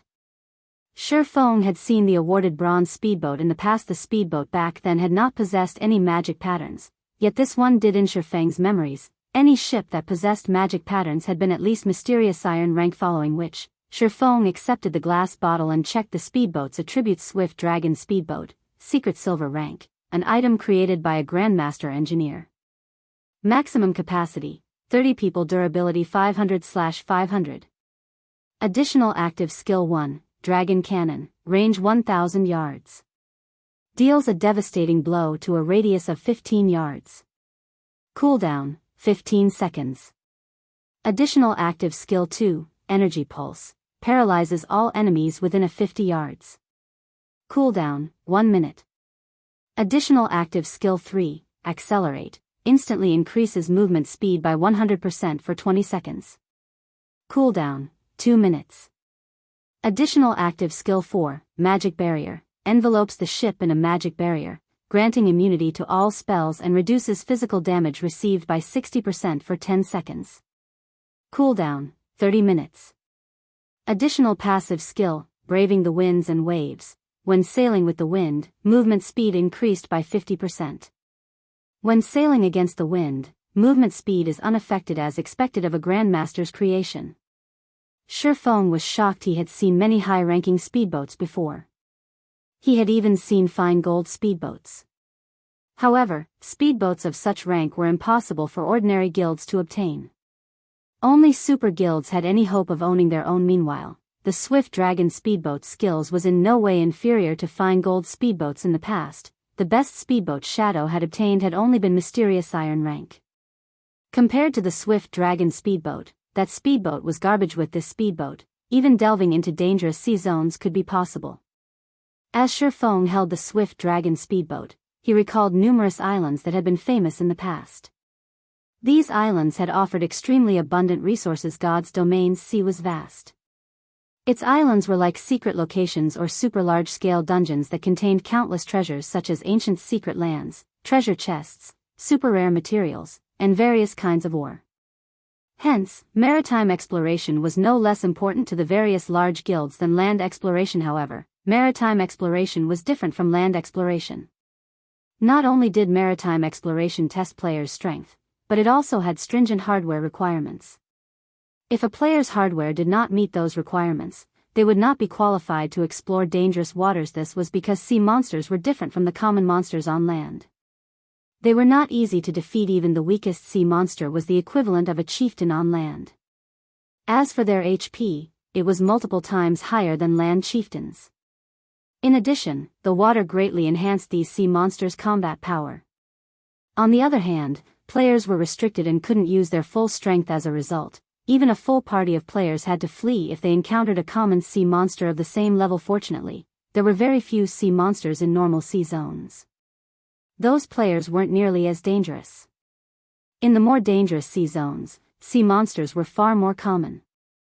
Parties of ordinary players were guaranteed to lose their lives. At the very least, one needed a bronze speedboat to approach dangerous sea zones. This was also why he had come to Dahl's workshop. Based on Feng's knowledge, there was a small island hidden in a dangerous sea zone. The island contained a manatite vein. Moreover, it was a slightly rich vein. When the vein had been discovered, it had caused a commotion throughout the Apocalypse Empire, inciting a war between the Empire's various large guilds. The war then had sent tremors throughout God's Domain. After all, magic crystals were important. Regardless of the era, over 50 guilds had participated in the contest for the manatite vein, with the weakest being third-rate guilds. The war had been between three factions led by Battle Wolves, Dragon Phoenix Pavilion, and Miracle. The Maritime battle had incurred tremendous losses for all three, with the death toll reaching the millions. Moreover, these were not the deaths of ordinary players, but guild elites. Currently, God's Domain had only launched a short time ago. It was still impossible for current players to reach that island. Hence, before completing the hidden quest, Feng had planned to try traveling there. If he succeeded and claimed the manatite vein, the development issues that would plague his future city would vanish. One could not complete a city by simply constructing an empty shell. The money and resources involved in a city's operation were astronomical. Even super guilds could barely afford to run a city, much less the current Zero Wing. The most important resource, of course, was the mana crystal. Unlike the magic tower, whose daily operation only cost 500 magic crystals, the mana tower cost 4,000 magic crystals each day. There were also many other establishments that required magic crystals as a power source. Now that the town's safety had been dealt with, he had to deal with the city's construction and developmental problems. He needed to claim a manatite vein. Originally, Shifeng had not been particularly confident of reaching the island. Now that he had the swift dragon speedboat, however, his confidence grew, following which, Shifeng signed a contract with Rodney, stipulating that Rodney would work for Shifeng for 3 months. The first task he assigned the master engineer was to construct the power source of his shipyard's new cargo ship. After settling his affairs with Rodney, Shifeng left Dahl's workshop and prepared to make a trip to the savage wildland. As soon as Shifeng reached the docks, he discovered many players shouting to form parties for waiting for two. "We already have a boat ready. The route is guaranteed to be safe. We'll set off once we have 2 powerful level 39 DPS. Requesting companions to rent a boat together. Level 37 cleric looking for a party. Level 39 powerful MT looking for a strong party." Hundreds of players were trying to form parties. The scene was quite lively. Moreover, their requirements were high. This was nothing like White River City's party-forming area. Most of these parties were looking for players level 39 or above. Moreover, members must have secret silver rank equipment or above. "Fellow brother, are you looking to sail?